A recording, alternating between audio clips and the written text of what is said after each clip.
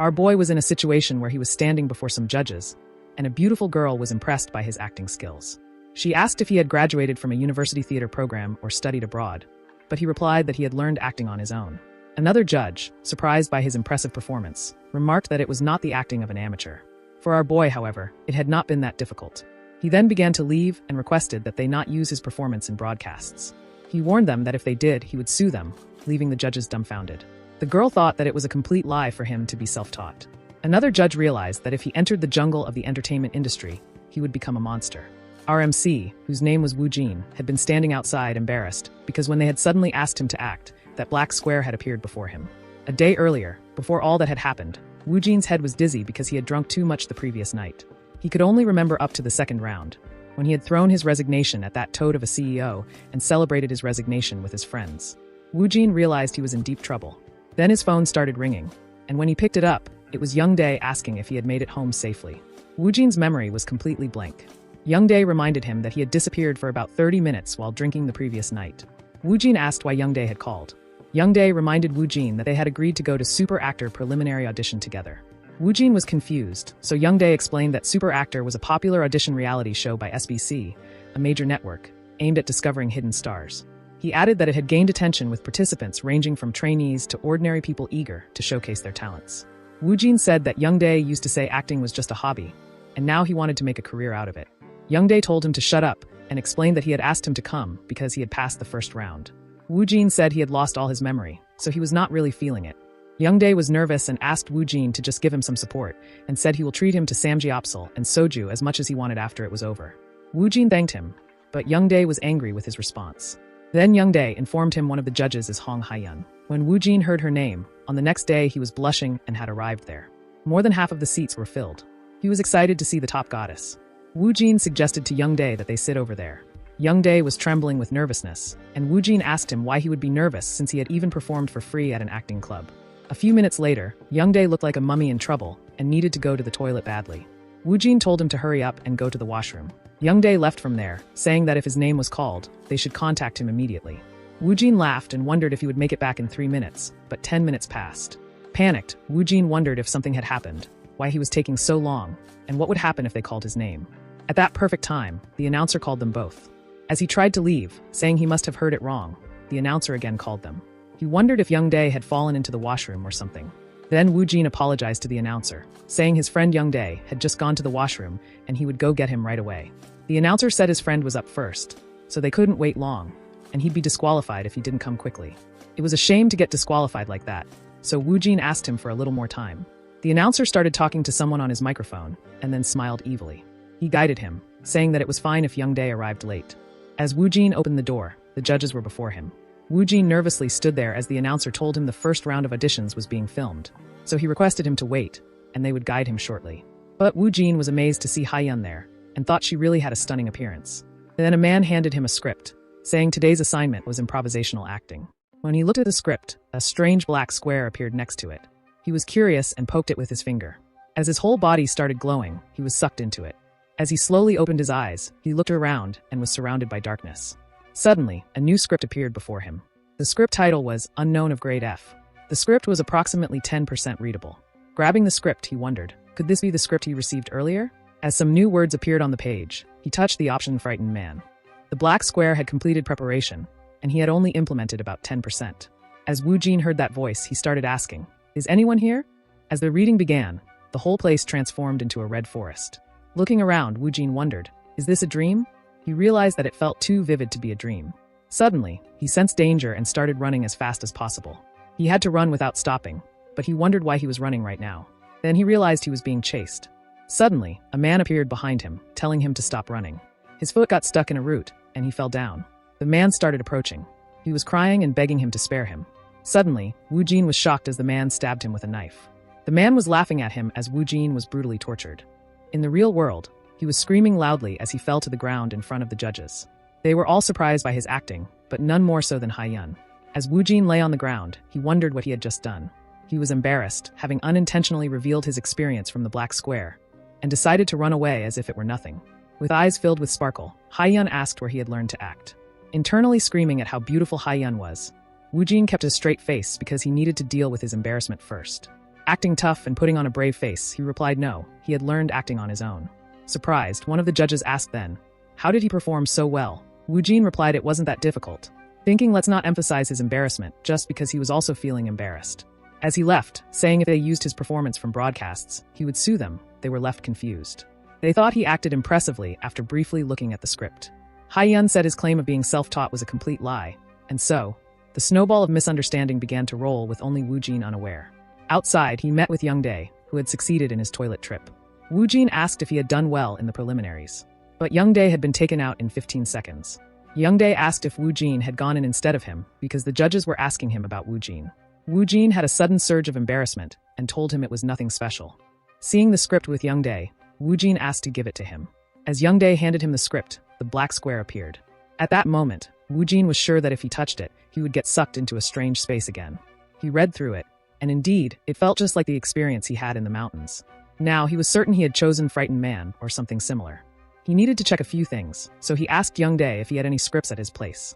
Youngdae replied that he did and asked, but why all of a sudden?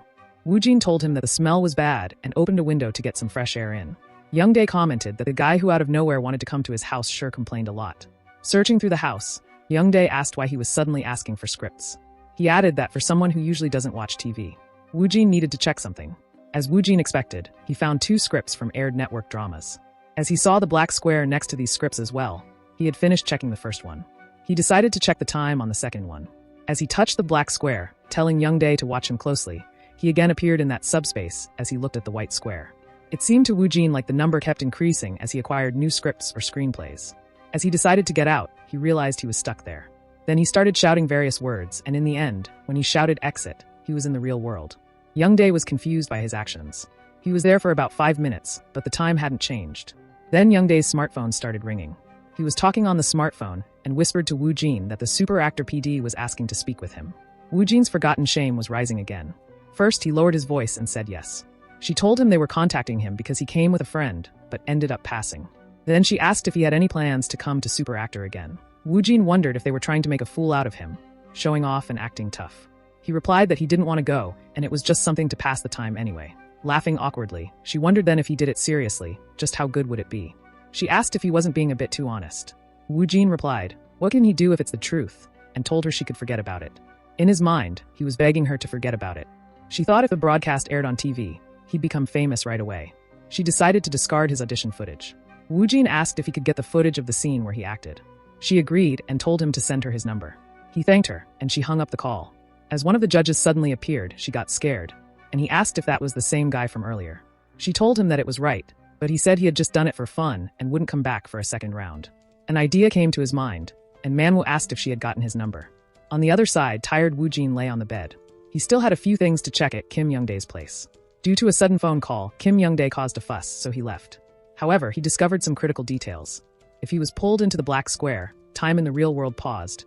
People around him couldn't see the black square he could see, and the word to escape that strange space was exit. Since he had confirmed the important details about that strange square, he decided to finish up what he was doing earlier. Elegant First Daughter and Thug Prosecutor are dramas that have finished airing. He decided to see 2 book scripts and 1 screenplay. Since he couldn't take a phone into that bizarre space, first he checked the ratings and basic details. The first one was rated 7.1%, and the second one was 2.7%. He was done with a basic check, so he went in to confirm it. As expected, he saw another one had been added. They were graded E and C. He was confused by the means of the grades. It didn't seem to Woojin to be about quality. Perhaps, he thought, it might be a measure of popularity or performance. He was surprised as he checked out an unproduced screenplay, and it was graded B. A B grade was the highest rating among what he had seen so far. Earlier, Kim Youngdae had definitely said it was an unproduced screenplay. He exited from that subspace. Now, he knew it was possible to confirm the grade of a work even before production. As he started by reading the content of the scripts that had already aired, his smartphone began ringing and his performance video, which he thought was filled with embarrassment, was sent. Still, he needed to check the evidence right after first entering the bizarre space. He felt like he was going to vomit as he pressed the play button. The video started, and he was screaming painfully in the video. On the other side, the same video was playing, and a girl, surprised by his acting, watched it and asked if they had ever actually been stabbed with a knife. He told writer Park Yoonmi to look at that absurd expressiveness and asked, when she watched, if a character didn't come to mind. She remembered the role of behavioral analysis in creating a sociopath character. Yoonmi was worried because it was a very challenging role, and she couldn't find an actor who could portray it. However, she wanted to see Wu Jin's acting with her own eyes first. On the other side, as Wu Jin watched that video, it was better than expected. He realized his first-round success wasn't just a bluff. He had actually passed because of his acting. He imagined himself with a poker face telling them it wasn't that difficult because he was a genius. And the judges, shocked, had said, "Is this a participant for real?" Embarrassed, he realized what he had done back then. Wu Jin thought they wouldn't see him again, so it didn't matter much to him, and he decided to finish the bizarre space experiment. There might still be features he didn't know about. Still, he really didn't want to suddenly get stabbed and die. The next morning, dark circles were under his eyes. Unlike the first time, his mind was less foggy. He remembered every single line of dialogue from the characters in the script, even the cafe male clerk he just read for. Not just the lines, but the character's 5 senses, emotions, everything seeped into him. Imagining himself with this level of skill, he seriously considered becoming an actor. It seemed to Wu Jin like he got to live another interesting life. Then an unknown number called him. As he picked up the call, it was producer Song Manwoo. Wu Jin remembered him, the one with a beard. Manwoo laughed and asked if they could meet as soon as possible. He stuck to the concept for now and told him to tell him the reason first. It was a bit awkward for Manwoo to discuss this over the phone. If possible, he preferred to talk in person. Wu Jin told him they could meet at 4 p.m. as it was the only time he could make. Manwoo told him a few other people involved were expected to come and sent him the address. Wu Jin agreed and Manwoo thanked him. Worried, Wu Jin wondered why he was asking to meet. According to Kim Young-dae, he heard they were a big shot. He looked up how famous they were. As he checked the entertainment news, he was surprised because they were really famous. He wondered why they wanted to meet with him. He hoped that was not to ask him to act or something like that again. As he stood there worried, he was right. Getting straight to the point. Manwoo said yesterday Wu Jin showed them acting that wasn't focused on dialogue. He was curious about his monologue performance. As everyone eagerly stared at him, he became extremely nervous, wondering what kind of nonsense this was. He had a feeling, but they were really making him act. Internally, he was panicking because he only started acting yesterday. He just kept his mouth shut. Manwoo said he could do it by looking at the tablet and interpret it however he preferred. He realized the black square doesn't appear here. Without that, he couldn't get into the space. He guessed he could only use paper scripts. But there was nothing like that around. If he couldn't access the empty space, his acting skills were going to be exposed as a lie. Desperately, he cursed them and wondered what he should do now. Wu Jin thought that if he couldn't do that, his acting skills would be framed as fake. But then again, he wondered if it mattered and whether it was necessary to risk his life for concept acting. Wu Jin started his acting by saying today, and they were all intensely watching him. He continued by adding that he had been walking down the street and thought internally that he was just a commoner who knew nothing about acting. Wu Jin wondered if he should just be honest. He further said, while acting before them, that suddenly a cat had lunged towards him. Confused, they thought his acting was trash. Wu Jin then muttered some gibberish, and Manwoo thought he was worse than an aspiring actor. It was totally different from yesterday. Haeyeon also thought he was totally different from when he auditioned for Super Actor yesterday. Yunmi thought a first-year aspiring actor was 100 times better than him. He decided to just do it roughly and go home. It was meaningless. He kept acting tough. Wu Jin told them he was already caught, so they should stop this and let him go now. Manwoo wondered what he was talking about. Then he realized Wu Jin was currently acting like he couldn't act right now and asked why he was acting like he couldn't act. They also realized he was expressing his dissatisfaction to them through acting right now. Confused, Wu Jin also wondered how to act like he couldn't act. Wu Jin thought he had asked them to let him go, but Manwoo started saying weird things.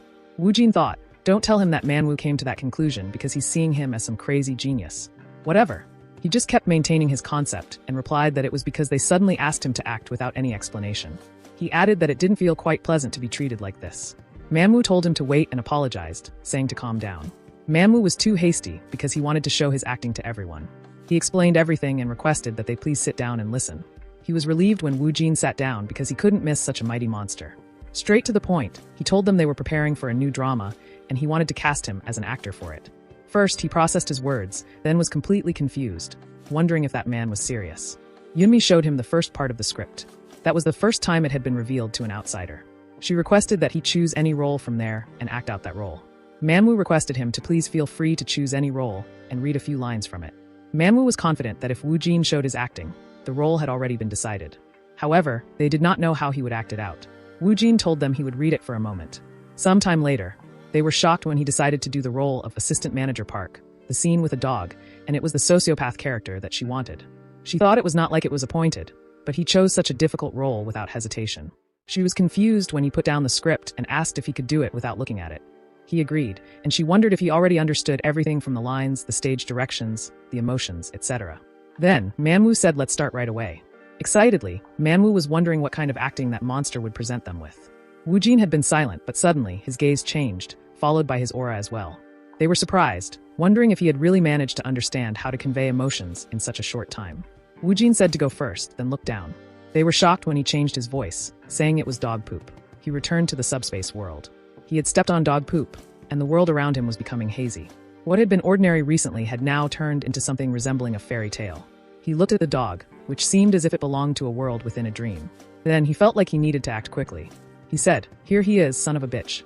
He raised his hand, saying, "He is cute, so squashy," and started touching his nose, which made Woojin want to pop him so it splashed all over. Woojin broke his skull with his bare hands, and the blood splattered across his face. Then, in the real world, he slowly opened his eyes. They were all surprised, wondering how he resembled the figurative figure so much. It was as if Assistant Manager Park was standing in front of them. Assistant Manager Park was someone Yoonmi had agonized over, sweating blood and pulling all-nighters to create. She had thought no one would be able to bring him to life. But actor Kong Woojin made all her worries pointless. For someone's acting to overpower the script she wrote, that was something she had never experienced before. Also, she had already written so many scripts that she was sick of it at this point. And she had seen numerous top actors like Hong Hae-yeon. However, she had never seen an actor like him before. She definitely couldn't lose him. Woojin took a long sigh, realizing that role really sucks. Rather, it was the personality of Assistant Manager Park, and no wonder he had seen such crazy colors. A few minutes ago, Woojin was holding the script profiler Hanriang, and he couldn't understand what they had been saying earlier. He needed time to sort out his thoughts. Entering the subspace, he felt relieved, but the situation was still driving him crazy. Woojin had learned that they wanted to cast him as an actor in a massive project, so he decided to resolve the matter first. Observing the white square, he reviewed the experience he had gained in the subspace and was shocked to find that it was ranked as Grade A. He questioned whether Grade A was the highest grade or if there were others above it. Regardless, he speculated that the viewer rating for this project would likely be at least twice as high as the Grade C production Thug Prosecutor. Though uncertain, he believed the script would allow him to experiment with grades effectively. He began searching for small roles and eventually found one. Since the main characters at the beginning typically held lead roles or appeared in many scenes, he decided to take on the small role of Assistant Manager Park. Then the subspace began the reading, back to the present. He was curious about how they would evaluate him. When suddenly Yoonmi stood up, he was worried. She started walking toward Woojin, who thought she was a bit scary and wondered if she was angry. She grabbed his hands and requested him to please take the role of Assistant Manager Park. She smiled and added that it had to be him, Woojin. Manhwa thought Writer Park was too excited. How could she recklessly cast someone like that? However, he could understand she must have wanted to seize him. Overwhelmed, Woojin was surprised because she had grabbed his hands suddenly. He told her to please let go of his hands first, and she apologized. Anyway, seeing the writer's reaction, he realized the power of that subspace had truly been incredible. Manhwa told Writer Park to calm down because he had a few questions for Woojin first. Woojin had mentioned he studied acting by himself for Super Actor, so Manhwa asked how long he had been doing it. Internally, Woojin said it is only the second day, but he decided to answer vaguely. Acting tough, he replied he wasn't sure, saying it had been a while. Considering his skills, Manhwa thought it's probably been close to, if not more than 10 years. Then he wondered, how come he only showed up now? He asked, where did he self-study? Woojin thought that he also didn't know that. Manhwa said there was no way the directors would have left him alone, so he asked if he had studied acting overseas. He thought the scale was getting bigger and wondered if it would be fine like this. Hae-yeon asked if there were any circumstances in which he didn't need to answer them. Woojin replied that he would do that. Internally, he gave a thumbs up to Hae-yeon, saying he had chosen the option of secret circumstances that didn't even exist. He even appeared in Super Actor, so Manhwa wondered, it can't be anything criminal. Then they asked, why did he choose the Assistant Manager Park role? Yoonmi was also curious about that too. Woojin thought it would be fine to say this much, but they were shocked when he replied because his scene was short. Yoonmi thought it might be short, but it was 10 times more difficult to analyze and act out. Also, Manhwa thought anyone would avoid a troublesome role like Assistant Manager Park and wondered if he was a genius or just an oddball. Hae-yeon thought he was showing off while pretending he wasn't, thinking that kind of role was too easy for him. Our poor Woojin nervously thought, it seems like everyone is having strange thoughts. Whatever, he decided to run away first and said he would think about their offer. Outside, Woojin was wondering, no, just what the hell is wrong with that meeting room? Then someone called him. It was Youngdae. As Woojin picked up the call, Youngdae told him to meet at night after work because he had promised to treat him. He also told him to return the script and scenario he borrowed. As he pressed the lift button, Hae-yeon called his name, asking, why didn't you accept the casting offer right away? As he looked back, he was amazed by her beauty and internally was excited, thinking, I can't believe Hong Hae-yeon is calling my name like that. Woojin replied, it was just as I said, I needed more time to think about it. To be honest, he was putting on an arrogant act, so it would be strange if he accepted it without hesitation. Besides, if he accepted it immediately, he thought he would not look cool. She came closer to him and asked, are you with an agency? He thought her beauty was no joke and wondered, did she hear his heart thumping? Then he denied it. She asked, why don't you have one? He just didn't and asked, do I need a reason? She replied, no, it's not that. And again asked, were you actually overseas? As Wu Jin got silent, she realized she made a mistake. He must have his reasons. She apologized and asked, how old are you? Wu Jin was 27. She smiled and said she was 2 years older than him. The door was opening. She farewelled him, saying it would be great to see him again in the project. As the door slowly closed, he was baffled at how he had a conversation with Hong Haiyun. Sometime later in a building, they were watching the previous performance of Wu Jin. A man honestly said that even though he had been looking forward to it after hearing from PD Song, now he was sure. Manhwa felt like Wu Jin went beyond the realm of just embodying a role. He added that he had noticed how Wu Jin switched back to himself right after finishing the scene, as if he could switch effortlessly. He further said that even among exceptionally talented actors, there weren't many who had such technique. He admitted he didn't know whether to call him amazing or crazy. Now Yunmi became more greedy when she saw it. She hadn't seen such great acting and wondered what if he didn't take the role. She added that if it wasn't Wu Jin, who else could satisfy the standard? The blonde told them he had said he'd think it over a bit. He added that there were tons of top stars waiting for a meeting about the casting.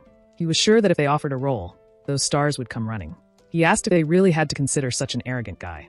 Manhwa let out a long sigh and replied that he had been like that since the beginning. He added that kids these days called it the my fucking wayo attitude. The blonde shouted that even then, Assistant Manager Park wasn't a small role. It was a supporting role. Manhwa thought Wu Jin might just be trying to raise his worth. So he decided to give him time to understand his worth. The blonde mocked him, asking what appearance fee they could possibly give to a nobody like him. He hoped it was just his guess. It was the first time Manhwa had been this desperate, so he was at a loss for words. With a menacing expression, Yunmi just said one thing. Don't be stingy with money. It was almost a threat to General Manager Lee. Manhwa suggested they should meet Wu Jin's worth. Lee reminded them that they also had to consider their production's position.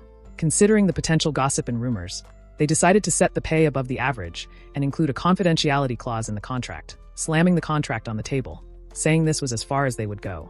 Manhwa then decided to call Wu Jin regarding the casting. On the call, he asked Wu Jin if he had thought about it.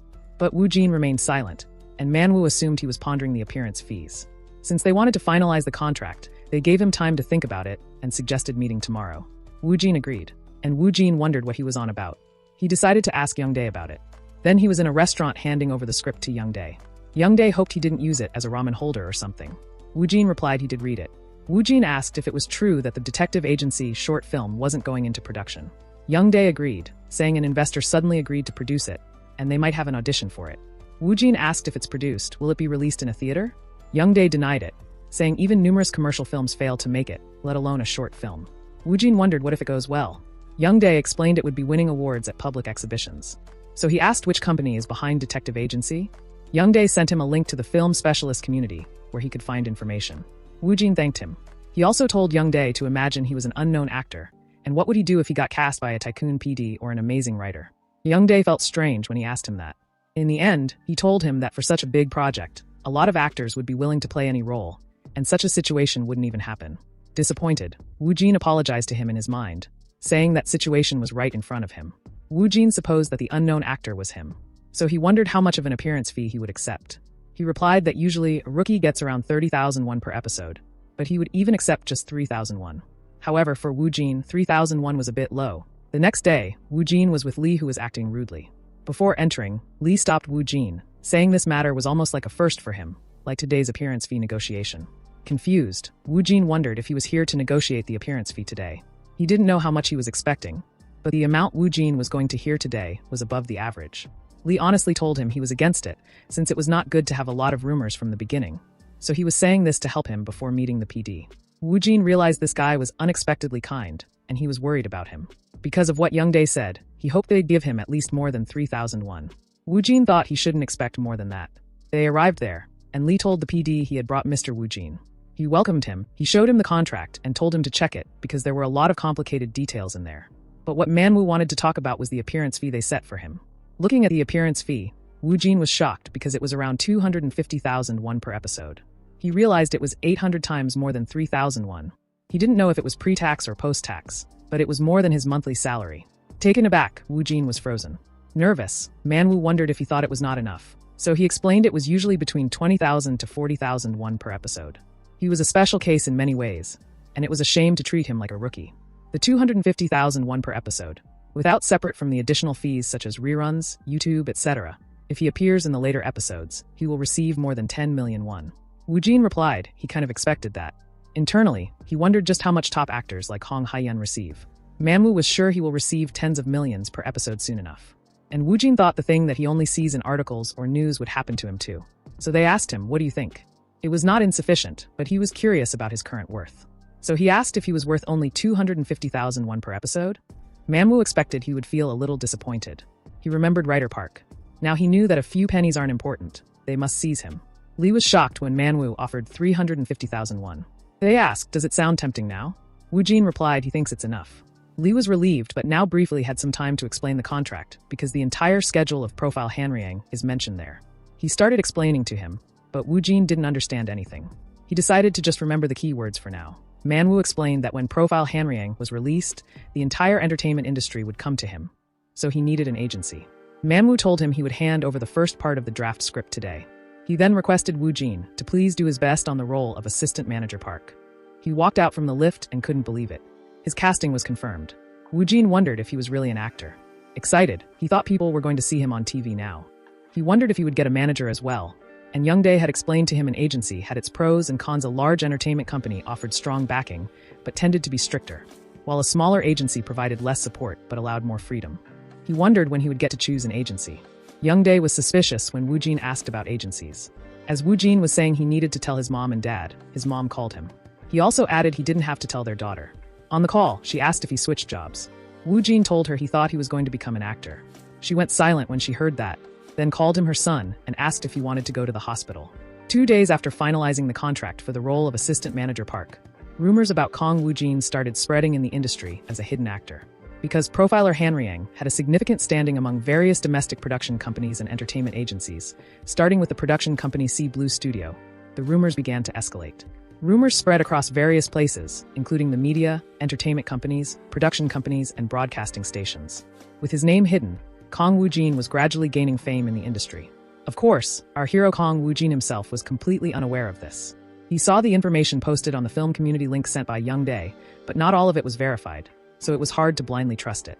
Still, he saw an article about the short film, which seemed credible to him. Also, there were a lot of views and comments on that post. He searched more about director Shin Dong-chun, but there was nothing. All he got was the film company's location and the fact that they specialized in short films. As Youngdae had said to Woo Jin, the independent, short, and art film scene definitely seemed tough. He was considering giving up on detective agency, but that scenario was too interesting to let go. Besides, while TV dramas can be judged by their ratings, it was considered B-grade, yet he was still really curious about it. He had heard that even top-tier actors start with small projects, so he thought he might try starting with something small like the short film. If there was no spot available, there was nothing he could do about it. For now, his only option was to go directly to the film company. He had finished reading the entire script, and now he had to take care of the drama. He decided to enter the subspace. Suddenly, his smartphone started ringing. Someone was calling him from the name Dukyu. He thought it was his sister, who had probably just heard from mom that he was going to become an actor.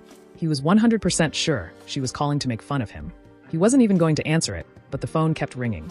He picked up the call and shouted at her, but then he saw it was a different number. He wondered if she was calling from a friend's phone or something. He answered the call, and it was Hong Hae-yeon calling. Baffled, Woo Jin thought, the top actress Hong Hae-yeon is calling me directly? Blushing, Woo Jin tried to stay calm because he needed to maintain the tough act. With a change in character, he showed off and said hello. She replied that it wasn't the reaction she had been expecting. She had heard he had confirmed taking on the role of Assistant Manager Park. She told him that, since it was unexpected, a lot of rumors were circulating among the staff, and everyone was curious. He wondered, did something like that really happen? And replied, is that so? She agreed and told him that at this rate, he was going to be popular at the first script reading. Laughingly, she added that everyone thought it was a famous actor, but when they realized it was someone they had never heard of, it would be interesting to see their reactions. She bade him farewell, saying she would see him at the script reading. He was blushing from her laughter and thanked her for her hard work. She pouted, saying, don't force her to work. She is resting right now, and hung up the call. Our poor Woo Jin was completely destroyed by her. He thought, the people in the industry definitely react differently compared to family. Mom's first reaction would be asking, do you want to go to the hospital? And he realized his sister would laugh. He decided to find some information on the detective agency. Somewhere in a restaurant, Manhwa called out to Shin Dong-chun. Someone told him he was really late, and Manhwa apologized. Dong-chun was a little bit surprised when Manhwa told him the script meeting for Profile Hanryang had run late as well. He asked how many scripts had been completed. Manhwa answered, about 2 to 3 episodes roughly. Various finalized articles would be published tomorrow. But he asked why Dongchun was eating kimchi with soju, and if he acted miserable, his life would be miserable too. Dongchun replied that his situation really was miserable, so why pretend it wasn't? Manhwa asked if he had completely lost his spirit. Dongchun was someone who was from the same SBC drama department as Manhwa. So Manhwa asked if he had quit SBC just to make such weak excuses. With a dark face, Dongchun was listening as Manhwa said he had heard Dongchun had even found an investor for his movie. So Manhwa asked what the name of the project was. Dongchun answered the title was Detective Agency and it was a short film. Manhwa had also heard the production cost was estimated to be around 30 million won. Dongchun told him it wasn't finalized yet, and the investor was from the entertainment industry. In exchange for the investment, they wanted them to include a few rookies and have Park Young-hyuk as the male lead. Shocked, Manhwa said even if people saw it positively, Detective Agency would become his cleanup project at best. Then Manhwa asked if he should introduce him to an actor. Dongchun asked if all the actors around him weren't top tier. Manhwa replied just because they were top tier didn't mean they didn't look at independent or short film scripts. But the one he was trying to introduce was someone else. Curious, Dongchun asked who. Manhwa explained he was someone they went through a lot of trouble to cast in their drama, and it was Kong Woo-jin. However, Dongchun said if he was involved in his drama, he'd likely be more focused on it. Manhwa told him he was definitely going to be a big hit, and they should give it a try. Dongchun agreed, saying so much had happened to him over the past 3 years. He was a bit exhausted. The next day, as soon as dawn broke, the entertainment field was on fire. All because of the full-scale promotion of Profiler Hanriang. The articles stirred public curiosity by teasing details until the premiere date. Meanwhile, Park Yoon-mi made it clear by saying this work would feature a truly standout scene-stealer actor. Riding the wave of the public's explosive curiosity and anticipation, the drama title was revealed around lunchtime on the same day. The news quickly spread, and soon it attracted the public's interest. Dongchun was happy because it was the work of a close friend, but he was also a bit envious. Today, manager Park from Go Entertainment was supposed to bring some rookies around 3 p.m., but they didn't arrive. He got up saying they think they're the boss and he should just give up. Suddenly, someone called him. Dongchun looked at him and thought he was tall and looked pretty decent. He must have been one of the newcomers that Go Entertainment was supposed to bring. Dongchun said he was a bit late. He said he'd come at 3. Woo-jin asked if he was talking to him. He replied no, that's not it, and asked where director Park had gone. Dongchun asked while they were waiting for Park if he should watch some of his acting. Dongchun thought the company was famous for having many unremarkable rookies, but his aloofness gave a certain degree of trust. Dongchun asked if he hadn't just come to show his face, and Woo-jin replied he had some performances to show. Dongchun told him the length didn't matter, just show him. Woo-jin started acting, saying it portrayed a sudden event that unfolded while a man named Kim Ryujin was running the agency on his own. One day, a client in his 40s came in and requested confirmation, saying he suspected his wife was having an affair. Kim Ryujin took on the infidelity case and observed the client's wife. As expected, the wife met with another man while her husband was away on a business trip. Kim Ryujin first followed the two, trailing them all the way to a secluded villa deep in Gangwon. From lunchtime into the early afternoon, the two of them spent time together as if they were a couple. But suddenly, the man's head fell into the soup bowl. Seeing the man, the wife called someone, and then a burly man appeared. He dragged the fallen man to a car, and then disappeared to an unknown location. Having only taken on the case, Kim Ryujin was stunned to witness a murder scene. He confirmed that the window of the villa was open and cautiously stepped inside. In the basement, the door to which was left open, a stranger was lying face down on the floor. After confirming that the man was still alive, Kim Ryujin shook him, but upon hearing noise from upstairs, he hid in a corner of the basement where some broken furniture was piled up. And now, Kim Ryujin was a fugitive inside the villa. The atmosphere was unnecessarily intense, requiring top-notch acting to make the villa feel like a hellish nightmare. Moreover, it was heavily focused on sound effects, making auditory presentation extremely important. Dongchun was shocked when Woo-jin finished acting by saying, "That's all for now." Dongchun thought that must have been a challenging performance. It was crazy. It felt like Kim Ryujin had appeared before him. It was a style of acting he had never seen before. Suddenly, a man appeared there with 2 actors, saying, "Director Shin." He was a bit late. He asked who was the person in front. Confused, Dongchun asked if Director Park didn't know him. Woo-jin told him it seemed there had been a misunderstanding. Then he introduced himself as Kong Woo-jin. Now it all made sense to Woo-jin. After reading the story, he had been prepared to be turned away at the door, but he wondered why they acted like they knew him. Woo-jin realized that big guy was the person who was originally supposed to come. Dissatisfied, Director Park asked if they should just stay here. Dongchun replied their appointment was for 3 p.m. Woo-jin felt things might get messy if they stayed any longer, so he told him he would head back. He had come because he was interested in Grade B, but it seemed to him it was going to be tough. He looked at the 2 guys and added it was as expected. Both the lead and supporting roles were already decided. He didn't really want to take on anything below a supporting role. Dongchun was desperately calling Woo-jin. Then he felt the name sounded familiar and wondered where he had heard it. After a moment, he remembered Kong Woo-jin was the name Hyunghim had mentioned. He wondered could it be he was that same person? Somewhere in a restaurant. They were gathered to enjoy their meal. Then Manwoo got a call. He picked up the call, saying to Dong Chun he was in a meeting right now. Dong Chun told him the actor he had mentioned yesterday, Kong Woo-jin, with striking features and a cynical aura, and he asked if he had a deep voice. Manwoo also asked how he knew about that. They were shocked when he said an actor named Kong Woo-jin came to see him today. So Manwoo asked what that friend had done when they visited him. He replied they had shown their acting skills. Dong Chun said it was like he perfectly embodied a character he had written, and added no, the way he acted it out was even more vivid. Manwoo replied when someone watches his acting, that's usually how it goes. He didn't know the exact situation either. So he told him he would contact Woo-jin separately. So he told him one thing. Kong Woo-jin showing up to see him out of the blue meant the phoenix had come flying on its own. Dong Chun was surprised when he added if he let that opportunity go, he would regret it. Dong Chun asked if he was really worthy of such high praise from him. Manwoo explained they were both captivated by his acting. Besides, it was not like he had judged him based solely on his acting. He added there's a certain mysterious texture that's unique to him, and he's destined to become a top-notch actor. Manwoo said they had barely managed to cast him in their project, and someone like him had come to Dong Chun personally to showcase his acting. Then, he asked if that didn't mean he had a passion for his work. Dong Chun asked passion for his detective agency. In Manwoo's judgment, he replied yes. Manwoo didn't know how that guy got a hold of his script, but he explained Kong Woo-jin wasn't the type to travel far in search of work. It just clearly showed that Kong Woo-jin liked his detective agency. Manwoo asked if Woo-jin would go through all the trouble if he didn't care for it. Worried, he wondered if Woo-jin cared for his work. Manwoo gave Woo-jin's number, saying that considering Woo-jin went there in person, it should be fine to pass along his number, and told him to contact Woo-jin and schedule a proper meeting. He hung up the phone, thinking Woo-jin went there in person and felt a bit jealous at his age. Then he apologized to them, saying he got an urgent call and told them to continue the conversation. Hyeon thought they were talking about Kong Woo-jin and decided to ask about it later. Then she asked Writer Park what she had mentioned wanting to tell them earlier.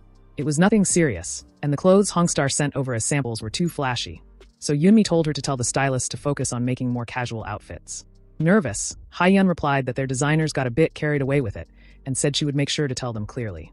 Yoonmi also told Ryu Youngmin to adjust his diet before the script reading. Youngmin lightly laughed and replied that maybe he ate a bit too much sashimi when he went fishing and said he would follow it. He asked the director who the actor playing the role of assistant manager Park was, because there were some rumors, but nobody knew anything for sure. He looked at the script and was interacting with assistant manager Park the most. He asked for a hint about their image so he could practice better. Manwoo said it was a surprise and told him everyone would see the actor on the reading day, asking him to hold on for now.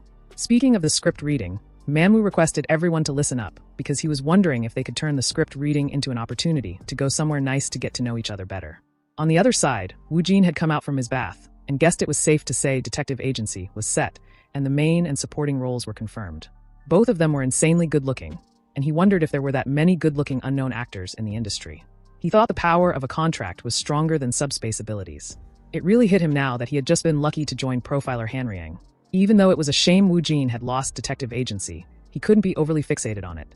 Then someone called him, and it was an unknown number. He wondered why he had been getting so many unknown calls lately. It was an unknown number, so he put on a tough act, and it was Dong Chun, whom he had met. Woo-jin remembered that square-jawed director, but wondered why he was calling at this hour. He asked how he had gotten his number. Dong Chun apologized and said he had gotten his number from Manwoo. Confused, Woo-jin wondered why he was getting involved here. Then Dong Chun requested Woo-jin to meet him again, so he could discuss something regarding detective agency. The next morning, they met at a cafe near Woo-jin's house. Woo-jin arrived at the cafe, and Dong Chun told him to sit over there. Woo-jin was dripping with indifference, and Dong Chun thought there was something different about his presence compared to normal actors. Dong Chun apologized for calling last night, admitting it was still a bit rude of him. Woo-jin replied that it was okay, and asked what he wanted to talk about. Nervously, Dong Chun said it might be sudden, and asked what he thought about his script. Woo-jin was silent, and Dong Chun felt like he was confessing a hidden emotion. Dong Chun melted down when Woo-jin replied that he felt attached to it, and said it was a work of art. It had been a script that was always ignored, and he was truly happy because an actor attached to his work had finally appeared. A tear rolled down his face, and Dong Chun felt like the wounds from being trampled on and ignored all this time were being healed. Wiping his tears, Dong Chun thanked Woo-jin from the bottom of his heart. With a poker face, Woo-jin stood there, completely confused as to why he was crying all of a sudden. Woo-jin silently wondered if the word attached had been the problem. Even though it felt a bit over the top, he thought that if he was putting up a tough act, he should show some manners, so he had used that word. Woo-jin was surprised when, all of a sudden, Dong Chun, the crybaby, asked which aspect of detective agency he was particularly attached to. First, Woo Jin lowered his voice to maintain the act, then began to praise him and calm him down. Astonished, Dong-chun couldn't believe Woo Jin knew so much in such detail, as if he had actually entered the world of detective agency. He thought Woo Jin must have gone through the script dozens of times. As Dong-chun clenched his fist tightly, he thought that just to clean up someone else's mess, he could not throw away an actor so deeply attached to his story. There was nothing else to consider. Woo Jin was confused when Dong-chun said they needed to overturn the table. Then Dong-chun requested Woo Jin to please take on the role of Kim Ryujin, the protagonist of detective agency. With a poker face, Woo Jin stood there silently, confused about the situation. While Dong-chun begged him like a puppy, Woo Jin wondered if he had heard that wrong. Dong-chun honestly told him that the film was, in reality, intended for film festivals like Mise-en-Scene. He explained that the Mise-en-Scene Short Film Festival was renowned for commercial films like The Godfather or Citizen Kane. Judges were esteemed Korean directors, with occasional top actors serving as honorary judges. The competition was fierce, with many new directors participating, and actors who won often becoming stars. Over 600 films were submitted annually, and making it into the top 40 was like winning the lottery. It was a battleground for serious filmmakers. Evaluation was stringent, focusing primarily on direction and acting. If no work met the standards, the award was withheld. In over 20 years, only about 10 works had won the top prize, making it a significant step towards industry fame. Confused, Woo Jin had never heard of it before. He just pretended to know a bit for now and replied, yes, to some extent. The film festival would be held in 2 months, and Dong-chun was aiming for that.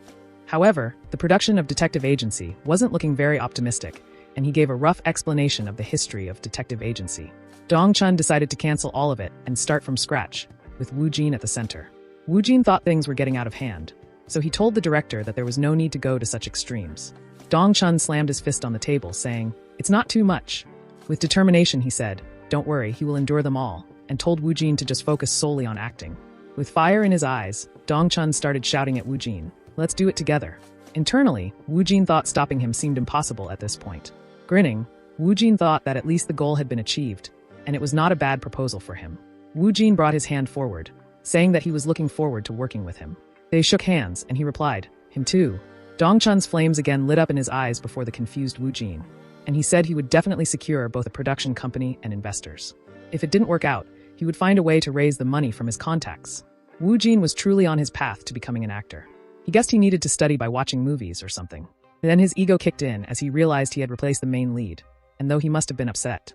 On the other side, Gu Seob angrily slammed his hand on the table, saying, "How dare he go against him?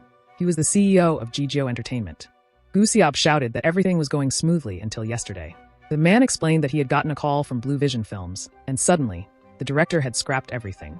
Then, Gu Seob called Young-hyuk and told him to pick another script. Young-hyuk replied that he would choose one. He was a top actor and said, "It is strange. Why would he suddenly change his attitude?" Now that he thought about it, Gu Seob wondered if that director, Shin Dong-chun, had cast another actor as the main lead. Maybe an A-list celebrity or someone higher. But that didn't make sense to Gu Seob because he thought it was a trash script that had been around for 2 years now. He asked manager Park if he had seen or heard about any other actors. Park replied that there were no other well-known actors. Gu Seob thought they were just interviewing for minor roles and asked if there was anything else that stood out. He added that there was no real incentive for a top-tier actor to act in Detective Agency. So Gu Seob assumed they chose a B-list actor as a safe bet over Jun-hyuk, who had caused trouble, and that was insulting GGO Entertainment. Gu Seob told him to keep a watch on Shin Dong-chun, go around independent and short film production companies, and spread the word. Park was confused by spread the word. So, Gu Seob explained to tell them not to put a single penny into Detective Agency, and that if he didn't have money, he wouldn't be able to start the project. He told Young-hyuk to pick another short film script, and he would support it to stand out better than Detective Agency. He told them to pick something that would win at the Mise-en-Scene Short Film Festival and make sure Shin Dong-chun hit the ground and regretted it. Haeyeon was standing inside her agency, BW Entertainment, and typing on her phone. She had uncovered that Woo Jin was working on a short film with Dong-chun by texting Manhwa, and she was eagerly trying to find the name of the film from Manhwa. Haeyeon was overjoyed when she found the film called Detective Agency. Haeyeon wondered why Woo Jin would do something like that after getting into a major production, and wanted to see Woo Jin's acting in that short film. She was trying to act like Woo Jin, and was certain he would overshadow all the top actors once he made it big. She had no doubt the same would apply to her as well. She really didn't want to get pushed back. Haeyeon entered the room of her agency, and the man there was just about to contact her.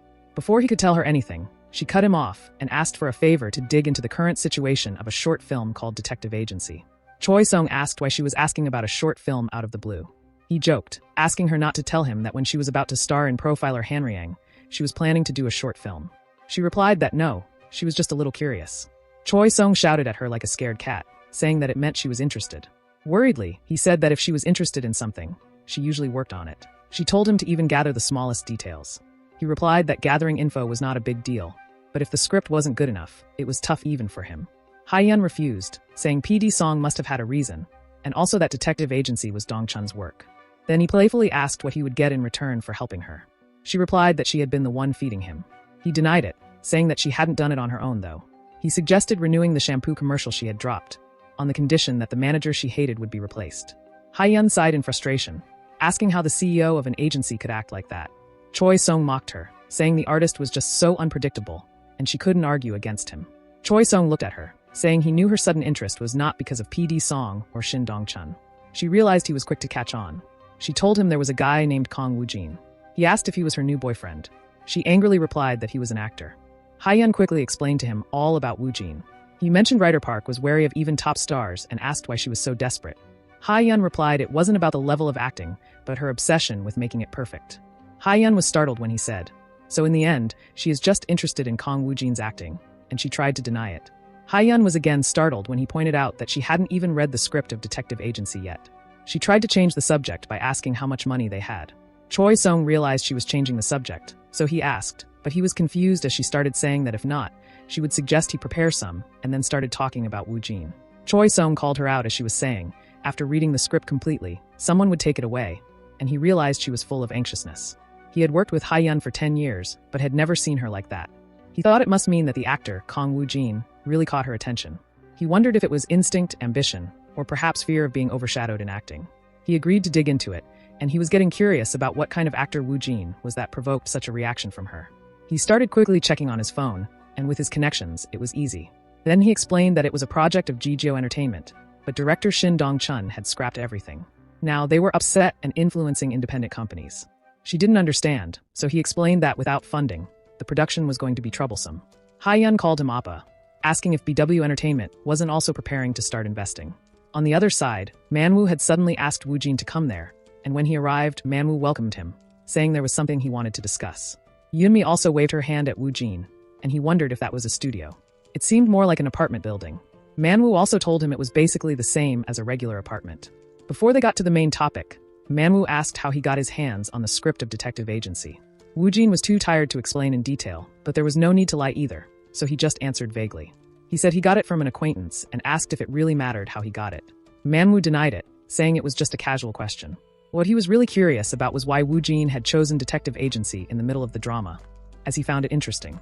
Woo-jin asked if it was that surprising.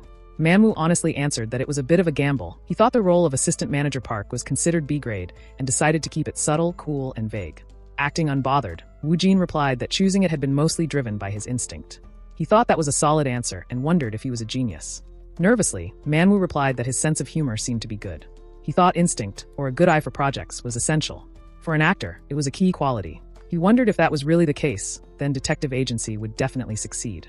Manhwa asked if it was the instinct that Detective Agency would be a hit. Woo-jin wondered why Manhwa was shocked and thought it was a common word used everywhere. He agreed, saying it would not fail and would be a hit. Yoonmi asked if it wasn't a bit reckless and said she was sure this was the most important time for him though. Nonchalantly, Woo-jin asked if that was so. Yoonmi was shocked, thinking why he was so calm and that there was no other actor like him in this world. Manhwa thought that if someone joined a big project, they would take their time to choose another project. He was surprised by how Woo-jin had chosen a short film script that everyone had ignored. If Detective Agency really turned out to be a hit, Manhwa was sure Woo-jin would grow into a great actor with crazy acting, a different level of quality, confidence, and even acute intuition. Manhwa laughed, saying he would have to consult Woo-jin to choose a script when he started his own production company in the future. Yoonmi excitedly asked what he thought about their profiler Hanryang. Woo-jin said if it was the two of them and asked if it wasn't guaranteed to be a hit. Shocked, Yoonmi explained that drama was risky even with a lot of top actors. Woo-jin still thought profiler Hanryang was displayed as a grade A in the subspace. So Woo-jin said he joined because he thought it was going to be a hit. She blushed, saying maybe that was why people believed in religion. Manhwa calmed Ryder Park down by saying they hadn't called Mr. Woo-jin there to ask him that. Taking out the script, Yoonmi told him they had called her there to give him the official script book of Part 1, and the others would be sent as soon as they were out. Handing over the script to Woo-jin, she thanked him for acting as Park, and since the script had been revised, she requested him to go through it again. Manhwa told Woo-jin the script reading would be done in the MT way. Wu Jin thought it was something where the genius actors sync with each other before the real shooting begins. Manhwa explained script reading was just a formality. It was when actors and the entire staff gathered to have fun. Wu Jin realized he was going to play with celebrities and internally screamed, feeling his life had risen to a grand scale. Manhwa told him it would start on Saturday and last 2 days and 1 night. He asked if Wu Jin would be able to join them, to which Wu Jin agreed. Manhwa advised him to know the script inside out before coming. Before Manhwa could continue, Wu Jin's phone rang. He picked it up and apologized to the director. Manhwa said he should answer it if it was urgent. It was Dong Chun, asking for a meeting to discuss detective agency. Wu Jin agreed, and Manhwa assumed it must be Dong Chun. Manhwa then mentioned the casting for detective agency was finished and asked when the date for his script reading would be. Wu Jin was internally confused, and then replied that currently no one else had been cast except him. Manhwa was surprised and wondered if actress Haiyun hadn't contacted them yet, though he was sure Haiyun was interested in detective agency. Manhwa decided to arrange things for Wu Jin and asked where the meeting with Dong Chun would take place. Sometime later, Dong Chun had hurriedly borrowed a place and requested Wu Jin to sit. He explained he had looked for film companies and investors, but told him it wasn't easy. Dong Chun assumed it was because of Jigyo Entertainment.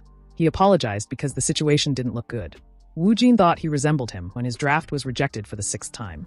Wu Jin asked if there was something he could help with. Dong Chun told him to just focus on acting and said he would do whatever it took to secure the investment. Dong Chun mentioned leaving out some scenes to attract investors. Wu Jin asked if the quality wouldn't drop as well.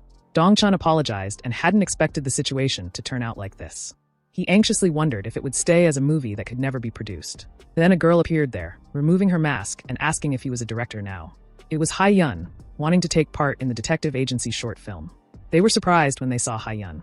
Wu Jin looked at her with a poker face, but internally he screamed, wondering how a top actress had come here out of the blue wanting to work on a short film. Haiyun was disappointed because Wu Jin was not even surprised and asked if he perhaps expected her to work in the detective agency. Internally, he replied, "Of course not." First, he composed himself and lowered his voice, then replied that he was surprised. She exclaimed he was funny, saying that with no expression at all. Wu Jin wondered how Hong Haiyun knew about it and remembered Manhwa. He asked, did Manhwa tell her about it? She agreed, saying she was going to contact him anyway. Wu Jin asked if she was joking about working on the detective agency short film. She pouted, saying that even though she might look like she was playing around, she was serious. Then he coldly said she could do it if she wanted to. It didn't matter. She agreed, saying it was a deal. Dong Chun asked if she was really going to act in detective agency. He apologized because it was hard for him to believe it. She agreed, saying if he was okay with it, she wanted to play the wife role. He told her the wife role was just a supporting role, and the short film would be exhibited at the Short Film Festival. Moreover, it was impossible for him to match her appearance fee. Showing him her credit card, Haiyun told him not to worry about investors. She added that he would receive the details if he contacted her CEO. She requested him to maintain secrecy about her appearance in the film until its release. Then, she asked Wu Jin why he chose detective agency. It was the same question again, so he decided to give the same answer and replied it was because of his instinct. She exclaimed that it was ridiculous and asked if he realized he was kind of a freak. He replied that he wasn't sure. She smiled and left from there saying she will know it if she watched him, and let's stay in touch. There was an awkward silence between Wu Jin and Dong Chun. Afterward, Dong Chun began shouting like a mob in a game, but Wu Jin simply ignored him. Wu Jin daydreamed about Haiyun asking him to stay in touch, like a friend. Sometime later, Wu Jin lay on his bed, saying he would be working on 2 projects in a row with Haiyun. He smugly imagined Youngdae's reaction upon hearing it. Suddenly, he felt motivated and picked up the script, saying he should experience all the roles in Profiler Hanriang. As he grabbed the official script book, a black square appeared next to it, and he entered the subspace. Since the Profiler Hanriang script list had been updated, he could delete the existing ones. He was surprised to see it recognize the draft script and official script as 2 separate things. It added a plus to the A grade, and he wondered if A+ was above grade A. Then above that, would it be A++ or S? Wu Jin realized the quality increased as they made revisions. Since he lacked knowledge in this part, he needed to gain something impressive if he wanted to maintain his tough act among those top actors. His goal was to read through all the characters, and the reading began. On the other side, near a beautiful villa, Dong Chun was making a contract with an old man who asked him what he was planning to use it for. Dong Chun replied that it was for a filming location for a movie. Now, he wanted to share the good news with Wu Jin, but then he remembered that the script reading for Profiler Hanriang was scheduled for that day. Wu Jin stood before the meeting location, thinking there were really a lot of people there. A guard stopped him and asked if he was part of the team. Wu Jin, surprised, inquired whether the guard was asking him. Suddenly, Haiyun appeared and told the guard that he was a staff member for Profiler Hanriang. The guard recognized Haiyun and then gave them permission to proceed that way. Haiyun whispered in his ear, asking him to pretend he didn't know anything for now, and said they were going to surprise them later. She added that he seemed not to care too much about what others thought and asked if those clothes were a bit too comfortable. With a shabby look, he replied that he had just dressed moderately. Since he was learning things, she told him to pay attention to managing his image from now on. Haiyun thought that it wouldn't do and asked Woojin why he was using such a nice visual like that. She mentioned that she would do basic makeup for him and asked him to come with her for a moment. Our poor Woojin was completely lost for words. Sometime later, they entered there, and Haiyun said that it was definitely much better than earlier. Internally, Woojin wondered if this was a dream, that the day had come when Hong Haiyun was personally doing his makeup. Woojin looked at others, noticed that more people were there than he had expected, and then started feeling nervous. He was trying to stay calm, thinking that they were all just the same. While Haiyun was talking with others, Woojin stood there like an invisible man. He decided to hide behind Hong Haiyun to buy some time. Taking deep breaths, he tried to manage his expression. Then, Haiyun started talking with Young Hyuk about the after-party, and Woojin recognized that voice. He thought that Young Min was very handsome, and that the vibe he was giving off was on a totally different level. Then, Young Hyuk asked her if she had seen the actor who plays the role of Manager Park. She chuckled and replied that she didn't think so. Like a mob character, Woojin internally said that the actor was right in front of him. Young Hyuk asked Woojin if he was the manager and complimented him, saying that he looked handsome and his physique was nice too. He then told Haiyun that he was too talented to just be a manager. She joked about whether they should try making him an actor. Woojin was angry, but let it slide since Young Hyuk had called him handsome. He came closer to Woojin's face, saying that he should really try acting, and that his looks were just too good to not make use of. Woojin thought that Young Hyuk's looks were insane. He looked away while saying that this person was so chic, that he had a certain vibe, and wondered if he was nervous. Woojin internally panicked, realizing he had been so distracted by his looks that he forgot to respond. But when Woojin tried to respond, Young Hyuk quickly ran away upon seeing Manwoo and writer Park Yunmi, as he needed to greet them. As Woojin was completely stupefied, Haiyun called him over and pointed to the desk of Assistant Manager Park, telling him to go ahead and sit there. She added that although he might not be nervous, he should try not to get intimidated too.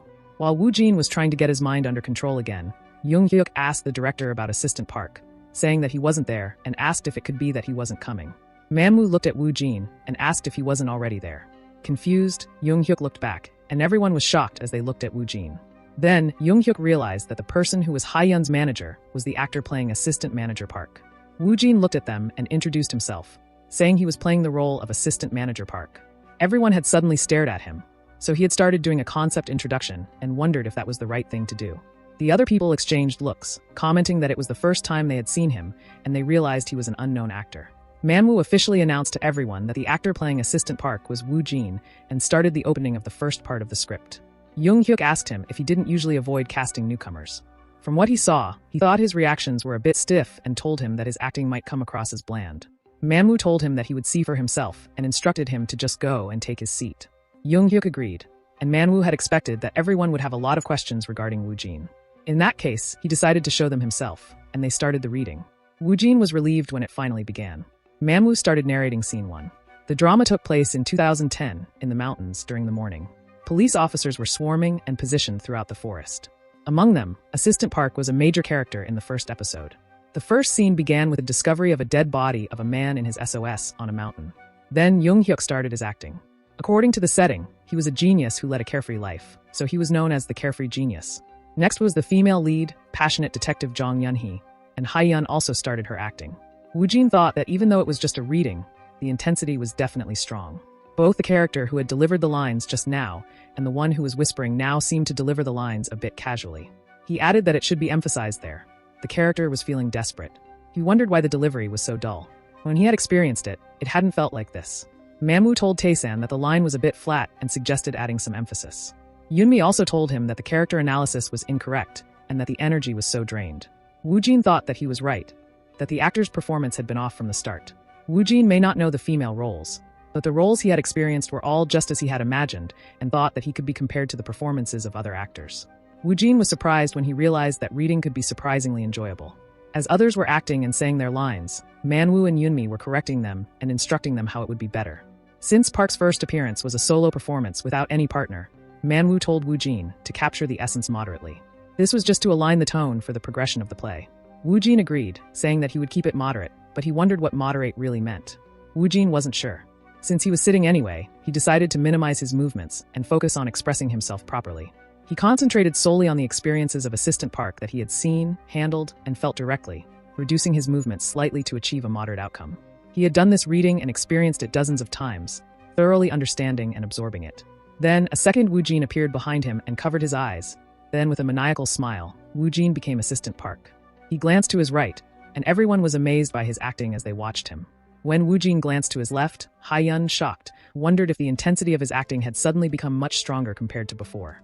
With his strange eyes, Woojin looked forward, leaving Young-hyuk completely baffled. Then Woojin opened his mouth and said, "There he is," and added with a creepy smile, "The bastard." Young-hyuk was completely petrified. A drop of sweat rolled down his face as he clenched his teeth, internally exclaiming whether this could really be called moderate acting. He wondered how someone could switch their emotions completely like that. Young-hyuk was trying to control his trembling and wondered how much analysis and practice one would need to achieve that level of acting. He doubted whether it was even possible to achieve that through practice alone. Young-hyuk thought that right now, it was ambiguous to even call him an actor. He was Mr. Park himself, a sociopath with pleasure in sight, just like Mr. Park. Manhwa said that part 1 was over. Then they moved on to part 2 in the interrogation room, where Yoo Ji-hyung and Mr. Park were confronting each other. Young-hyuk was surprised when he saw that Woojin wasn't even looking at the script, and wondered if he thought there was no need to even look at it. He thought that with how Woojin had acted as Manager Park just now, he must have analyzed and memorized the script like crazy. Young-hyuk started acting and saying his lines, but Woojin confidently began saying his lines with great acting. Young-hyuk realized that he really dove into the acting process quickly. While they were both saying their lines, Young-hyuk understood why he was sitting there, and he thought that probably not just he, but everyone there likely understood as well.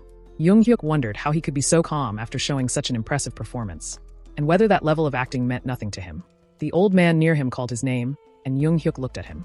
The old man told him not to lose focus and mentioned that the person had captivated everyone with just one performance, controlling the flow as he pleased. The old man believed that the person was no rookie and must have had a great past. The old man asked where such an outrageous person had come from and advised him to stay focused. Otherwise, Young-hyuk's expression became stiff when the old man asked if he didn't think he would be overshadowed by his acting. A few hours later, the script reading was over.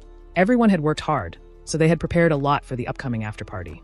Manhwa also told them that if they just wanted to relax, they could comfortably stay in their rooms. Nearby, 2 girls were getting chills from Woojin's acting, as if they were facing Assistant Manager Park. The mood was very heavy, and they wondered if he was trying to recover his emotions at that moment. But Woojin was just hungry and decided to make sure to feast on a lot of meat during the after-party. He saw everyone slowly leaving, and was deciding whether he should get going too or stay behind for a bit longer, when suddenly someone tapped on his shoulder. It was a girl with a microphone introducing herself as part of the making team. She apologized for bothering him when he must be tired, but she wanted to ask him a few questions. Woojin was just as confused by the term making team as we are. Woojin had seen them on YouTube, how they filmed, and he was starting to get nervous again, but he agreed. Like always, Woojin stood there silently, listening with a poker face, as she asked how much analysis and practice it took him to grasp the hidden meanings behind the lines, considering that the role of Assistant Manager Park was quite challenging. Woojin thought he better respond to the question using some professional terminology. If he answered it too vaguely, they might think of him as an amateur. So, he decided to subtly steer the conversation towards social life. Yoonmi was touched when he replied that he just thought the script was great. As the reporter asked him if he was part of some theater troupe or had been honing his acting skills all this time, he became confused, wondering if it was just his imagination or if it felt like everyone was looking at him, as if they were waiting for his answer or something. He thought it must just be his imagination and denied it, saying that he was self-taught. They were confused by his response and fell silent. Then she screamed, asking if he was serious.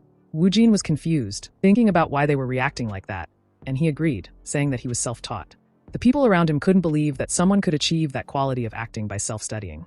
Young-hyuk, also confused, couldn't believe it, while Haiyun was grinning because of their reactions. They were looking at him intensely, and Woojin had no idea why he felt like the vibe had changed. He wondered if he had come off as a bit arrogant, but he wasn't lying. He felt nervous, so he decided to escape slowly by apologizing and saying that he was not very good at expressing himself. They all watched him confusingly and silently as he left. Haiyun was watching him when a man followed him, asking him to wait. She guessed that the head of BHM Entertainment was there to offer him a contract. Then, suddenly, Choi Sung asked her if what he had said earlier was true. She agreed, saying that he probably wouldn't find anything even with his connections in the industry. She added that acting was just a hobby for him, and that he even participated in Super Actor just for fun. Choi Sung said that acting isn't just a memorization subject. He asked what about overseas. She replied that his past was unclear, and that he had some kind of situation going on. She then asked what he thought after seeing him in person. He answered that he could see why she was so captivated. Choi Sung honestly said that his first impression of him was just average, but it was different now. He explained that the visible acting was smooth and neat, with no sense of dissonance. He wasn't simply mimicking or reading what was written on the page. He had never seen an actor like that. the guy was a monstrous genius. He added that it was something everyone would envy. She told him that all the entertainment companies there were probably drooling over Wu Jin right now. By then, there were probably quite a few entertainment companies that had handed Wu Jin their business cards. She asked if he was just going to sit there like that. He confidently replied that there was no way. He also envied that talent and knew he needed to make a move to get him. Sometime later, at the dinner party, everyone was talking about Wu Jin. Young Hyuk, hearing them, thought that Kong Wu Jin was an actor of a kind he had never seen before, and he couldn't even gauge his potential. The role of assistant manager Park would be a highlight in anyone's acting career, but he thought about what that self-taught actor had done. Then, Young Hyuk heard a couple bad-mouthing Wu Jin, saying that as a newcomer, he should at least attend the company dinner, and that he had already become arrogant just because he could act a bit. Young Hyuk said that in his eyes, Wu Jin was more like a monster than someone who could act a bit. He added that the PD had said attendance at the dinner was optional, and if he was tired, he could skip it. The girl was nervous as Young Hyuk continued, saying that after bringing out such deep emotions, those feelings couldn't just be cleared up in a few hours. Attending the dinner would be a burden. The old man agreed, saying that Wu Jin probably had to undergo a lot of meditation. Young Hyuk further added that Wu Jin must be feeling like a mess, and talking to others in such a state would make it difficult for everyone. Then another girl said she had experiences like that too. When emotions run high, she tended to get annoyed at people for no reason. They were both ashamed and looked away as Young Hyuk continued, saying that Wu Jin was probably trying to recover from his own emotions, and that everyone had experienced the difficulty of emotional recovery. As she tried to argue back, Manhwa appeared. Young Hyuk looked away from her and asked Manhwa where on earth he had found Wu Jin. She nervously listened as Manhwa replied that he didn't even remember how many times he had been asked that question today. Young Hyuk was confused, so Manhwa explained that Wu Jin's acting was extraordinary and his past was unclear. He had also looked into it a bit and was leaning toward the possibility of Wu Jin being from overseas. Young Hyuk asked if that really meant his acting was self-taught. Manhwa replied, true, and that even he could probably sense that Wu Jin himself was an existence that didn't make sense. He was just someone born to act. Young Hyuk suddenly stood up, saying that was absurd. Manhwa asked him if he was leaving already. Young Hyuk explained that he couldn't just sit there and enjoy himself. He was going to practice more. The lead couldn't be overshadowed by the supporting role. Everyone got motivated and stood up, saying they should review the script again too. Manhwa thought that Wu Jin had ignited everyone's passion, and the quality of the drama would now rise by several levels. He wondered if Wu Jin knew how much of an impact his presence would have now that he had just revealed himself.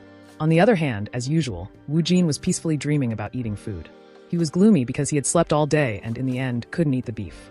He was just trying to make a living by acting and putting up a tough act. Haiyun noticed that he looked colder than usual and wondered if he hadn't recovered from the emotions of assistant manager Park. She asked him where he lived and said she would drive him home. He thought he would gladly accept it and said that it was on the Suji side. Then, she requested that he please come on in. He was excitedly thinking that it was so sweet of Haiyun to be escorting him, but when he entered the car, he saw Choi Song there, who asked if they could talk for a moment. Haiyun introduced him as her company's CEO. Wu Jin realized that he was the one who had invested in the detective agency and wondered if that meant he was like the landlord of a building. He was confused about what was going on internally and replied that he was sure. Choi Song introduced himself as the CEO of BW Entertainment and mentioned that, coincidentally, they already had a connection. Choi Song told him that he knew they had invested in the detective agency and said he was looking forward to working with him on the detective agency. Wu Jin wondered if this was about the detective agency. Choi Song frankly informed him that he knew he didn't have an agency yet and mentioned that he personally wanted to be with him from his starting point as an actor. Wu Jin asked if he was offering a contract. Choi Song agreed, saying that their company was small enough to look like a one-person agency for Hong Haiyun, but their startups operated on a different level. Choi Song told him that this was a time when he needed focused care rather than a distributed approach, and added that the entertainment world was like a jungle. One wrong move, and an actor's career might be blown away. Worried, Wu Jin thought that the entertainment industry was indeed brutal. He wondered how he should respond but decided to answer confidently, and said that the jungle sounded great. Surprised, Choi Song thought that he had been trying to warn him about the risks, but Wu Jin was different for sure. He wondered what kind of past Wu Jin had for him to be so firm. Choi Song tried to convince Wu Jin by saying that if he agreed to join them, he would make sure he received detailed and thorough care, and added that he must have received a lot of business cards. Wu Jin agreed. Choi Song asked if they had mentioned the down payment too. Wu Jin thought that no one had mentioned it, but remembered that they did talk about the conditions. He decided to answer vaguely, and said that he thought he had heard some unconventional conditions. Choi Song nervously replied that he would match those conditions, and at least hoped he could hear their conditions as well. Wu Jin felt like things had gone out of hand again, but he knew that if he hesitated, his tough act would fail. He had no choice and told Choi Song that he would think about it and contact him later. Finally, Wu Jin was at home. He was lying on his comfortable bed, and he had expected to receive offers to join an agency someday. Now that the time had come, It had become troublesome because he couldn't choose which one to pick. Since the shooting of Detective Agency would start soon, he decided to think about it after it ended. He needed to experience it first. He entered the subspace, and when he was about to start, he was shocked to see that Profiler Hanriang was now grade S. He was confused as to why it had suddenly increased again. He was sure it was A+ before the script reading. He thought he must have been unaware of something that had happened. Anyway, the script reading for Detective Agency started, and the reading began. Time passed by, and it was the first shoot of Detective Agency. Wu Jin was standing before a villa which looked the same as he had seen while experiencing it in the subspace. Then, one of the staff members asked if he was an actor and told him all the actors were on standby over there. He wondered if they were the actors who would appear in Detective Agency along with him, and he felt a little nervous. He told himself not to forget to act tough. Then 2 actors were talking about the weather, and Wu Jin overheard them and started laughing. One of them asked if he had seen the actor who would play the wife. The other one was a little curious too, and wondered why she wasn't there yet. A girl then told them that the lead actor of Detective Agency was unknown. Wu Jin wondered why they were suddenly talking about him. The other man said that the director was famous and that the project was for the Mise-en-Scene Short Film Festival, but he doubted it because the lead actor was unknown. The girl said that the investor was likely an entertainment company that had set conditions for the director. Wu Jin, like a mob, thought there were no conditions, though. One of the men was jealous because he also wanted to play a lead role using the investment money. Then another man said the main actor wasn't there yet. Wu Jin thought it was disrespectful and put up a tough act as the monstrous actor who didn't care. He added that they would end up arguing if he openly picked fights or caused harm to them. Then Dongchun arrived and told them the briefing would begin soon. He called the main actor and told him he should get ready too. They were all shocked when Wu Jin got up behind them and said, "Yes, director?" The previous man was worried, thinking Wu Jin was angry. Wu Jin thought it was better to correct what was wrong and told him he was not with any agency. But he thought that it was definitely a warning and tried to apologize. Dongchun was confused and asked if something was wrong. Wu Jin replied that he thought there was a misunderstanding and told him not to worry about it. Behind Wu Jin, someone walked towards him, asking what the misunderstanding was. It was Haiyun. She took off her glasses and asked him to tell her about it too. The previous men were surprised by her appearance. Dongchun introduced Haiyun to them, saying everyone must be surprised, and that she would be playing the wife role. They couldn't believe it. She then said they would meet again and told him that they had been seeing each other quite often. When they heard that, they wondered in shock who the hell he was. Dongchun said that Haiyun's participation would remain a secret until the movie's release due to a confidentiality clause and requested that they keep it a secret. He mentioned that, excluding Haiyun, everyone else would stay at a nearby dorm for 5 days, and if anyone couldn't make it, they should inform the production team in advance. He then said from today they should do their best to stick to the schedule. He told Wu Jin to please get his makeup done by this person. The first scene would be a solo cut, and they were going to start with the cut of him entering the villa first. Wu Jin was starting to get nervous since it was his first shooting. It was even worse because he was the lead actor. While they were doing his makeup, he was thinking. First, he needed to maintain his tough act. He should deceive himself first. Haiyun appeared out of nowhere behind him and said in his ear, "Have you considered it, about our agency?" He replied that he was thinking of joining one after Detective Agency ended. She said then, it meant he hadn't attended any meetings regarding it yet, and asked if he had any conditions in mind. Internally, he thought there was no way he had any, but he replied that he wasn't sure. She told Wu Jin that actors were like a product too. When discussing something with a company, it was better for them to set their own worth. She left, saying he should think about it and tell her later. She wished him good luck with the shooting. He thought she should at least tell him how to set his worth too. He decided to focus on the shooting first. Now, he just needed to pull off the lead role of Detective Agency, Kim Ryujin. He needed to make it more vivid than during the script reading since he needed to move around instead of just sitting. He recalled all the senses he had experienced during the reading in the subspace. This time, he became the main character of Detective Agency, Kim Ryujin. He was excited to see what kind of acting Wu Jin would show in the actual shooting. The shooting began, but Wu Jin suddenly stumbled and fell to the ground. He thought it reminded him of Kim Ryujin's personality traits. Haiyun agreed internally, noting that Kim Ryujin's character was supposed to have a slightly sloppy and clumsy feel to him. Haiyun then silently noticed other actors complimenting Wu Jin. She observed that he not only had the dedication to plan ad-libs to improvise movements, but also the intuition to enhance the character's personality. She thought that with acting that great, he would be fine even without doing something like that.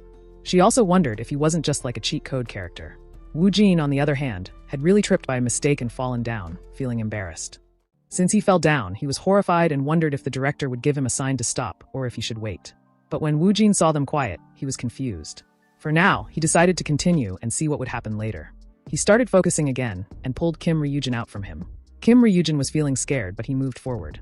The reason Wu Jin was doing the Detective Agency film was because he got a thrill out of seeing things from another's perspective. And this time it was a murder. He wondered how many scenes and sights he would get to see in his life.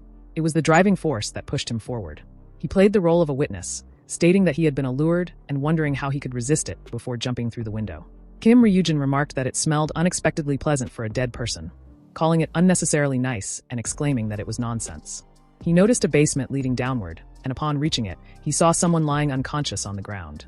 Then Kim Ryujin realized that man was alive. When he heard someone returning, he hid behind a sofa. The lady was wondering aloud what she should do since he was alive.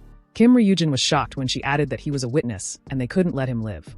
Kim Ryujin thought it would be a problem if he made a sound and tried to stop himself from shaking while holding his breath. She started killing that man right in front of Kim Ryujin, who was afraid of being caught. He cursed her in his mind while they were shooting the film.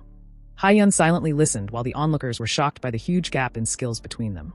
They also mentioned that, on top of that, he was an unknown actor.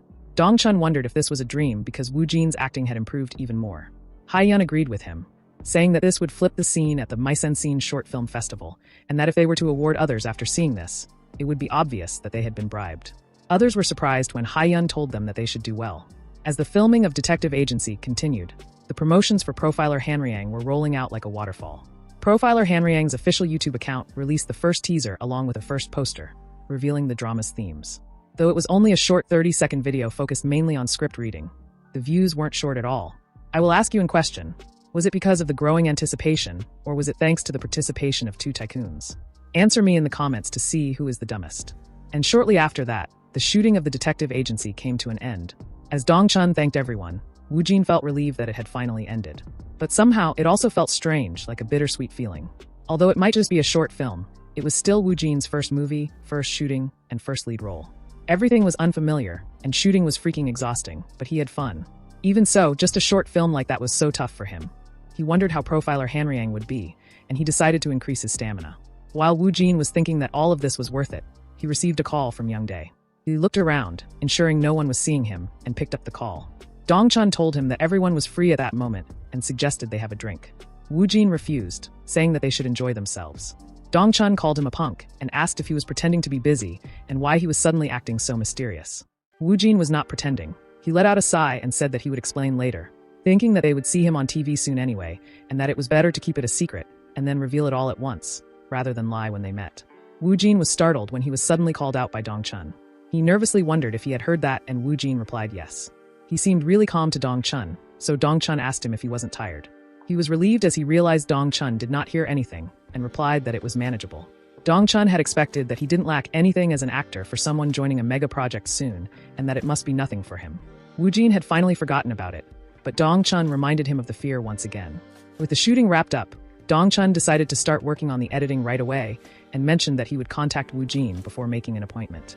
Dong-chun started explaining the muffled background noise in the cuts, and mentioned the post-production work on the audio, while Woo Jin did not understand a thing, and was just pretending to say alright. Woo Jin asked if the schedule for the Mise-en-Scene Short Film Festival had been released yet. Dong-chun explained that, according to rumors, it would take place in mid-April, so he hoped the post-production wouldn't take too long. Dong-chun told him that he must have a suit, and added that even if he already had one, he should spend some money and buy a new one. Woo Jin asked if there was a reason, thinking that he did have a cheap suit, but wondered if he really needed to get a new one. He added that, as the lead actor, Woo Jin should attend the festival too, and needed to look good in front of the incredible individuals from the film industry. He actually told him that something like that should be managed by his agency, and that he had received a lot of business cards at the script reading of Profiler Hanryang. Woo Jin wondered what was up with that Ajusi, thinking that he must be a prophet or something. Dong-chun told him that typically, an unknown rookie actor, they were often the ones who had to pay to get in. He explained that rookies usually sign contracts for 5 years, and that the quickest they typically started making money was after 3 years. Woo Jin was baffled when Dong-chun told him that he was already earning money through his acting, and that the scale of Profiler Hanryang was incredible too. At that moment, Woo Jin wondered how much he should set as the down payment. Dong-chun explained that all the entertainment companies were after him because they wouldn't have to spend the hundreds of millions of one they usually spent on rookies. But what was really scary was the uncertainty. Even if they were trained for 3 years, it was hard to even land a minor role. Horrified, Woo Jin thought that the entertainment industry was really scary. Dong-chun excitedly said that, despite everything, Woo Jin had landed a lead role and a supporting role back-to-back. Woo Jin was surprised when Dong-chun mentioned that he thought it would be okay for him to set the down payment at around 20 million won. Woo Jin was confused when Dong-chun started searching for something in his pocket. Dong-chun handed him the script for parts 3 and 4 of Profiler Hanryang, saying that Hyungnim had asked him to pass it on to him since he was busy filming. Woo Jin thanked him. Dong-chun left from there, telling him to be careful on his way home and that he would contact him later. Woo Jin wondered if he should start reading part 3 right away. Sometime later, Woo Jin was lying on his bed, feeling tired, and wondered how long it had been since he had experienced this much peace. He really wanted to sleep like that. He got up thinking that he had something he needed to think about, as a week had passed since he had received the business cards. There were 8 cards, and he decided to make a decision about picking a film company. As for the agencies, it was basic to check them out, but he wondered if he really had to meet all 8 of them, as that would be a bit too inconvenient and didn't really fit his concept or approach either. And from what he had seen during the script reading, everyone seemed to know each other. He wondered if a rumor would spread if he met with them. So, for him, moving around casually was out. He knew nothing about the entertainment industry, so searching for each of these companies was out of the question. It would only make things more hectic. In that case, he picked up a card, thinking he needed experience, and introduced himself on the phone. On the other side, Choi Sung was asking her if she had done well in the detective agency shooting. Ha-yeon replied that maybe she had. Choi Sung was confused, and Ha-yeon thought that watching Kang Woo-jin act and experiencing it with her own 2 eyes were different. She even felt intimidated in the middle of it. That was because when she was trying to sink in with his acting, she felt that her acting was lacking. Grabbing her head in frustration, she wondered how he did it, and if it was just pure talent. Even though Kim Ryujin and Manager Park had completely different tones, she wondered how he managed to keep a boundary between the two so clearly, and if he had multiple personalities. Choi Sung was confused, looking at Ha-yeon, who was wondering if it was even possible to learn something like that, and he had even studied it himself. Even so, she still wanted to see Kang Woo-jin's acting, because she wanted to get better at acting. To achieve that, she decided that she must bring him there, and asked her appa how much he had decided on Kang Woo-jin's down payment, and if he had received a call from him. Choi Sung asked why she was asking about that suddenly, and replied that he hadn't decided yet. Woo-jin was still deciding on his down payment. She told him to set it as high as possible, as they must secure him. Then suddenly, Choi Sung's phone started ringing. It was an unknown number. When Choi Sung picked it up, they were all shocked as they realized it was Woo-jin. Ha-yeon told him what he was doing and urged him to just talk to Woo-jin quickly. Choi Sung told Woo-jin that he had been waiting for his call. Woo-jin apologized, explaining that he had been busy with his shooting and wanted to meet him to discuss the down payment. It was already quite late, so Choi Sung decided to meet him somewhere near his house. However, Woo-jin disagreed, saying he would come to BW Entertainment. Sometime later, Choi Sung welcomed Woo-jin, saying it was a bit narrow, but for a startup, it was big, and added that it was all thanks to Hong Ha-yeon. As Woo-jin had expected, with a single top actor, it was even possible to maintain an entire company. However, Woo-jin asked why it was only Hong Ha-yeon. Choi Sung explained that he was focusing on Star Hong and was busy trying to build a foundation for the company. Then he asked if Woo-jin had met with other entertainment companies. He was the first, but Woo-jin couldn't say that, so Woo-jin replied that he had kind of met a few of them. Choi Sung said that it was hectic. Now, before they offered him a contract, Choi Sung thought it would be better to pinpoint the down payment first. He said that he was also prepared to match them and asked if Woo-jin had anything in mind. Woo-jin nervously thought he had 20 million won, as told by Dong-chun. But Woo-jin wondered if this was really okay, and if Choi Sung would just reject it if he said 20 million won. Short and clear, Woo-jin decided to just say it calmly, thinking it was nothing big. But before he could say anything, Choi Sung interrupted him, asking what he thought of 30 million won. Our Woo-jin was completely confused. He quickly shut his mouth and almost said that 30 million won was surprising. Silent, Woo-jin became nervous when Choi Sung said, okay, and offered 40 million won, saying it was possible. Woo-jin, completely baffled, silently boxed the air. Woo-jin asked, 40 million won? Choi Sung agreed, saying, it's possible. That was baffling, but there was no reason to refuse when Choi Sung was offering that much. He decided to continue the conversation naturally, as each second felt tricky for him. Woo-jin, curious, asked why Choi Sung had set such an amount. Choi Sung honestly told him that it was a trend to evade down payments nowadays. Even famous top actors received a house or other things instead of money. Woo-jin agreed, saying he roughly had an idea about that and thought he had heard about it recently. Choi Sung explained that down payments were rare for new actors, who typically started as trainees. However, Woo-jin was a special case, having 2 projects despite being an unknown actor. Still, he was considered ordinary by the public, and in the entertainment industry, recognition equaled money. Companies unfamiliar with him would question the down payment, but those who saw his potential would invest. Choi Sung praised Woo-jin's acting, but warned that the industry's uncertainty could affect his future. Choi Sung wondered what would happen if all the projects Woo-jin appeared and failed. Because of this uncertainty, no matter how good Woo-jin's acting was, they wouldn't offer more than 40 or 50 million won. Choi Sung slammed the contract down on the table. He explained that what was crucial was the payment ratio and the contract period. Woo-jin had learned something new again and replied that since he wouldn't take up the money, time, or training. Choi Sung agreed, saying that it was a big merit no matter the entertainment company. He mentioned that Woo-jin might not be pleased with any companies or conditions at that moment. But as he grew in popularity, he would realize the importance of an agency. Choi Sung suggested a payment ratio of 9-1, with them taking the 1. He added that the contract was just for 1 year. In short, he was offering Woo Jin a taste of their BW entertainment. He explained that Woo Jin could decide whether to extend the contract or not a year later. Internally, Woo Jin was shocked, thinking there must be some misunderstandings in this situation.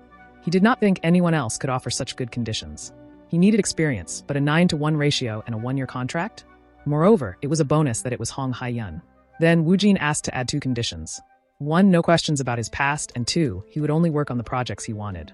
Choi Sung roughly understood his circumstances, and regarding the second condition, he asked if Woo Jin was saying that even project recommendations would not be accepted. Woo Jin disagreed, saying that it was fine. Choi Sung thought that if it was for project choice, it was fine, and said that both conditions were acceptable and could be added to the contract. He then asked if that meant Woo Jin would like to sign a contract with them. Woo Jin agreed, saying that he would be in his care. Internally, Choi Sung was laughing like Lloyd Frontier and said that he was looking forward to working with Woo Jin too, referring to him as BW Entertainment's actor number 2. Choi Sung was amazed when Woo Jin handed him a business card, saying he had received it during the script reading and that it was from a film company, not an entertainment company. Choi Sung was shocked when he realized it was from Box Movie, and on top of that, it was the general manager Choi Daman. He was one of the legendary directors in the country. Choi Sung realized that his next project was with Box Movie. Choi Sung thought they were trying to get Woo Jin into the movie, but for now, he believed Woo Jin should meet with general manager Choi. Woo Jin didn't know this and asked him just in case, but it seemed Woo Jin had made a good choice. Meanwhile, Choi Sung was talking on the phone with them. As always, Woo Jin, with a poker face, was surprised when they told him they wanted to meet right then. Sometime later, they were in the Box Movie Film Company, both waiting. They were a bit late and had already been waiting for 30 minutes. Choi Sung wondered if General Manager Choi was throwing a fit because he couldn't contact Woo Jin. Then a man arrived, apologizing and saying that he had suddenly had something to take care of on the way there. Choi Sung thought he had always heard those words at the design company and believed he was lying. He told Woo Jin that they had finally gotten to meet and that he had been waiting for so long. With a poker face, Woo Jin replied that he had been busy with a shoot. Mockingly, the man asked if that was so, saying that it still took him so long. He had thought that a new actor who had just stepped into the industry was ignoring him. Woo Jin looked at him and thought it was clear that he was obviously upset, even in the way he talked. That man asked if they knew director Woo Hyun-gu. He had told everything about Woo Jin to the director, and had almost gotten scolded since Woo Jin hadn't contacted him. First of all, the man told Woo Jin that if he wanted to join there, he would need to be auditioned. He showed him the scenario. While Woo Jin was checking the script, Choi Sung thought that if Woo Jin were to join a project of the legendary director Woo Hyun-gu, his influence would grow significantly. Choi Sung was annoyed. Meanwhile, that man mockingly said that he couldn't say anything regarding the money. Choi Sung whispered to Woo Jin, telling him that this was an opportunity he should accept, no matter what. Woo Jin asked if that was really the case. Choi Sung replied, of course, but Woo Jin then requested him to please refuse. At first, Choi Sung did not understand what Woo Jin was saying, but when he realized, he was completely confused. Choi Sung was completely baffled when Woo Jin again told him to please refuse the proposal. Choi Sung exclaimed that he would not. He was at a loss for words, thinking that he was totally being serious. Now, Choi Sung understood why Hai-yun had called him very special. He really was unpredictable. Choi Sung told him to calm down first, and mentioned that he had only read a few pages of the script. Woo Jin replied that he was calm. Panicked, Choi Sung said to be even calmer, and asked if he really wanted to blow this opportunity. With an indifferent face, Woo Jin agreed, saying that he wanted to blow it. There was no opening, and Woo Jin showed no signs of being persuaded. In that case, Choi Sung nervously thought that he should start by slowly covering it up with some good words. Choi Sung dryly laughed and called Manager Choi, saying that the script was amazing. Manager Choi said that it was a given and asked Choi Sung why he was saying it instead of him. When poor Woo Jin tried to say that he wanted to blow it, Choi Sung nudged him with his knee. Woo Jin wondered if he was being asked to go along with it. Showing Woo Jin a thumbs up, Choi Sung told Manager Choi that it was because he wanted to keep reading the script, and Manager Choi laughed. Manager Choi was a little hesitant. He said that just giving away the script might give the impression that they were favoring him too much. Choi Sung agreed, saying that if word got out, it could be troublesome. While talking with Manager Choi, Choi Sung was thinking that it would be strange to leave right after looking at the script, so he decided to stall for a few minutes with some small talk. He was angry, even though Kong Woo Jin was strange, and now he was part of BW Entertainment. Sometime later, Choi Sung said that then he would check the schedule and get back to them as soon as possible. Manager Choi asked if he had to wait again. Choi Sung replied that because there was a lot to prepare for profiler Han Riang, he would personally contact them and assured them not to worry.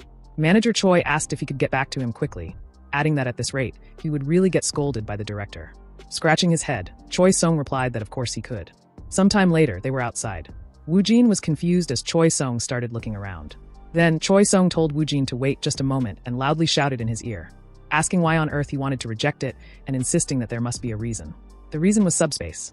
He had secretly gone into the subspace in the meeting room earlier to check the rating, and the project was graded F. He wondered what he should do and questioned whether it was supposed to be from a renowned legendary director. There were many possibilities. Still, he didn't know since he had just become an actor. He wondered if it would be better to stick with successful projects for now.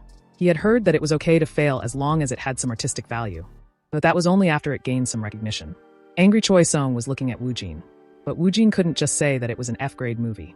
Woo Jin decided to use the cheat code he had used before. Choi Sung was totally confused when Woo Jin said it was just a feeling, or rather, his intuition told him it was bad. Choi Sung asked if he was sick or something, and if he had a severe headache. With a poker face, Woo Jin replied that he was perfectly fine.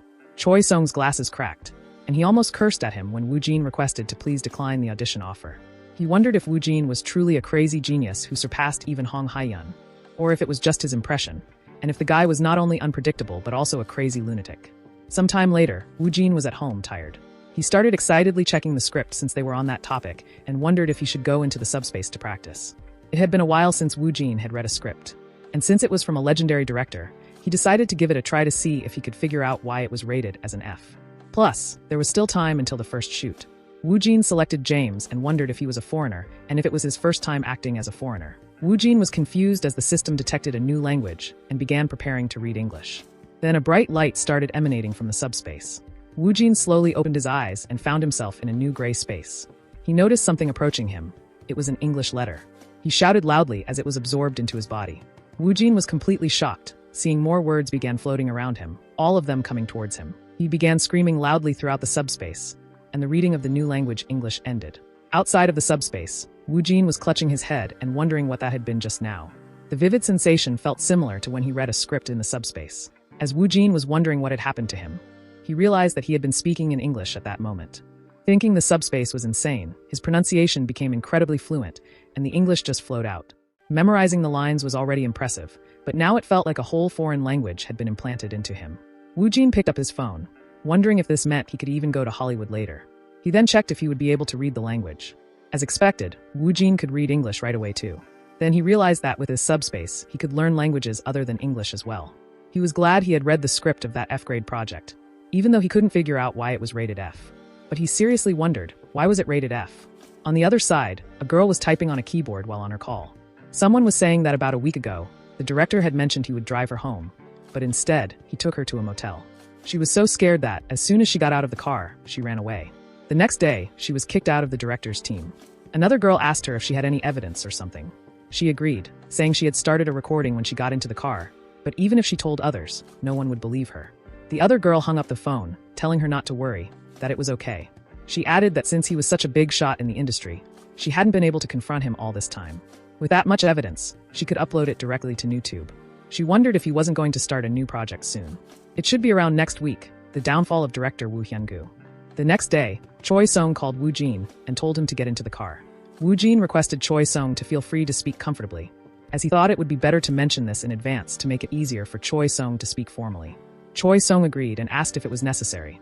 As Woo Jin entered the car, Choi Sung asked if he had received the information about the first shoot of Profiler Hanryang, mentioning that Ryu Young-min and assistant manager Park would have the first cuts. Woo Jin paused when Choi Sung suggested that, since he wasn't the type to get nervous, he should just prepare thoroughly for the remaining 5 days. However, Woo Jin was actually very nervous. Choi Sung explained that they would go to a celebrity-exclusive shop for makeup, and then head over to create the profile. He wondered if they would take pictures of him in poses and all. He thought it might be similar to acting, though it felt a bit embarrassing. Choi Sung also told Woo Jin that he had expressed his intention to decline the audition with Box Movie, and of course, manager Choi Daman had made a fuss about it. Woo Jin had forgotten about that and thanked him. Choi Sung also said that he hadn't mentioned anything about how he felt, since they had rejected the Box Movie. They probably wouldn't have a good impression of either of them. Woo Jin thought that their mindset was very narrow-minded, and he told Choi Sung saying they could have declined them after the audition. Choi Sung disagreed, saying that it was better not to start anything. Still, he mentioned that it was going to be difficult for them to get into a project with director Woo Hyun-gu in the future. Even so, Woo Jin thought that he couldn't act in an F-grade movie, but it was still a shame to decline such an offer. He decided to be a bit cool about it, and replied that it didn't matter. Choi Sung guessed that the labeled legendary director didn't really matter to him, and thought that Woo Jin was really strange. Choi Sung asked if there was anything else Woo Jin needed. Woo Jin answered that he needed a suit. Choi Sung asked why. It was because director Shin Dong-chun had told him to get one, but Woo Jin couldn't say that, so he decided to speak a bit arrogantly. Choi Sung was shocked when Woo Jin replied that he planned to wear it to the Mise-en-Scene Short Film Festival. Choi Sung wondered if Woo Jin really believed that the detective agency would make it to the finals. Choi Sung agreed. A suit was still necessary, so the company would take care of that. On that topic, Choi Sung decided to add a picture of Woo Jin in a suit to the profile too. Surprised, Woo Jin wondered if they just gave away luxury suits now. Choi Sung was confused when Woo Jin asked if it was possible to get a Japanese script. That was an unusual request, so Choi Sung asked why Woo Jin suddenly wanted a Japanese script. Woo Jin replied that it was nothing serious, and that he just wanted to take a look at it. Choi Sung seriously couldn't understand him. Hong Hae-yun was already a handful. He wondered why only crazy people seemed to gather around him. Looking at Woo Jin through a mirror, Choi Sung still thought that those crazy people were exceptionally talented. Some time later, everyone was amazed by his handsome looks, and Choi Sung had expected this reaction. With some makeup and a suit, Woo Jin looked completely alive, giving off the vibe of a totally top actor now. Then a girl called Choi Sung, asking how the picture of Woo Jin looked. When he looked at it, he thought it looked amazing. They decided to go with this one. As he continued talking about the BW website, his phone started ringing. It was Manhwa. He picked up the call, and they greeted each other. Manhwa asked if Woo Jin was settling in well at Bin Entertainment, and if he had met with any other directors. Choi Sung hoped that PD Song would keep the information to himself, and mentioned that he had received a call to join director Woo Hyun-goo's next project, which Woo Jin had declined. Manhwa asked about the reason. Choi Sung explained that after reading a few pages of the script, he had a bad feeling about it. Manhwa recalled the time when Woo Jin told him about his intuition, wondering if Woo Jin had activated his totem or something. It was still uncertain, as the results from profiler Han Riang and the detective agency were not out yet, and if director Woo Hyun-goo's script was truly that bad. Manhwa thought that if Woo Jin had joined, it would have caused an uproar, and he concluded that Woo Jin really was something. Manhwa said, "What can they even do since the actor says he won't do it?" Choi Sung agreed and thanked him for his consideration, then hung up the call. As Manhwa remarked that it was fun to watch that guy, an unknown number called him. He answered the call, introducing himself, but was surprised when the caller revealed himself as director Kwon Ki-taek, saying it had been a while. Manhwa wondered why one of the best directors in the entire country would suddenly contact him. Manhwa was confused when Kwon Ki-taek revealed that he had gotten PD Song's number, because he was curious about something. Ki-taek mentioned that he had heard Manhwa was preparing for a drama, and was wondering if it would be okay for him to secretly watch the first day of shooting. Ki-taek had a personality that felt satisfied only when he saw things in person, so he asked Manhwa for a favor. Manhwa thought that if it was someone of Ryu Youngmin's caliber, there shouldn't really be a need to confirm. Manhwa replied that he understood and would contact him soon with the exact date and time.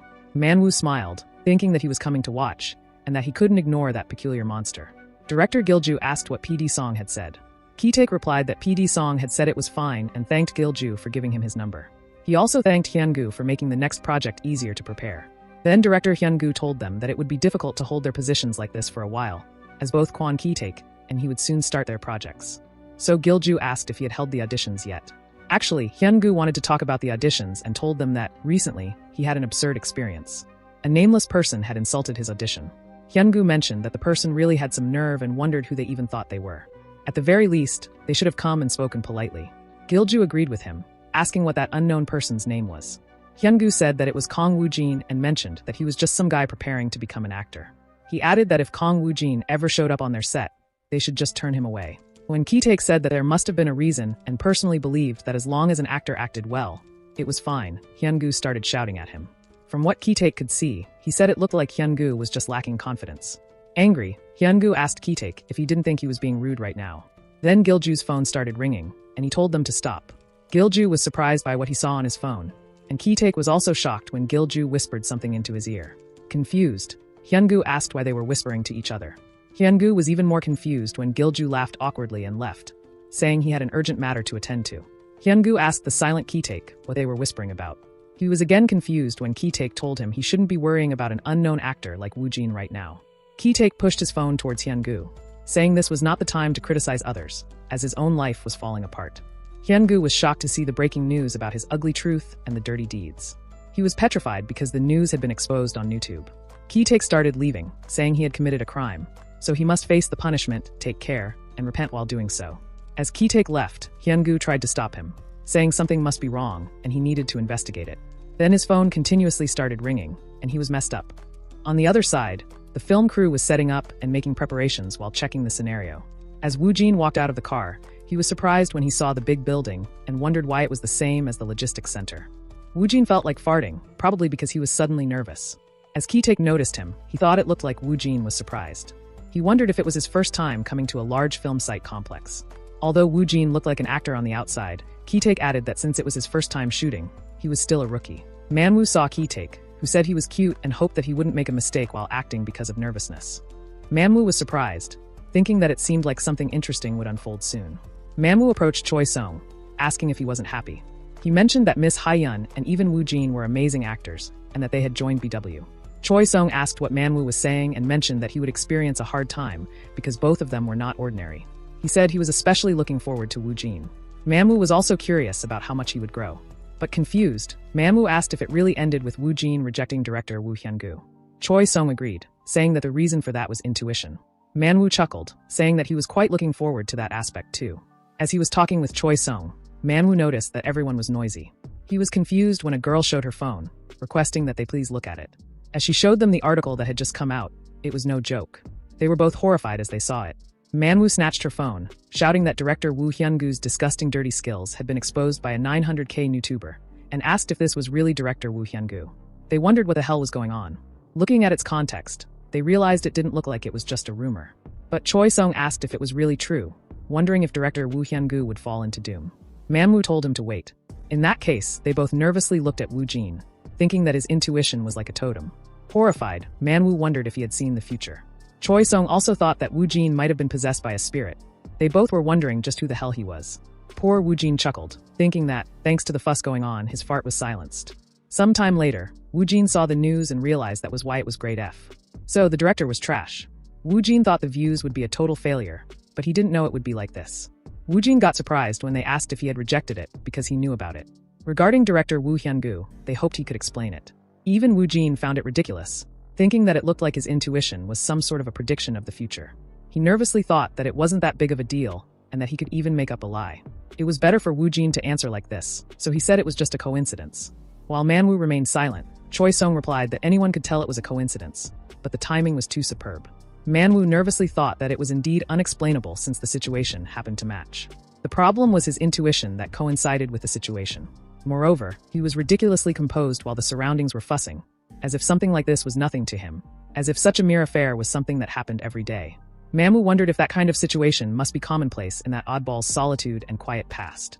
Woo Jin was confused when Manhwa said it was totally just a totem.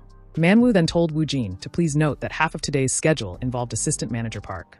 He added that the other lead and supporting roles would join starting tomorrow, so Woo Jin would only be shooting with Mr. Ryu Youngmin today. Indifferently, Woo Jin replied that it was alright. Looking around, Manhwa also added that Woo Jin could get his makeup and outfits done right away before starting the shooting. He then asked Choi Sung where his stylists were. Choi Sung replied that he was going to introduce them that day. Choi Sung called out to Soo-hwan and Ye-jung, asking them to come over. He then introduced the new members who would work for Woo Jin. Choi Sung explained that Jang Soo-hwan was a hairstylist and Han Ye-jung was the stylist.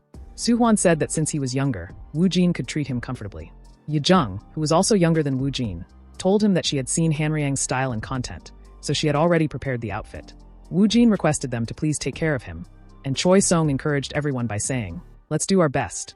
Ye-jung mentioned that she had already prepared Assistant Manager Park's outfit. So Manhwa decided to inspect it together with her, and she agreed. Before leaving, Manhwa told Woo Jin that an unexpected happy event might happen to him that day. He described it as being like a rattletrap leaving and a foreign car arriving. Woo Jin was confused, so Manhwa tried to explain again, saying that what he meant was there was a foreign car at the filming site. They all left, leaving poor Woo Jin still confused. Then Soo-hwan asked if the place wasn't too big, and if Woo Jin was alright. Soo-hwan admitted that he was nervous since it was his first time there. Woo Jin thought that maybe it was because of the detective agency's shoot that he wasn't nervous at the moment. Even so, he acknowledged that it wasn't like he was fully relaxed either. Indifferently, Woo Jin replied that he would be alright soon. Excitedly, Soo-hwan agreed, saying that he would secretly take a deep breath. Woo Jin wondered how the editing of Detective Agency was going. On the other side, someone was clicking on the mouse, and Dong Chun was telling the tired man to rewind the cut just now. The man was surprised when Dong Chun said that this wouldn't do, and that they should fix the previous cut after this one. It was already the third time they had edited it, and the man said that there wasn't much time left either. Dong Chun replied, saying no, the actors had shown such sincerity, and the director couldn't slack on the editing. The editor asked if Dong Chun would be satisfied like that, and if he got too greedy, it would backfire. But Dong Chun told him to do a bit more here. Dongchun was instructing him on how to edit the video, thinking that just a little more effort was needed. Even if it wasn't perfect, he added that it must be done properly because he didn't want to give Woojin the poor disgrace of a total flop with his editing. On the other side, in the subspace, the grade of the script B+ had changed to a grade A. On the other side, a man handed some papers to someone. It was Young Hyuk, and they decided to go. Young Hyuk walked out of his car, thinking that he didn't know if Assistant Manager Park would be outstanding or not, and that he didn't intend to be dominated that day. He had fallen behind last time, but his pride wouldn't allow that to happen today either. As Yoo Jae-hyung, he needed to constantly keep his emotions in check and keep an eye on Assistant Manager Park's role. He wanted to examine, understand, analyze, and dissect him. As he walked forward, he added in order to blur the line between reality and acting. Young Hyuk was surprised to see Woojin standing before him. Young Hyuk greeted Woojin, thinking that his ambience was unerringly heavy too that day, and Woojin was amazed by his stylish appearance. Indifferently, Woojin greeted him back. Young Hyuk felt unpleasant for some reason, and wondered if he should be someone better for Woojin to treat him like a senior. Then a girl told him that the PD was asking for a rehearsal. Young Hyuk started leaving from there, saying that he wouldn't be dominated today. Confused, Woojin wondered what that smoking hot man was talking about. Sometime later, in the shooting area, they were getting ready for shooting. Woojin had completely misunderstood it, mistaking it for something entirely different from the detective agency, and that was making him feel quite nauseous. Woojin looked at Ryu Young-min, who was sitting composed, and it was incredible. As Woojin had expected from a professional, he was merely imitating one at best. However, he accepted it since this was the reality. Even so, the acting felt genuine. Then a man called him, and that man set up the prop. The first scene of Profiler Hanriang that day was about the story following Assistant Manager Park's surrender. At the center of the case was Profiler Yoo Jae-hyung, who analyzed Assistant Manager Park's traces from his past to the present. The scene depicted the second meeting between Yoo Jae-hyung and Assistant Manager Park, which was why the handcuff was an obvious prop. While Woojin was sitting, Park was slowly walking towards him. When the filming crew shouted action, Park possessed him. Park asked him what he could help him with. Yoo Jae-hyung had expected he was fast. Young Hyuk told him, "Let's have a talk first. About everything and nothing." Then Park asked if he had eaten breakfast. He wanted to eat a hamburger, like a shrimp hamburger. Yoo Jae-hyung said he had heard that Park had an older sister who committed suicide. Park replied that it was true, he had won, completing the sentence with a maniacal smile, saying, "An older sister." Nervous, Yoo Jae-hyung apologized, saying, "This is no longer small talk. You made a mistake." Park disagreed, saying the story of his older sister who committed suicide was just small talk. Rather than that, is his data in that file? Yoo Jae-hyung was not sure and said, "Maybe everything?" There was also a story about his older sister. Park asked if that story was helpful for him, and said he needed to figure him out so he could catch the real culprit. Yoo Jae-hyung exclaimed that Park was a psychopath. He explained that sociopaths usually emerge from their upbringing environment, so he looked into Park's life. His father had been addicted to gambling and alcohol, committing violence towards Park's mother, older sister, and him. Then, Park's older sister couldn't stand it and committed suicide. After that, Park's mother passed away in a car accident with his father. However, while investigating the case, something unusual had come up. Park's mother had died instantly inside the car, while his father had crawled out of the car before dying. But there was a small trace of resistance on him. The case was closed quickly due to lack of proof, but Yoo Jae-hyung still had lingering thoughts about it, as it seemed odd. Yoo Jae-hyung wondered if the son was the culprit, a psychopath from birth, and whether Park's father had been the one who awakened the pleasure of serial murder. Park replied that the works of his that were known to the public and imagined a knife pointing at a person. With a completely dark smile, he asked if Yoo Jae-hyung thought that was everything, and whether he had ever considered the possibility of there being an untold story too. Young Hyuk was petrified by Woojin's acting. Manhwa was surprised, and Ki-taek, who couldn't believe it, thought that the actor was the rookie he had seen that morning. He also thought Ryu Young-min was doing his utmost to avoid being dominated by that, and that acting wasn't rookie level. Then, Ki-taek wondered who on earth he was and asked the person next to him what that guy's name was. Ki-taek was surprised when he replied, "Kong Woo-jin." He remembered Hyun-gu and realized Woo-jin was that rude unknown actor. Ki-taek thought he was worth passing the audition. His acting was so amazing that there wouldn't be any need for him to audition. Ki-taek wondered if he didn't know whether that kid was tenacious or fearless. Ki-taek didn't know where he came from, but thanks to that, not only Ryu Young-min but the atmosphere of the filming site had also changed from how it usually was, and everyone was being spiteful towards Woo-jin. Then, Ki-taek realized that Rookie was doing the pillar role of this drama. Then a man whispered to Ki-taek, saying that since he had already checked everything, they should leave now because everyone had started to notice him. Ki-taek said, "What a shame," and that he wanted to watch it until the end. Ki-taek left from there, thinking, that boy's acting has the power to captivate attention. Ki-taek wondered, what has he been doing all this time for him to only appear now, though? Some time later, the shooting crew took a break for a moment, and everyone was complimenting the scenes and the acting of Young-min and Woo-jin. Woo-jin felt like he was dying, and might actually die for real. It was much more difficult than he had thought. Although he was prepared for it, it was completely different from the detective agency. As Jung-hyuk looked at Woo Jin, who was trembling, he thought, it'll work somehow. There's no way he'll die for real. But it's a little cold here. Woo Jin was confused when Jung-hyuk called Park, saying, it's not easy to recover from the emotions. Jung-hyuk mentioned that he had gotten cramps in his hands a while ago too. Woo Jin denied it and said it was just that he was a little cold. Jung-hyuk told him there was no need to hide it, explaining that emotional recovery was a process that came with time. Woo Jin was internally telling him that it was because he was cold and wondered why he wasn't believing him. Jung-hyuk was telling him that he knew it well and that he should just take it easy. Nervous Woo Jin thanked him for understanding him, while thinking that they wouldn't believe it if he confessed that he was doing concept acting. Then the next turn was Woo Jin's, and they requested that he get ready. He agreed, thinking that it had been really demanding. He mentioned that they hadn't stopped filming for several days now and felt as though he had become an acting robot.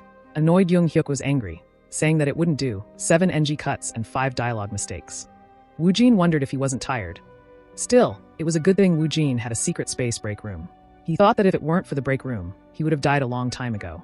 While Manhwa was watching Woo Jin, who was still thinking that it was a shame he couldn't sleep, he was glad that he could at least alleviate some of the fatigue. Manhwa thought if Woo Jin was actually looking better than he had expected and noted that with such an intense schedule, anyone would be exhausted, and Woo Jin's stamina was no joke. A phone call came as Manhwa was wondering if Woo Jin was really some inborn genius actor after all. Manhwa picked up the call, and the other person said that he hadn't had the chance to see him. Shocked, he realized it was director Kwon Ki-taek. Manhwa said that Ki-taek had something to do, and that it was okay. Manhwa asked if he had perhaps seen Ryu Young-min for a casting in his next project. Ki-taek agreed, saying that Young-min's acting had really improved, and the next project was still confidential. Then Manhwa asked what Ki-taek thought of Kang Woo Jin. Nervously, Ki-taek replied that he had been in his dreams ever since. He explained that the reason he called was also because of that kid and asked where Manhwa had found him. Manhwa had expected it and replied that it wasn't that he had found him, but rather it was as if he suddenly fell from the sky. Ki-taek was surprised by his reply, and Manhwa confirmed it. Ki-taek asked if Manhwa didn't mind and inquired if he could share some information about that kid. Manhwa honestly told him that he didn't know much either, and that he was quite a mysterious guy. Above all, Woo Jin claimed that he had learned acting on his own without anyone's help. Manhwa also mentioned that if Ki-taek investigated a bit, he would find out that Woo Jin had absolutely no connections in the domestic acting scene. It was almost certain that he had learned acting on his own. Thanks to director Song, the misunderstandings were piling up. Woo Jin's ears were tingling a bit, and he thought that someone must be talking about him. Then, Choi Song called Woo Jin and told him to wait a minute. Choi Song gave him a script, and Woo Jin thanked him but asked what it was. Choi Song asked if Woo Jin didn't remember, and said that he had asked him to find a Japanese script. Woo Jin remembered now, and thanked him for finding it. Internally chuckling, he thought that he had acquired a Japanese script now, and all he had to do was learn Japanese just as he had done with English. Choi Song said that it took a bit to get the original Japanese script instead of the translated version, and asked if that was enough. Woo Jin agreed, thanking him. Thinking it must have been difficult, Woo Jin asked how he had obtained the Japanese script. Choi Song replied that he just happened to have some connections in Japan.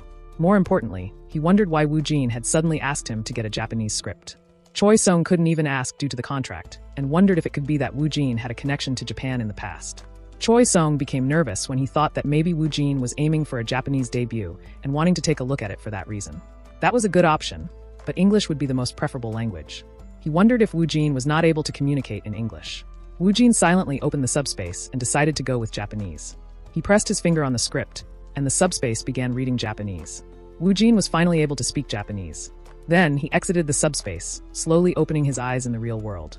Now, he had also learned Japanese. Then, Choi Song's phone started ringing, and he picked it up, introducing himself. Woo Jin was confused as Choi Song began speaking on his phone, saying that he understood. He mentioned that Ha-yeon's schedule might be tight with the filming, but Woo Jin should be good to go. He added that he would make sure to ask Woo Jin if he was up for it. He told Woo Jin that the editing for Detective Agency was finished, so they were inviting them to watch a test screening. Woo Jin nervously smiled, thinking it was finally the time. Sometime later, as Woo Jin was walking forward with Choi Song, he couldn't believe he was going to watch a movie he was participating in, and Woo Jin was a little nervous. Then Dong-chun noticed them and asked if they were here. Choi Song congratulated the director, saying he was so happy for him. Dong-chun disagreed, saying it was all thanks to him, the investor. Then, he asked Woo Jin why his face was so pale. As Dong-chun had expected, the shoot was tough, and director Song was famous for being strict. Looking at Dong-chun's shabby appearance, Woo Jin didn't think this was the time to worry about him, and wondered if he had been stranded on an island or something. Woo Jin asked him if he was okay. Dong-chun replied that he was fine and just hadn't been able to sleep or eat for a few days. He mentioned that this was just a usual occurrence for him. Dong-chun said that they should discuss the details later, suggested they take a look first, and told them to sit over there. Dong-chun felt a bit nervous and hoped they would enjoy it. Then, he turned on the switch. Woo-jin was really freaking nervous because he was about to watch his movie. Even though it was just a short film, it was his first leading role and first work. Then it started, and Woo-jin was curious to see what it would look like when it came out. As Woo-jin watched the movie, he felt super embarrassed and wanted to run away. The running time of detective agency movie was 44 minutes. Throughout the viewing, he felt a mix of awkwardness and embarrassment, but the completed detective agency was very similar to the experience of a different dimension, making him continuously immerse himself in it. It felt to Woo-jin as if he were watching his own life on screen. Then, Dong-chun turned off the switch and asked Woo-jin how it was. He replied that it was phenomenal. As Dong-chun was admiring him, Woo-jin was crying in shame, thinking that he didn't expect them to use the scene where he fell down just like that and that they should have deleted it.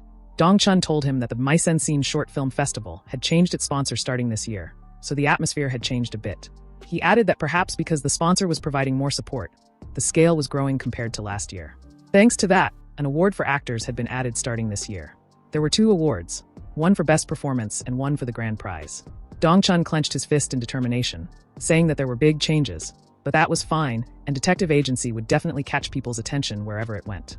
When Kong Woo-jin was focused on detective agency, a silent war was being prepared in the broadcasting industry.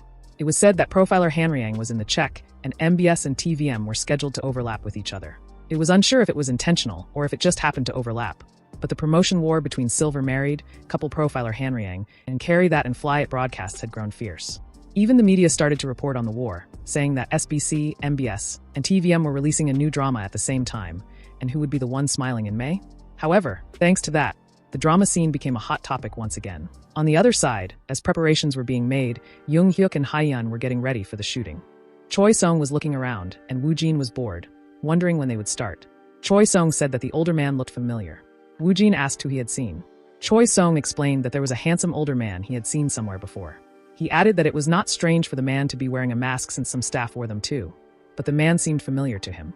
As Choi-sung contemplated whether he should approach the older man, he noticed Manhwa engaged in an argument with someone. Manhwa explained that the scene shouldn't feel overly like a fairy tale, but should instead convey the essence of hell in a fairy tale-like manner. Observing this, Woo-jin wondered if there was a serious issue. Manhwa, letting out a long sigh, remarked that in order to accurately portray Assistant Manager Park's mentality, the VFX team needed to fully grasp the concept, which was proving to be challenging. That man was speaking in English, asking if it was as though the ordinary city was changing colors. Woo-jin, who could hear everything clearly and understood what was being said, felt that the message was being conveyed incorrectly. He wondered whether he should intervene. Choi-sung looked confused when Woo-jin stood up, but Woo-jin reasoned that he would have to use English eventually, so starting early wouldn't make much of a difference. Manhwa was explaining these ideas to the man, who was speaking English and saying that the background didn't matter. At that moment, Woo-jin joined in and, while speaking in English, said he could represent the bright tone of the fairy tale book in a darker and more mysterious way. The two of them watched as Woo-jin went on, suggesting that the ground should be purple, the trees or grass dark blue, the sky black, and each person in different colors. He stressed that grotesqueness was a key element. Woo-jin wondered why no one was responding and speculated if it was because the man didn't know who he was. He then introduced himself as the actor who would be playing that role. Internally, he chuckled at the thought that he had just spoken with a foreigner.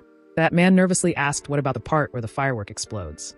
Woo-jin explained that the cruelty would be portrayed like a fairy tale and imagined a child witnessing blood spurting. That man understood, saying that he needed to emphasize that childlike grotesqueness. That man thanked Woo-jin for helping him a lot with the image.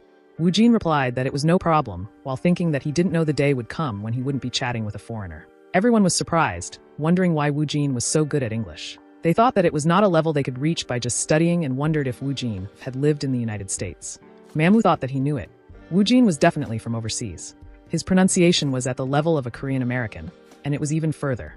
Ki-taek silently stood behind Choi-sung, who was wondering if Woo-jin had really come from an English-speaking country and why Woo-jin would be hiding that. Then, Choi-sung recalled the conversation about Japanese and thought that he hoped Woo-jin didn't know both languages. Ki-taek thought that PD-song was right. Woo-jin was from overseas. The more Ki-taek got to know him, the more odd he seemed to be. As Woo-jin was internally wondering where he should use Japanese, a girl behind him called him. Someone placed their hand on her shoulder while she asked Woo-jin if he lived in the United States and mentioned that his English was very nice. She was surprised when it was Manhwa who told her that everyone has their own circumstances they can't share, and she should take the hint. Nervously, she agreed, wondering if she shouldn't have asked. He told them to be quiet and that everyone should stand by and start the shooting. She agreed, guessing she shouldn't have asked that. Today was the scene of on-site inspections about Assistant Manager Park's serial murders. Assistant Manager Park would reenact the murder while being handcuffed, and a teddy bear was used because the scene was too brutal. At the same time, the moment of the murder would be shown to the viewers through Assistant Manager Park's flashbacks. In short, Kong Woo-jin had to act in both the murder reenactment scene and the actual murder scene, portraying both the current Assistant Manager Park and his past self. Woo-jin was worried because it felt a little uncomfortable, as it was an unpleasant scene. Though he had already made up his mind, now that it was happening, it felt a bit different. Even though it was a subspace world, he was experiencing murder. He knew he wouldn't be able to experience only good things from now on. While the subspace was wonderful, on the other hand, it could also be hellish to the extent that his ego was swayed. However, the concept acting and the misunderstanding that started accidentally emphasized his ego clearly rather than the role. Thanks to that, it kept him looking back at himself. Manhwa asked Woo-jin if he was ready. Grabbing the rope in his hands, Woo-jin was thinking about the things he had experienced. Suddenly, they shouted action. Woo-jin completed his sentence, stating that they were just parts of his possessions. In the scene, everyone was cursing at him, telling him to die and give him the death penalty. Park smiled, saying that it was so crude, and wrapped the rope around the teddy bear's neck. He tightly grabbed the rope near his shoulder and walked towards Yun-hee and Yoo Jae-hyung. Then the scene changed, and a woman and a man were lying unconscious before him. The scene shifted again as the teddy bear slowly started blending into a woman, who was begging him to spare her. Park replied that he didn't know and added that he was sure she was going to die today. Park threw her down on the ground, and she begged him to stop. He started pulling the rope around her neck as she screamed loudly in pain. While dragging her away, she began coughing and struggled to breathe. He called out to her, saying that she should do more and that he would like the screaming to be a little louder, as it was not arousing enough. Woo-jin looked at her as she started pulling the rope and trembled. He came back from his subspace, realizing she wasn't acting. The shooter shouted, "Cut," and said, "Okay, this scene should do the work for now." Helping the old woman, Woo-jin apologized to her, asking how she was feeling and if she had any aches. She said that she was all right. Just in case, he asked her to let him take a closer look. She was confused, thinking that the character's aura surrounding him had immediately vanished, and that he was completely different from the madman he had been just a moment ago. She was looking at his hand, and Woo-jin apologized, saying that the area around her neck had become slightly red. She replied that it was okay and pointed out that his hands were even redder than her neck. She added that he had intentionally put a lot of pressure to express the tension of the rope, and thanks to that, the rope around her neck was loose. But just to be safe, Woo-jin called the director, requesting him to please check this person's neck area and arms. Manhwa, surprised, asked if she had gotten hurt. Woo-jin explained that he thought he might have been a bit too rough during that pulling shot earlier, then told him he would quickly go to the restroom and be right back. They watched him as Woo-jin nervously ran away because he wanted to pee, and it was very urgent. As Choi Sung was watching Woo-jin leave, others thought that he was going to collect himself and regain his composure. Someone tapped his shoulder while he was wondering if Woo-jin was really okay, and he looked back. It was President Choi asking if he remembered him. Surprised, Choi Sung asked if he wasn't the director from Yulrim Film Company. He had heard that he was preparing his next project with director Kwon Ki-taek. Impressed, Choi exclaimed that they hadn't even done any press releases yet, but his information network was still on point. As Choi Sung asked, "But what brings you here?" he noticed that the masked person with a friendly vibe from earlier was director Kwon. Choi Sung whispered to Ki-taek, saying, "It's been a while," and asked if he perhaps came to see that actor. Ki-taek agreed, saying, "He's still quick on the uptake." In that case, Choi Sung asked if he must have seen Woo-jin. Kwon Ki-taek replied that he was amazing and had heard that he even speaks English quite well. According to director Song, Kwon Ki-taek asked if he was from abroad and if Choi Sung happened to know where he studied acting on his own. Surprised, Choi Sung asked if today wasn't his first time seeing Woo-jin. Kwon Ki-taek agreed, saying that he had been watching him for a few weeks and that he was actually planning to meet him properly and talk today. However, he mentioned that it would feel a bit awkward to say something to someone with strong lingering emotions from the shoot just now, so he thought he would just leave for today. Shocked, Choi Sung said that he had come all the way here and asked if Kwon Ki-taek was really saying he was leaving. Kwon Ki-taek replied that it was okay, as he had seen enough of the acting for what it was worth. Instead, he suggested that they arrange a proper meeting at a more suitable place. Choi Sung wondered if Kong Woo-jin was some kind of director magnet. He then suggested to Kwon Ki-taek that they meet in 2 days and asked if the morning would be all right. Sometime later, Choi Sung and Woo-jin were walking together. Choi Sung began to say something to Woo-jin but stopped. Woo-jin, confused, looked at him, while Choi Sung cursed the damn contract clause. He wished he could tell Woo-jin to really think it through this time, but for some reason, he just couldn't bring himself to say it. Choi Sung tried to explain that director Kwon Ki-taek's reputation is better and his honor is better than director Woo Hyunga's. Woo-jin agreed, saying he understood. Woo-jin had done some research on him before coming here. It was true that he was a genius. In fact, he had even won awards at prestigious film festivals abroad. But for some reason, Woo-jin didn't feel real, so he was not that nervous. Looking at Woo-jin, somehow Choi Sung felt like he was the only one who was nervous there. Anyway, they decided to go in. Ki-taek welcomed them both, and Woo Jin and Choi Sung greeted him back. Ki-taek said to Kong Woo Jin that he finally got to see him up close like this. As Woo Jin was sitting down, Kwon Ki-taek handed him the script for his next project. Kwon Ki-taek told him that a few other actors had already received it, suggested he skim through it briefly, and then they would discuss it. Woo Jin agreed and secretly opened his subspace. While in the subspace, he checked the script and its rating. He was confused to see its grade was a D, and wondered why the rating was so bad. He realized that it was the draft script he had seen earlier. If that draft was just a few pages taken from the original script and of low quality, he wondered if this meant the full script was also unfinished. He thought there was no way casting would happen with an unfinished script. Woo Jin wasn't sure, but although Kwon Ki-taek was a remarkable director, producing such a low-grade, poor-quality script made him rethink things. The roles were lieutenant, sergeant, and private. He knew that if he started reading, he'd be thrown right into the middle of a battle. Suddenly, he felt scared and decided to exit the subspace. Woo Jin was trembling while holding the script, and Ki-taek asked if he was okay. Woo Jin replied that he was fine. Ki-taek was glad to hear that, and had noticed he paused for a moment after receiving the script. Ki-taek wondered if he didn't like it from the beginning. Nervous, Woo Jin thought that's actually true though. Since Ki-taek came all the way here himself, Woo Jin thought he should show some respect. Still, he wondered why the rating was so bad, and if he could figure it out by reading it a bit. Kwon Ki-taek suggested that they should just skim through the script to get a sense of the project. He said they would only check if the overall atmosphere suited their taste or not. Sometime later, the more Woo Jin looked at it, the more he couldn't understand why the rating was so low. He didn't see any specific issues, so he couldn't make sense of it. Woo Jin sighed, wondering what he could possibly know from just looking at it. Unsure, he decided he would just ask about it. Then he apologized to the director. Ki-taek was caught off guard when Woo Jin asked if the script was definitely the next project. Ki-taek wondered why Woo Jin was inquiring about it. Woo Jin explained that he was a bit puzzled, as it felt complete but also as if it was only complete on the surface. Ki-taek remained confused and Woo Jin apologized, mentioning that he had told him to speak comfortably, so he did. Woo Jin was confused when Ki-taek said he came to that conclusion after just looking at a dozen or so pages of the script. Woo Jin wondered if he had made a mistake with this.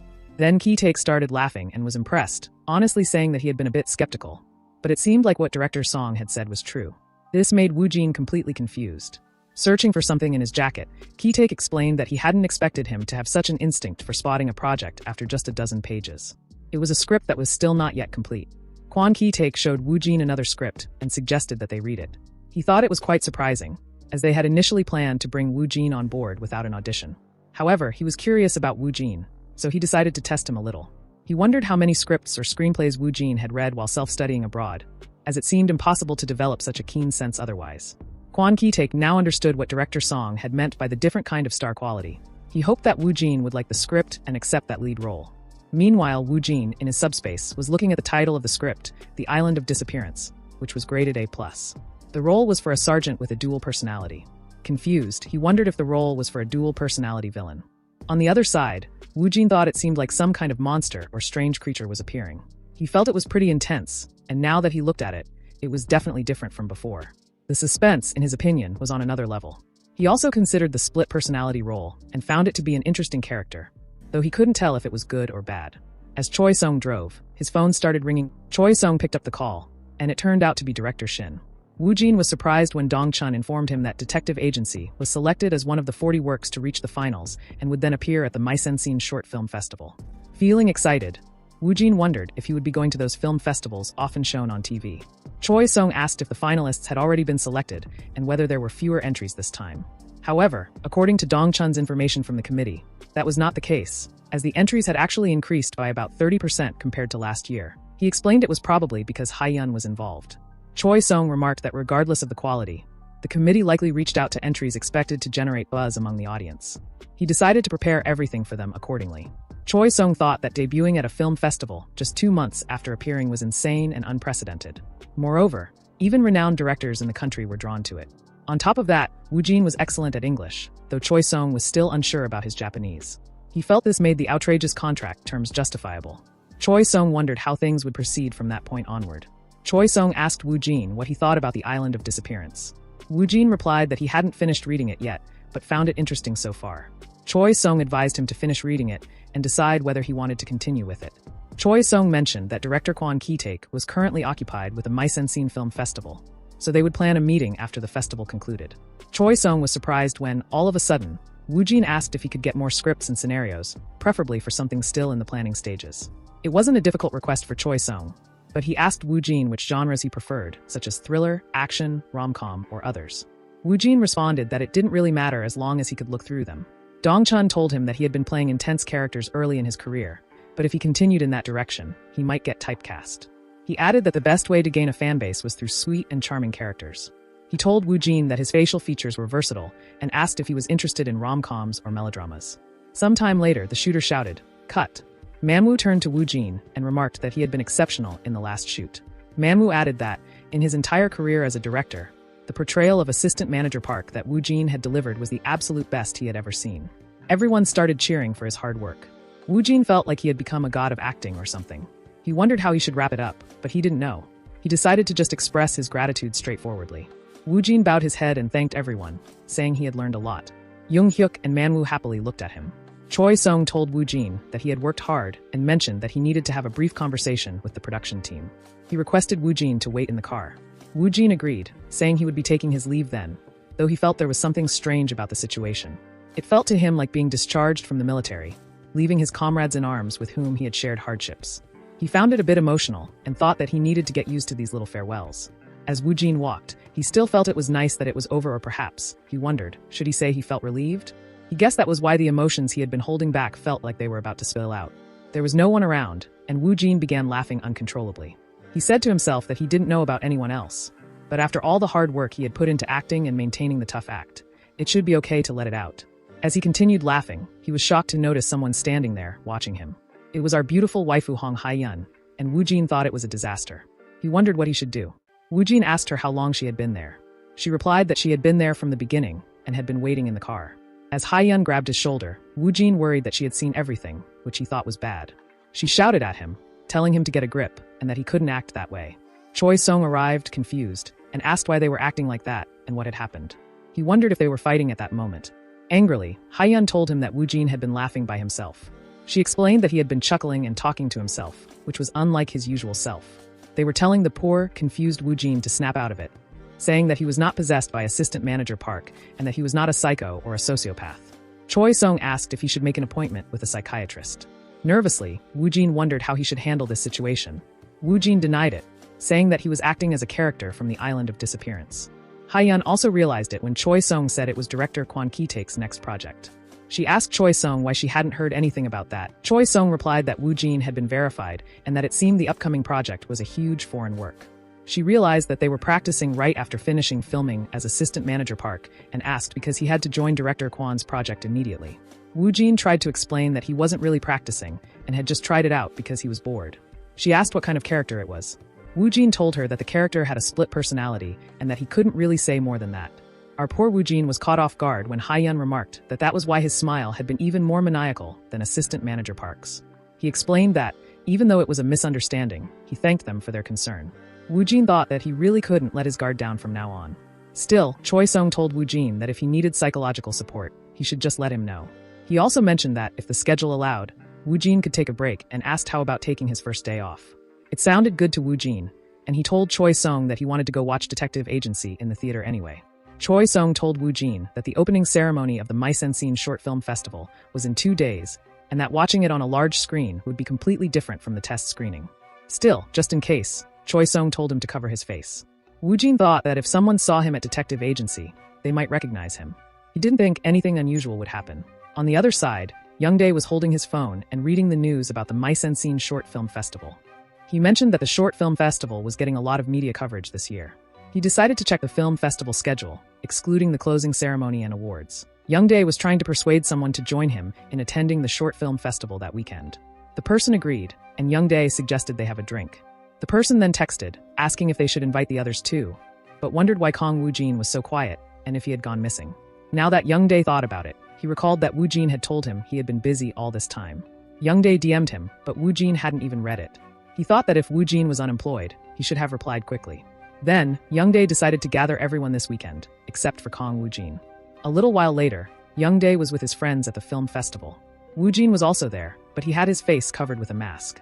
They walked past each other without noticing, both heading to the CCV cinema. In the theater, all the seats were full.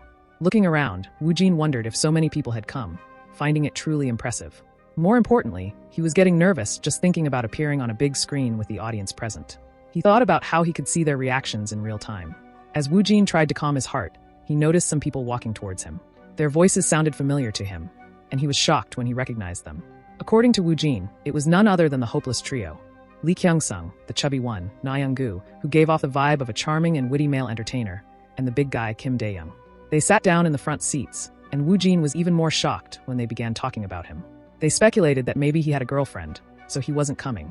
Na Young-gu remarked that it seemed like the most probable case. Youngdae silenced them because the detective agency movie was starting.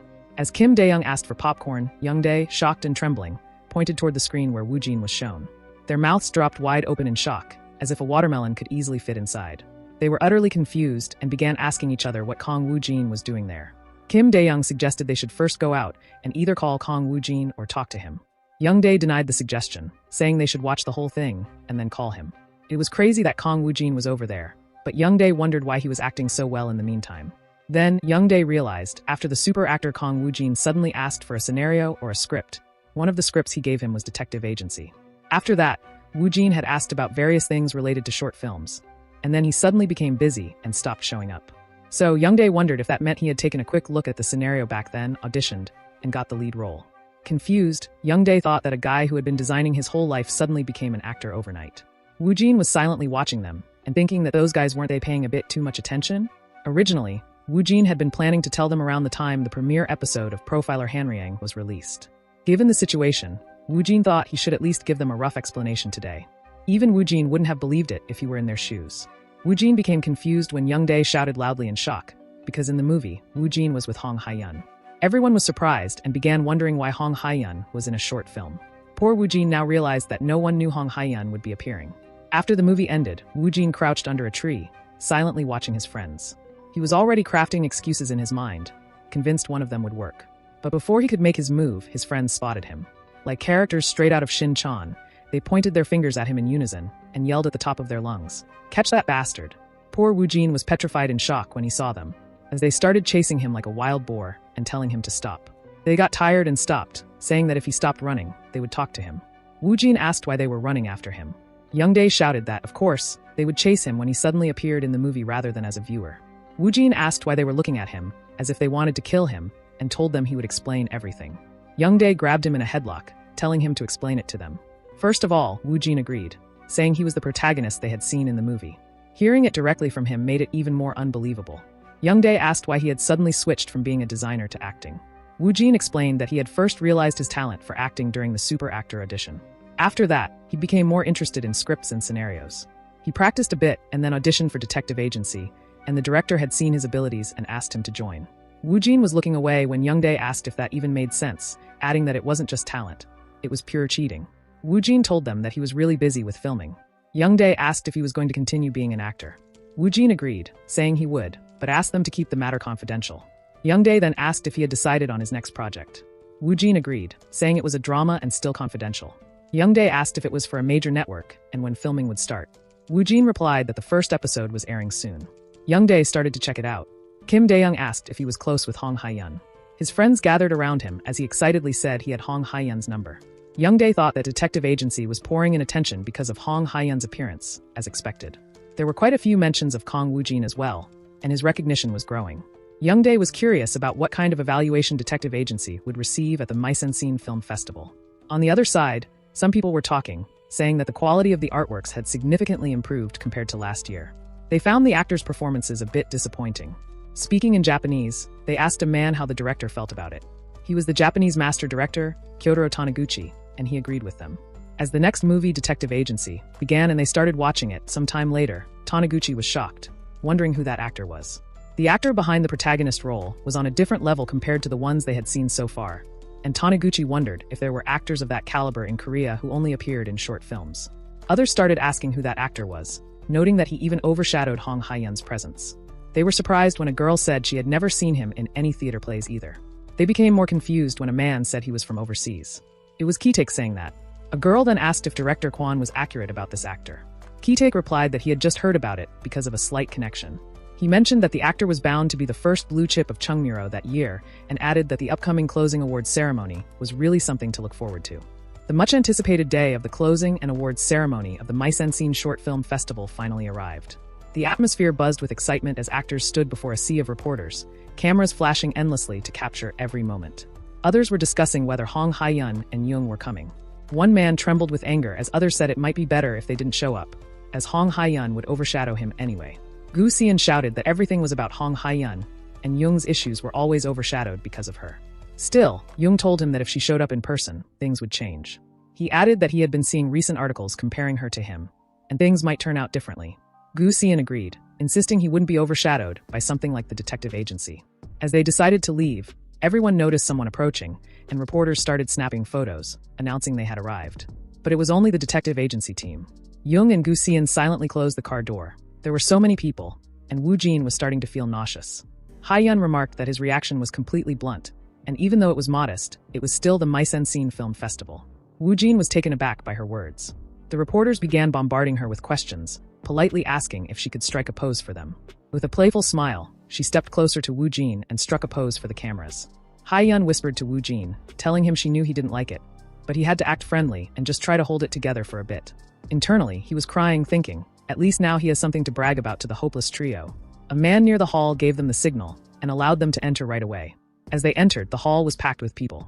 With everyone watching them, the manager requested they head to the center of the hall. Wu Jin sat down, feeling uncomfortable with all the eyes on him. As everyone had already taken their seats, the awards ceremony began. Sometime later, they started giving awards to the other actors. Then the next award was for the Best Actress. The announcer announced that the award would be presented by director Kwon Ki-taek, who walked onto the stage. Ki-taek then announced, the Best Actress award goes to Hong Hae-yun from Detective Agency. As she walked toward the stage, everyone was wondering, does that mean Park Young will win the Best Actor award?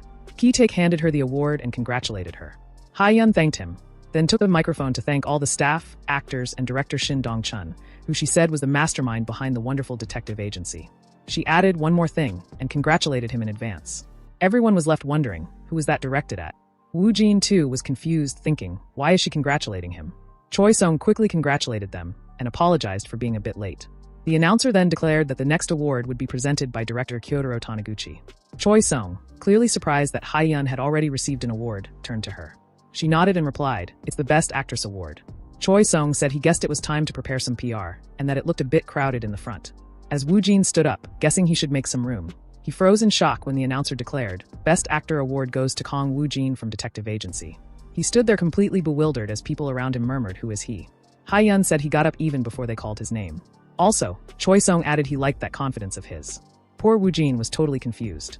As everyone was talking about him, saying an unknown pushing the top, and his expression is really cold though. Speaking in Japanese, Taniguchi congratulated Wu Jin, saying the work was truly amazing. They were both surprised as Wu Jin also spoke in Japanese, thanking the director and saying it's an honor that he thinks so highly of Detective Agency. As a girl asked him if he knew Japanese, Wu Jin realized he just responded in Japanese. He got a grip of himself and replied that he just knew a little. Taniguchi asked if he had lived in Japan by any chance, because that pronunciation couldn't be just from studying. Wu Jin thanked him for the compliment and replied that he only knew enough to communicate. Taniguchi was truly impressed by that level of Japanese. Poor Wu Jin was confused when Taniguchi asked him with such talent why he was only involved in short films. Ki-taek was completely shocked, and everyone was wondering if he was Japanese. They also mentioned that he spoke Korean well too. Hae-yun and Dong-chun were surprised, and Choi Sung was silently chuckling to himself. Choi Sung was intrigued but realized that Wu Jin could also speak Japanese. He wondered what kind of past Wu Jin had lived through. Then, Wu Jin noticed a man was showing some hand signs towards him. Taniguchi apologized, saying that he had interrupted the proceedings and requested Wu Jin to please go ahead and share his thoughts first. As Wu Jin approached the microphone, he was wondering what he should say and knew it needed to be as serious and polite as possible. He felt like lightning was striking right in front of him. Wu Jin decided to just say something appropriate, and his thanks. Then Wu Jin thanked them, saying the tough times were long, but he had wonderful people around him. He told them he wouldn't make his remarks too long, and that he would continue doing his best. As Wu Jin was walking away, the announcer said the next up was the grand prize for a work. As he got near his seat, Hae-yun and Dong-chun congratulated him, and he thanked them. Sitting in a corner, Wu Jin felt like his soul had left his body when Hae-yun asked which team they thought would win the grand prize. Dong-chun was shocked when Detective Agency won the grand prize for a work. Tears fell down from his eyes as they congratulated him. As the film festival was winding down, reporters were quickly putting out the news, and it didn't take long for Yunmi and Manhwa to see it. The hopeless trio caught wind of it too, and finally, Wu Jin's parents were left feeling a mix of confusion and surprise. They saw his text about winning an award for his performance, and just to make sure they believed him, he sent a picture of the award along with it. This moment marked the start of him being recognized as the actor Kong Woo-jin. Somewhere in a building, Woo-jin is amazed to see the continued popularity of the article. Thanks to the Short Film Festival and Hong Hae-yun, his fame is growing. As he checks his phone, he notices that his family can't believe the news, and Woo-jin thinks he'll continue receiving those messages. He sets the phone aside, deciding to think about it later, since he has a meeting that day. Ki-taek arrives, apologizing for being late and saying he came as quickly as possible. Ki-taek then asks about President Choi. Standing up, Woo-jin replies that President Choi has gone to the restroom. Then Ki-taek says let's start by ourselves and thinks he has a lot of questions. But he doubts Woo-jin is the type to answer them easily, so it would be faster to watch how he grows. Ki-taek first congratulates Woo-jin on receiving the award, and Woo-jin thanks the director in return. Ki-taek then asks what Woo-jin thought of the script. Woo-jin responds that he found it very interesting. Ki-taek laughs and asks which character stood out to him the most. He's surprised when Woo-jin mentions the character with a split personality. Nervously, Ki-taek warns him that it might not be easy. He then asks why Woo-jin chose that role. Internally, Woo-jin is confused, as he had simply picked it because he enjoyed the script, and replies that he thinks he likes villains. Honestly, Ki-taek tells him he didn't think Woo-jin would feel the same way. Actually, he had his eye on him for that role too and asks if he wants to be part of this project. Nodding his head, Woo-jin gladly accepts if it's possible. Choi arrives then, apologizing to them, saying he had received an urgent call. Ki-taek disagrees, saying his timing is perfect. Ki-taek surprises Choi by suggesting they sign the contract today for the leading villain role, officially making Woo-jin the first actor confirmed for Ki-taek's project. Ki-taek then gestures for Choi to sit, eager to discuss the upcoming schedule. Sitting down, Choi agrees, thinking about how a master director is giving the leading role to an unknown actor. Choi wonders how far Woo-jin will jump ahead. Once the news spreads, it will cause a commotion, so Choi is confused about why Woo-jin is so calm. Woo-jin nods his head at him, and Choi thinks that if he spends more time with Woo-jin, situations like this will become a regular occurrence. Choi also interprets the nod as Woo-jin telling him to stay moderately surprised, and then just focus on his own work. Choi clears his throat, leaving the director confused, as he explains that he truly appreciates the offer, but feels it's a bit too early to sign the contract today. Choi proposes making a verbal agreement today, and leaving the details for later. He believes Woo-jin wants him to focus on increasing his value, not just playing it safe like with the agency contract for Hanriang. However, since Woo-jin's recognition isn't strong yet, Choi decides to wait until after the first broadcast of Profiler Hanriang, when Woo-jin's value will increase significantly. Meanwhile, Woo-jin is silently urging him to stop, wondering if the master director might feel insulted and decline. Ki-taek agrees, understanding what they are saying, admitting he was too hasty. Then he suggests they first join the film production team's discussions and proceed with a verbal agreement. Choi thanks him. Woo-jin is completely confused, as this seemed impossible. Choi whispers to Woo-jin that he will make sure to get a result that satisfies him. Our poor Woo-jin wonders where the sudden mention of value came from. He thinks that if they're willing to raise it, there's no need for him to stop them. Woo-jin agrees, saying he understands. Choi also tells him that getting this publicity will likely be huge. Choi tells him to imagine that the contracts for Profiler Hanriang and the Island of Disappearance will be tied together and explode at the same time. He will become a bombshell in the entire entertainment industry. Later, they're in a van, and Woo-jin is exhausted after a chaotic few days. While driving, Choi mentions that he's currently being contacted by various companies and films after the Short Film Festival. However, this is a time when they need to be cautious, so Choi suggests waiting for now, as their company also needs to get some things organized. Woo-jin agrees, thinking he has some time to spare. Actually, the casting for the project is almost finalized, so Woo-jin was planning to start reading through the entire cast little by little. Touching the book near him, he returns to the subspace and selects Private Kim, deciding to do a reading for a small role before heading home. As the subspace prepares for the reading, Woo-jin feels a bit nervous, as what he's about to experience is truly extraordinary. The reading begins in a strange purple forest where Woo-jin's whole body is trembling as he becomes Private Kim. Horrified, Private Kim tries to laugh, telling them to come out and that he will shoot them all. Private Kim hears a noise behind him and feels a surge of fear. He quickly turns around with his gun raised and shouts who's there. He calls for Sergeant Kim and Private Park, but no one answers. Panic sets in as he cries out pleading for a respond and wonders where did everyone go. Suddenly, a voice calls his name Private Kim. Trembling, he turns back and asks if it is Sergeant Park. Before he can react, something sharp pierces his body. Private Kim collapses to the ground, his blood spreading across the area as he falls before the mysterious figure. The scene shifts to a hotel, where Kyotaro Taniguchi silently stands near a window holding a notebook. He can't stop thinking about that unknown actor from Korea, and strangely, his curiosity is piqued. He thinks their acting is beyond that of a veteran, yet their recognition is at rock bottom, which doesn't make sense to him. So, he decided to show that incredibly talented unknown actor to the world. Kyotaro Taniguchi takes out his phone, eager to work with Woo-jin. He calls someone and tells them to come to his room immediately, as he needs to stay in Korea for a few more days. While Woojin was relaxing at home on the official holiday, a major event was unfolding at the SBC broadcasting station in Mokdong. It was the production presentation for the much-anticipated profiler Hanryang. There, Park Yoonmi stole the spotlight by teasing an actor who was set to steal the show. This sparked a buzz across public communities and media outlets about profiler Hanryang. Feeling the pressure, MBS and TVM quickly began promoting their upcoming shows. Soon, every drama released its main trailer almost simultaneously. Sitting on his bed, Woojin looks at the main trailer, which has top-notch quality and is truly fascinating. Woojin had also done video editing while working at a design company, but it wasn't anything that significant. Suddenly, Woojin gets up, shocked, after seeing his bank transfer message, showing a 60 million hit in one go. Woojin is excited about his first salary since he started acting. He heard that the Hanryang side continues to bring in money even after the first episode. Woojin has never dealt with such an amount before, so he's clueless. He's really conflicted, wondering whether he should give some to his parents first or save up a bit more for moving. Then, Woojin receives a message from President Choi, asking if he can come to the office tomorrow with Suwon and Yejung instead of him, as he's busy. Woojin wonders if something is going on. The next morning, Woojin greets Suwon and Yejung. They tell him to speak more casually now, as it feels uncomfortable. Woojin agrees but asks if the president is very busy. Nervously, Yejung tells him not to even mention it, saying the company is in chaos right now, like a battlefield. Suwon says Appa won't understand like that, so she starts to explain the current situation. Choi had dark circles under his eyes and looked shocked as the office buzzed with news about Hong Hae-yun's interview and Kong Woojin. Everyone was urgently asking to send it through quick delivery. The quick delivery requests are piling up in front of the exhausted Choi. His glasses started to crack as he kept hearing nonstop about Hae-yun and Woojin.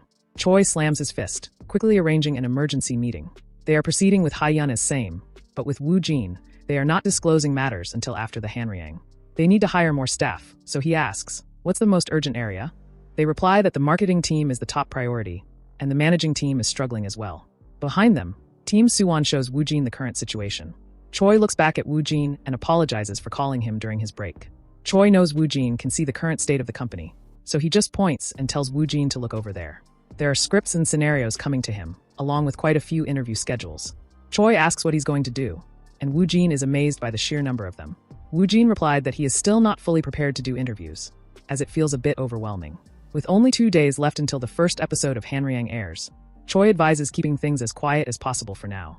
Choi then decides to talk about the next project, mentioning a melodrama and a romantic comedy that he had carefully selected after filtering out the less meaningful options.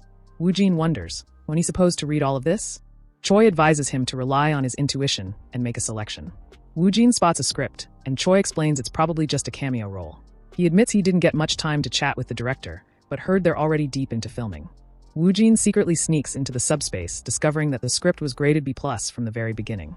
Someone urgently calls President Choi, panicking as they shout that someone has just arrived. A man arrives there, speaking in Japanese and apologizing for showing up so suddenly. Kyotaro Taniguchi arrives to meet actor Kong Woojin, and everyone is surprised to see a prominent Japanese director there. A confused Choi, who doesn't understand Japanese, wonders, why is he here? Woojin feels lost as Kyotaro Taniguchi looks at him and says he came in person to show his sincerity. He adds that if this is a bad time, they can always reschedule the meeting. Woojin quickly realizes that Kyotaro Taniguchi is asking him to translate. It's an easy task for Woojin, who effortlessly explains to Choi what Taniguchi just said. Choi, unable to believe it, asks Kyotaro Taniguchi to please come this way. Kyotaro Taniguchi sits down and says he's glad the actor can speak Japanese, as it was always uncomfortable for him when he came to Korea. Kyotaro Taniguchi asks Woojin if it's okay to act as the interpreter. Woojin replies, that's possible. Kyotaro Taniguchi thanks him, but expresses regret that they couldn't have a longer conversation at the short film festival. As always, Woojin is completely baffled when Kyotaro Taniguchi suddenly says that no matter how tough the challenges are in Korea's acting scene, it would be a waste for Woojin to stay confined to the short film industry. He asks Woojin how long he has stayed in Japan. Woojin replies that it's hard to say because of the circumstances, and Kyotaro Taniguchi apologizes for that. Woojin gets goosebumps as he wonders, why is he actually here? Choi looks at Woojin to translate and apologizes, asking if he's here because of actress Hong Hae-yun. Shaking his head, Kyotaro Taniguchi denies it, saying he came today because of actor Kong Woojin. Confused, Woojin wonders, but why? Then, he suddenly asks Woojin about advancing to Japan. To Woojin, it felt crazy since he had only been acting for 2 months. Kyotaro Taniguchi tells him it's natural to have concerns and asks if he has any confirmed projects. Thinking it isn't confirmed yet on director Kwon Ki-taek's side, so Woojin responds nothing has been confirmed yet. Kyotaro Taniguchi tells Woojin that he is working on his next project, an adaptation of a famous Japanese novel that is about 80% finished. He then asks Woo Jin if he wants to join the project, leaving Woo Jin completely stunned. Nervous Woo Jin thinks it's not that bad. Choi asks what director Kyotaro is saying. Woo Jin informs Choi that Kyotaro Taniguchi wants to work on a project with him. Surprised, Choi asks Woo Jin what he is thinking. Woo Jin replies that he doesn't see any reason to decline, so he's considering asking for the script and thinking about it for now. That was a good idea, so Choi says it's better to have a variety of choices. Woo Jin tells Kyotaro Taniguchi that it sounds like a nice idea, but asks if he can receive the script and think it over. Kyotaro Taniguchi agrees and inquires how he should contact them later. Woo Jin translates that to Choi. Choi gives his business card so Kyotaro Taniguchi can send information to his mail. He takes it while thanking them for the positive response, as it was worth coming in person, and says he will quickly complete the script and send it to them. Woo Jin inquires if he is leaving already. Kyotaro Taniguchi agrees, as he originally had a one-day schedule in Korea, but wanted to have a meeting with him. Before leaving, Kyotaro Taniguchi tells Woo Jin he will be looking forward to the day they meet again. Choi and Woo Jin are sitting there, totally baffled. Choi starts shouting at him, asking why director Kyotaro came here. Woo Jin couldn't answer him, as he is also curious about that. He suggests keeping this under wraps, since they don't know how it will turn out. Choi tells him to choose the script or screenplay, as he can just wait for the first episode of Profiler Hanryang to air. He takes out his phone as Manhwa is calling. Choi tells Woo Jin they are suggesting having a company dinner and watching the premiere of Profiler Hanryang together. Somewhere outside the restaurant, Woo Jin and Choi had come there. Choi says the reporters are probably waiting for the first episode right now, as the premiere is right around the corner. Standing before the door, Woo Jin replies he is hungry and excited. Choi says that's an interesting answer and asks where's the attitude of a newcomer? Actually, Woo Jin is really nervous, as it was completely different from how he felt during the first shoot. Choi tells Woo Jin to go in first. He will tidy up a bit and then follow him. Swinging the door open, Woo Jin enters the hotel where Yoonmi and Manhwa see him. Manhwa announces that their assistant manager, Park, has arrived. Yoonmi then asks how he's been, and Woo Jin greets them both without any emotion. Manhwa congratulates him on winning the award. He then asks if Woo Jin has experience with both languages. Woo Jin apologizes, as he is not very comfortable talking about it. Suddenly, Yoonmi takes his hand, closing her eyes, making Woo Jin confused. He asks what she is doing. She replies that she is praying, as she already believes in Woo Jin's totem legend. Thinking he has nothing more to say, he decides to leave it at that. Woo Jin greets Youngmin and Haeyeon. Youngmin mentions he heard Woo Jin won an award because of detective agency and congratulates him. Haeyeon leans in and whispers in his ear that she heard director Kyotaro came to the company and asks if he's perhaps going to Japan. Woo Jin can't help but notice how nice she smells. She looks confused when Woo Jin replies that he doesn't know. Then Woo Jin and Haeyeon notice everyone shouting about the ads, saying it's starting soon. They feel nervous, wondering how the ratings will turn out. Since the topic came up, someone suggests making bets on the ratings. Some bet 50,000 won on 10%, others on 10.7%, and a few on 15%. Confused, Woo Jin wonders if he should join in. After a moment, he decides to go for it and bets 50,000 won on 20%, shocking everyone. They laugh, pointing out that the last time ratings were close to 20% was 3 years ago, and they think his bet is way too high. Woo Jin starts to wonder if 20% really is a lot. Everyone looks at the screen as the premiere of Profiler Hanryang is finally starting. Unlike Detective Agency, this show is airing nationwide, making it accessible to viewers everywhere. The hopeless trio watches in shock, completely taken aback, while Woo Jin's family also tunes in, their expressions filled with surprise. Woo Jin wonders what everyone thought of his acting. One person comments that it was surprisingly good, which makes their article less interesting. Another tries to remember where they've seen him before. The blonde then exclaims, "That's the one who won the acting award at the Short Film Festival, Kong Woo Jin." They're thrilled by how well the drama is edited. They even ask the director if he was on drugs, especially after seeing the incredible scene with manager Park. Woo Jin is really enjoying it. Although he felt awkward when he first appeared, he was gradually getting more comfortable. Woo Jin looks at his phone, amazed by the flood of messages, even from people at his old company. He can't help but wonder, did everyone watch the drama? As Woo Jin looks at Manhwa, he's confused, wondering why they're suddenly looking at the director while talking. Manhwa is looking at his phone when a man asks him did it come out, and how much is it? With a dark expression, he tells them real-time ratings of MBS are 5.9%, TVMs are 2.7%.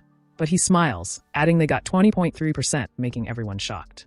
They ask him if he's serious, and he confidently replies, "That's true, 20.3%. Manhwa nods as a shocked girl exclaims, "Hasn't it been about 3 years since any drama hit a 20% rating? And it's so rare for the first episode to reach 20%. He explains that the unprecedented promotions from each broadcasting company and the media's effective hooks played a role. Viewers tried other shows but ultimately settled on ours. Looking at Woo Jin, he says manager Park's appearance in the latter half really helped retain the audience's attention, so they had less viewer drop-off, and they might have even increased. Everyone gathers around Woo Jin, saying how huge Manager Park's impact was and wondering if he's being just a bit too calm about it. Internally, Woo Jin is far from calm, thinking this is crazy. It surpassed 20%. It has to be S rank. Manhwa listens as they start talking about how he won an acting award. His first drama's rating hit 20%, and he guessed it exactly, also winning the bet. Then Manhwa is shocked, realizing that Woo Jin had guessed 20% exactly just a few minutes ago. To him, this feels less like activating a totem and more like a level of future prediction. Manhwa wonders if he's even human. Woo Jin internally chuckles, thinking, he only guessed but got it right. Yunmi takes his hand again, thanking him for the totem, just as she had expected. Woo Jin decides, let's not react since it's annoying. They handed the prize money from the bet, about 500,000 won, to Woo Jin. He gets excited, exclaiming, free money, here he comes. The drama war, capturing everyone's attention, was a fierce battle between 3 broadcasting stations. Profiler Hanriang stood out with its overwhelming quality and claimed victory. As it continued to generate articles, Kong Woo Jin's name was mentioned more and more. This was just the start. Both the media and the public couldn't ignore it, and Profiler Hanriang's influence spread quickly, both online and offline. Word of mouth made it the hottest topic on the streets. With all the attention, the second episode of Profiler Hanriang was quickly approaching. Sometime later, Yujung brings some snacks and asks them if they want fried or seasoned. Woo Jin's phone has been buzzing nonstop, and Suwon can't help but ask who's trying to reach him. He replies, just people he know, and thinks, people who have also been erased from my memories. He is getting bombarded by sudden messages from everyone. First of all, he decides to just ignore them, as they don't really mean anything for now, and only respond to work-related messages. She tells him she posted 5 photos on his SNS earlier today, but had forgotten because she was so busy. Woo Jin remembers he had made it after the Hanriang gathering, since it's a basic thing to do. But he wonders what kind of photos she posted and asks her about it. She explains that she told the publicity team to include his look from the film festival. She also uploaded a few profile pictures and a photo from the barbecue restaurant they visited yesterday. Yujung stands up shouting, it's starting! He recalls how crazy Season 1 was and wonders just how wild Season 2 will get. Choi nods in agreement, mentioning that Manager Park is bound to get more screen time in Season 2. With growing excitement, Choi says he can't wait to see everyone's reactions tomorrow and asks Woo Jin if he feels the same. Woo Jin replies he is. Suddenly, his phone rings, and he notices a text from Haeyun. She had followed him and asked if he knew he'd gained a ton of followers. Woo Jin becomes confused, so he decides to check it out. He sees 30,000 people following his account and is shocked. He taps on his picture and sees numerous comments complimenting him. That's when he realizes why people use social media. It's like having someone cheer for him right in front of him. Choi asks Woo Jin why he isn't watching the drama and if something is wrong. Woo Jin denies it, saying he was just checking his SNS. Choi tells him he checked it around lunchtime earlier and it was at about 20k, then asks, how about now? Woo Jin replies, it's at 30k. Choi says, that's good. Woo Jin becomes confused, wondering why he's so calm. So Woo Jin asks, isn't that quite a lot? Choi agrees, but says it'll probably increase even more by tomorrow. Yujung and Suwon nod to each other, while Woo Jin remains confused between them. Choi tells Woo Jin he's the one managing the pacing of the blockbuster drama. He mentions that it's completely natural for him to be gaining fans, but it's rare for a debut drama to be this successful. He wonders if this means he'll also have a fan club and participate in signings and meet and greets with fans. Choi says that at this rate, he'll have a fan club soon. Woo Jin wonders if Choi just read his mind. Woo Jin is quite amazed at having a fan club. A black-haired woman is secretly looking down when suddenly a man scolds her for not checking the scripts she just received and for messing around instead. She tells him it's not true, but he disagrees. He says ever since she attended the film festival, she's been acting strange, and he calls her Warren. She tells him she will read it and explains that she was just briefly looking at an article about Profiler Hanriang. She's the leader of Alani, a girl group in its 8th year. He replies, that was a huge hit. The rating was over 20%. Warren tells him, they say the second episode got to 23.2%. He says that's awesome and asks if she congratulated Hong Haeyun, since they're close. He adds that if only she had gone instead. She snaps, asking what he's talking about, explaining that she already called her a while ago. He tells Warren that she needs to land a hit project soon and urges her to check the script right away, mentioning that the CEO has been talking about it. Warren agrees and tells him, just be quiet. Warren looks at her phone and sees that both Detective Agency and Hanriang are linked to Kong Woo Jin. She wonders which theater company he came from, what school he attended, and how old he is. She thinks there isn't much information, but she's eager to learn more about Woo Jin. After noticing he set up an Instagram, she's excited to start fangirling him soon. He shouts at her to focus on the script. She begins looking at the title, which is Friend Zone. On the other side, Woo Jin sits on his bed, finally catching up on all the messages. He ignores the ones from those ambiguous relationships, though. His social media follower count is getting close to 50,000. He never expected getting so much attention would be this fun. Of course, he still has some worries about it. It doesn't matter for now. He decides to just enjoy the moment. Soon, he starts going through the script and scenarios sent by the agency. He quickly skips over grade E and grade D, cutting out anything below grade C. But when he looks at the grades A and S scripts, he can't help but think they're on a whole other level. Woojin successfully salvaged a B+ grade movie about drug dealers. He wonders if this is the cameo role. He recalls his conversation with Choi, who mentioned wanting to meet and talk after seeing him at the film festival. Looking at the script, he says it might be a B+ for now, but the rating could improve later. Then he realizes it is a crime thriller, which sounds good and feels quite interesting to him. A call comes to him from President Choi. First of all, Choi asks Woojin if he has looked at the scripts. Woojin agrees, telling him most of them aren't that good, but the drug dealer one is okay. Choi laughs, saying that he trusts Woojin's instincts and decides to go with it. Woojin realizes a misconception has solidified. But Choi tells him that Director Kim of Drug Dealer seemed a bit rushed, so he asks if he is okay with it and if they should set up a quick meeting. Woojin requests to go ahead. Choi informs him that producer Song contacted him and asks if he knows producer Yoon Byung-seon, as he is a big name in the entertainment industry. He is one of the top producers in the domestic entertainment scene. The variety shows he produces always get great ratings, and the shows he plans are always in the spotlight. Woojin has enjoyed a few of these shows himself, but he wonders why Choi is mentioning this now. Woojin agrees, telling him that he does. Choi says the lead actors of Profiler Hanryang will appear on the Novelist Recaps YouTube channel run by producer Yoon Byung-seon for promotional purposes. He suggests doing a mix of variety and talk show formats. Woojin thinks about the variety show and wonders if Choi is worried that the concept might be at risk. He realizes he will have to do a variety show at some point and thinks it might be a good idea to establish a foundation early on. He decides to go ahead without looking back and tells Choi he thinks it'll be fine to do it. Sometime later, Woojin and Choi stand in front of a house, opening the door. Woojin greets the director. Director Kim Do-hee of Drug Dealer thanks them for taking the time, especially since they must be extremely busy. Do-hee says Woojin seems much calmer than she expected and looks even more subdued than when she saw him at the film festival. Choi tells her, our Woojin is usually quite composed. But Choi adds, when acting, he transforms completely. Do-hee agrees, saying, there aren't many actors with such a variety of colors. She looks at Woojin, who becomes confused, thinking, this can't be a staring contest. She says he fits the character even better, making her greedy. First, she honestly explains the situation with Drug Dealer. Recently, Junwoo, one of the actors, was involved in a car accident. Due to the serious injuries he sustained, he had to leave the project. Choi asks, so, she wants Woojin to take on that cameo role? She says that even though it's called a cameo, it's actually a very important role. Then, as she saw Woojin at the film festival speaking Japanese fluently. Given the context, this cameo requires Japanese language skills. She also mentions that the role has some level of difficulty, but Woojin's acting was excellent, which made the proposal still feel a bit strange. She tells them it feels a bit like a patch job, and, on top of that, the timeline is a bit tight. Choi asks how much time they have. She answers, they need to finish filming within 3 weeks. Choi replies, that might be a bit challenging. She agrees, saying, but we can't just remove the role, as it'd kill the energy of the movie. The boy next to her suggests removing it after all.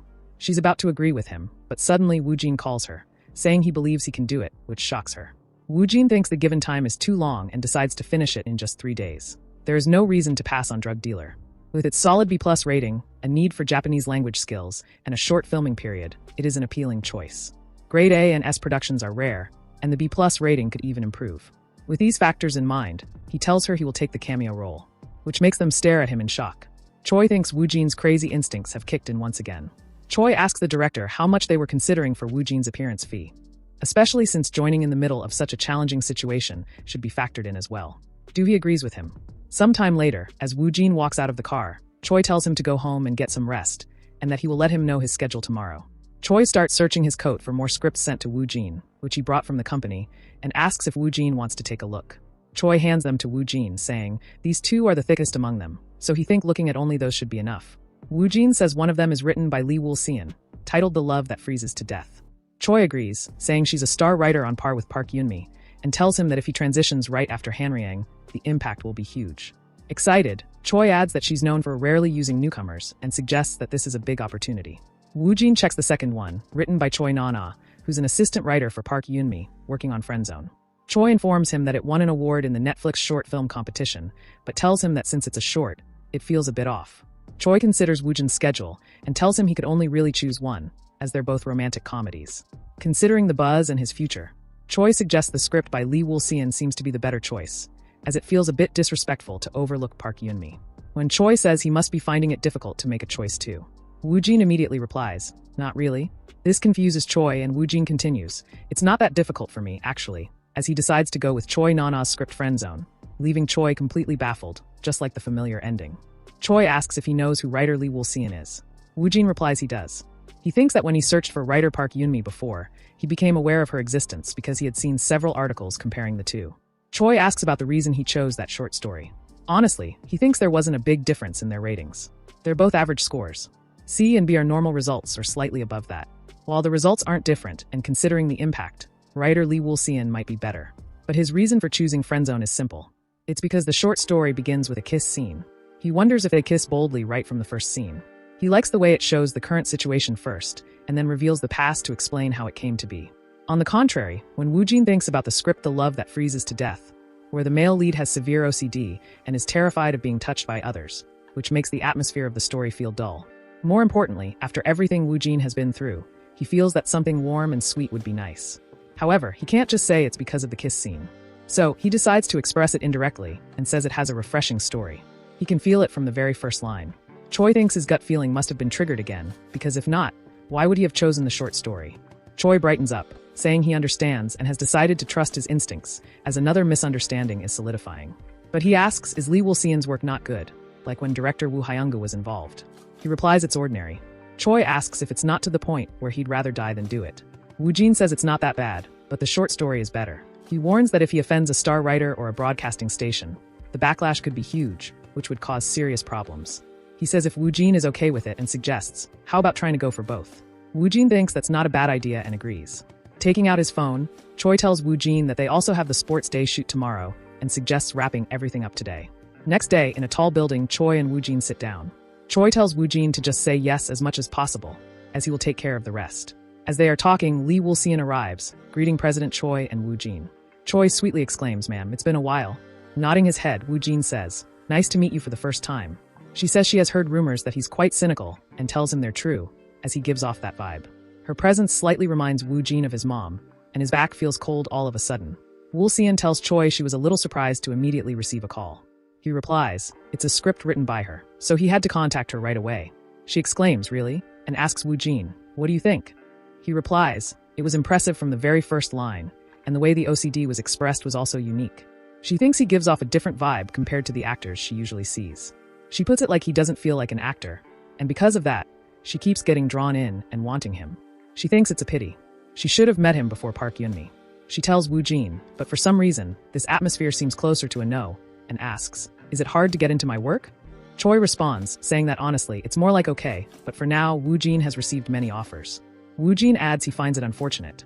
Choi says this situation could lead to misunderstandings if it gets out and offers to fit a small role into his schedule if she creates one.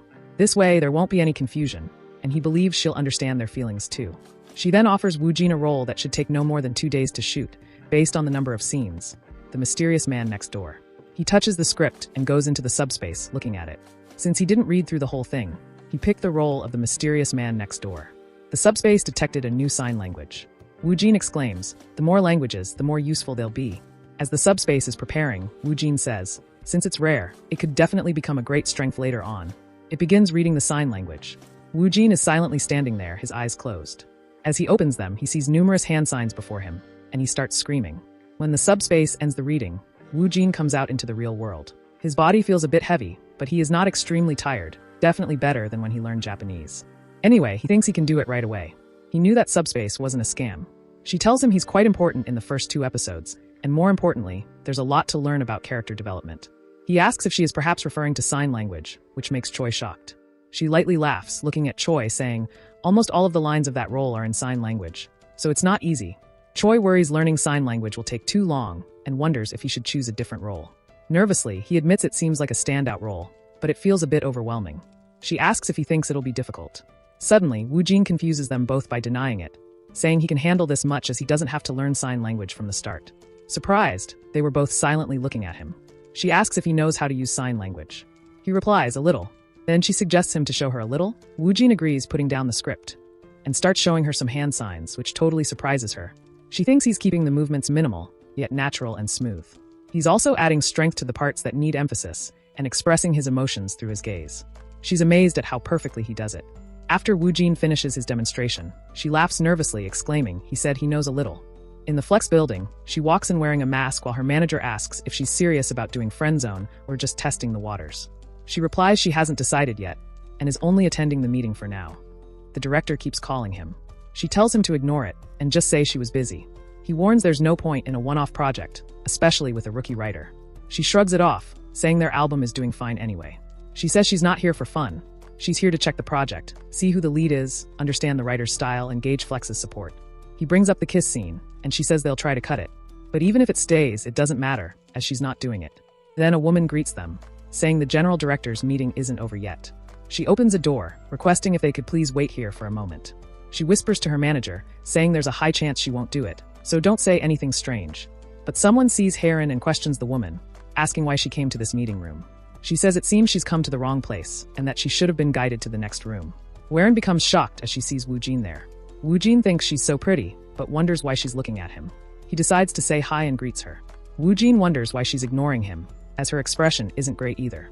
Weron internally screams how his voice is amazing, as usual. She looks away, thinking she can't keep looking at him, as it feels like his heart's going to burst. This makes Wu Jin confused, as he's thinking she's really avoiding eye contact outright. Flustered, she nervously admits how much she enjoyed his drama. Wu Jin, finding her personality quite unique, thanks her. She hurriedly walks away, calling out to her appa, overwhelmed and unable to take it anymore. Wu Jin whispers to President Choi, asking if isn't Heron's personality a bit strange? He replies he hasn't heard anything particularly bad about her, and inquires why he asks. Wu Jin tells him that's not it, thinking she's really cold, but it doesn't really matter to him. That woman apologizes, saying a member of their staff made a small mistake. But Choi asks what she is planning to do with Heron. She honestly admits that they were a bit surprised too, explaining that she's also there for a meeting related to Friend Zone. However, the woman assumes it'll just be a casual meeting and nothing more. Choi dryly laughs and replies, someone like Heron wouldn't really need to go to a one-time thing. Looking at the writer, she says that's true. But even without Heron, they have enough with Wu Jin. Choi Nana agrees and asks Wu Jin why he chose his friend zone. Wu Jin thinks it's because there's a kiss scene 3, but he can't say that. He replies that he liked how the script goes straight to the point without any unnecessary fluff. She becomes excited, but doesn't really understand what that means. The woman asks Wu Jin if he sings or plays the piano. Confused, he wonders why she suddenly changed the subject. Remembering how he shines at karaoke, he confidently says he's not bad and asks why she wants to know. Choi Nana informs him, actually, it's for a scene in the second episode, not the first one. Choi inquires, what vibe is the writer going for with that? Innocent, Choi Nana tells him something like a professional singer and pianist. Choi starts pondering, the woman interrupts him, explaining that there's no need for it since the singing and playing can easily be fixed during editing.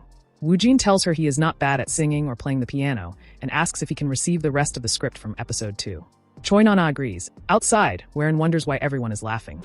She is really curious about what they decided to do with Wu Jin. They come there, asking Heron if she has been waiting a long time. She freaks out, replying no. First of all, that woman thanks her for agreeing to this meeting. She tells her the script was intriguing and wonders if their meeting with Wu Jin is over.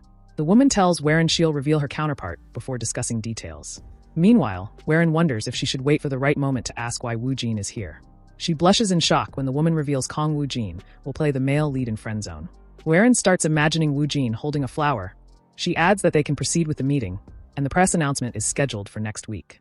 Her manager asks the director for permission to mention a few conditions first, making Weron worried.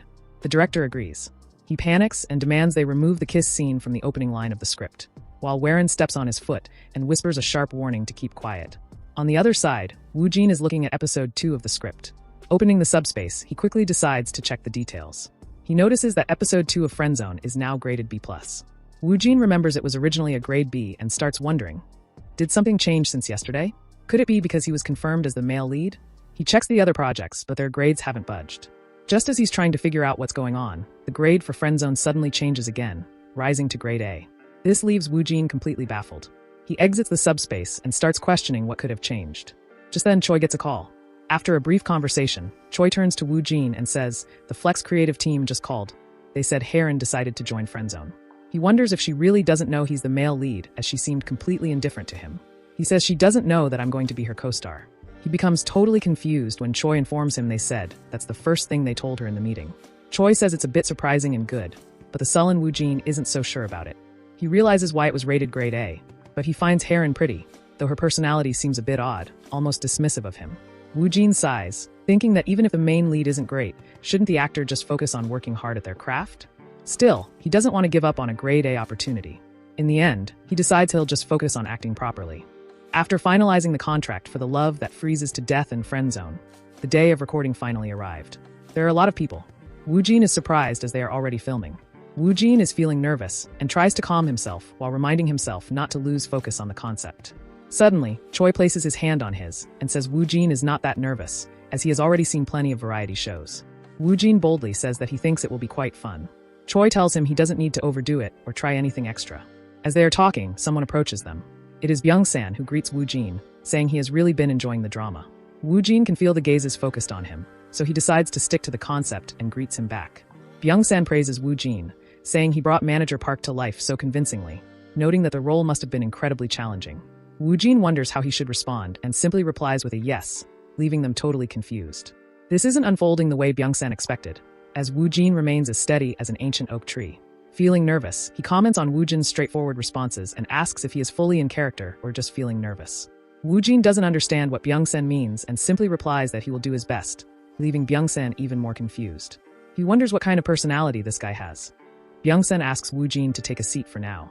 As Woojin walks away, someone calls out to the director from behind. It's Haeyeon and Young-min, greeting him and letting him know they've arrived. The director greets them back. As the cast arrives, all the actors start putting on their microphones and taking their seats. They start the show, and Woojin remembers the concept, keeping his reactions authentic. Woojin thinks there's no time to overthink his lines. As Byung-san starts to introduce them on his channel, he asks Young-min to give a quick hello to the viewers and subscribers. Young-min greets them, telling them he is playing Yoo Ji-hyung in Profiler Hanryang. Woojin internally starts practicing his self-introduction. Byung-san tells Woojin he is one of the most talked about actors right now and requests that he please introduce himself.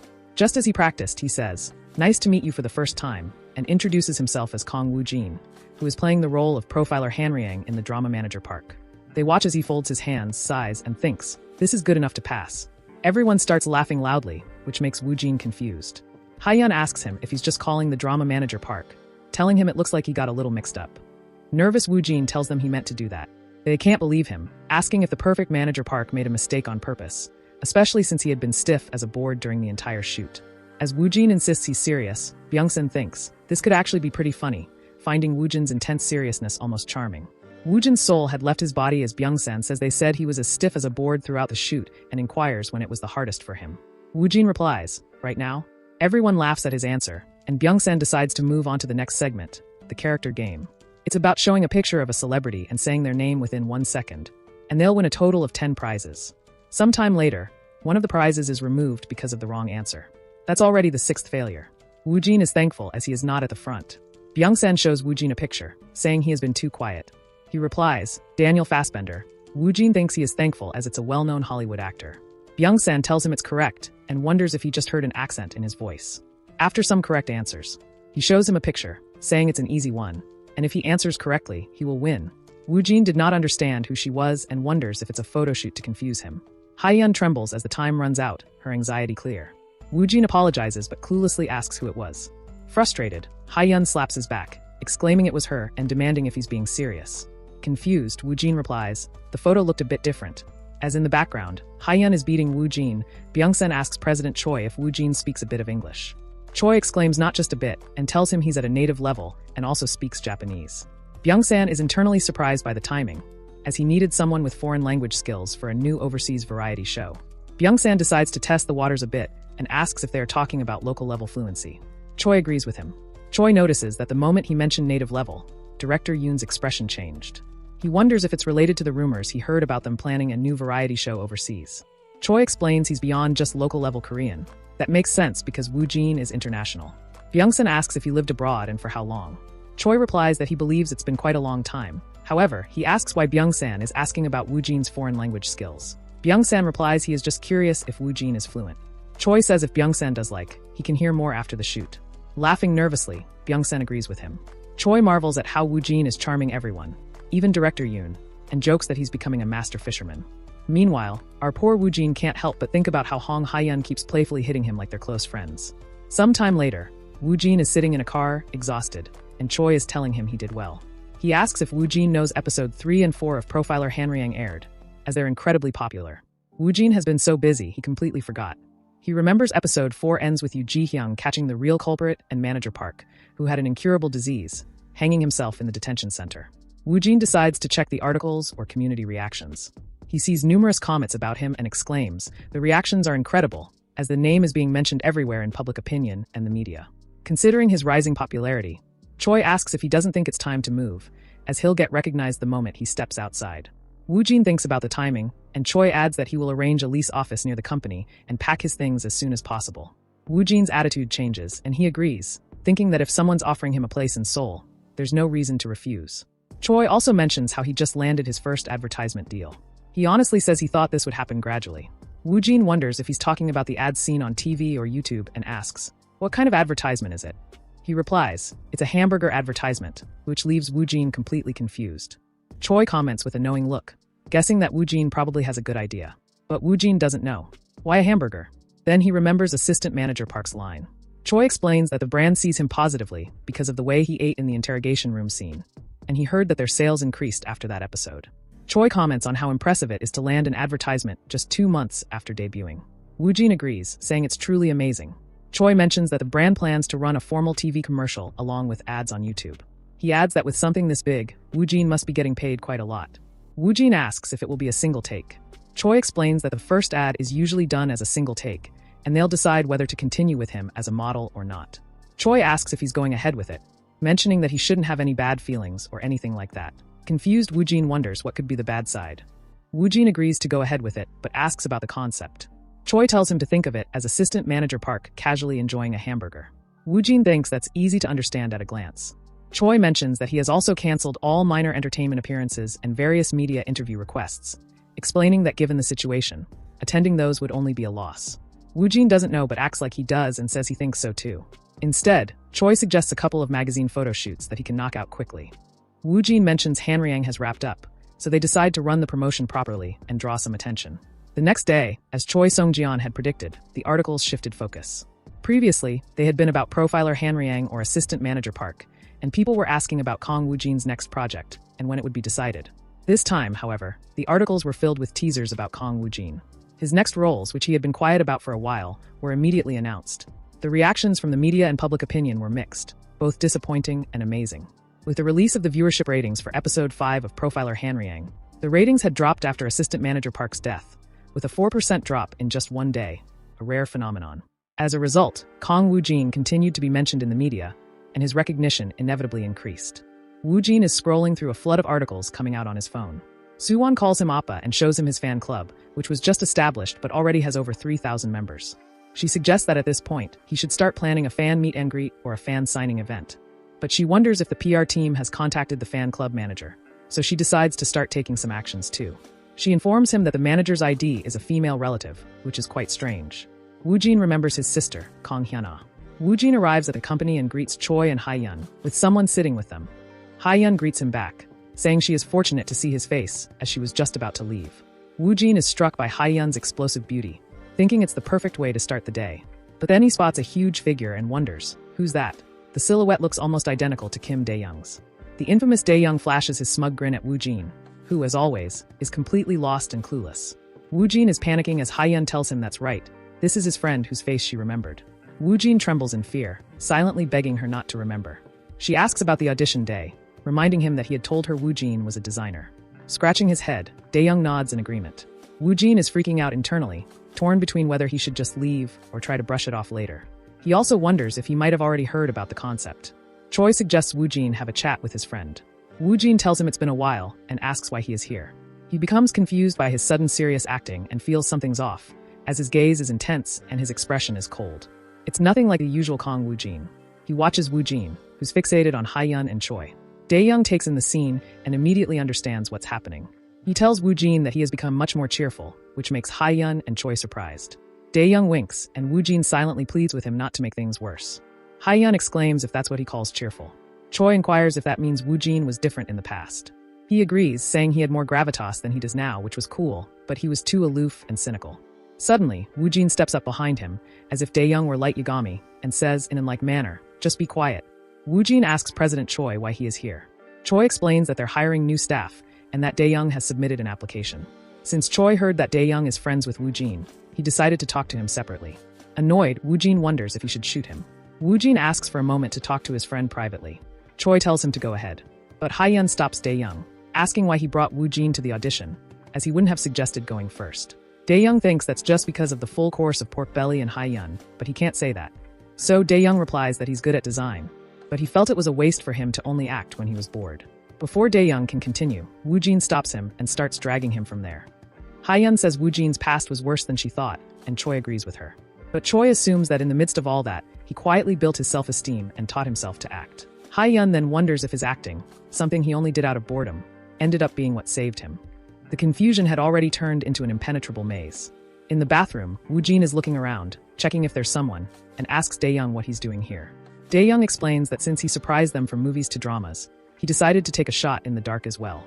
Woojin leaps at him, ready to fight, and Dae-young asks if he's trying to challenge him.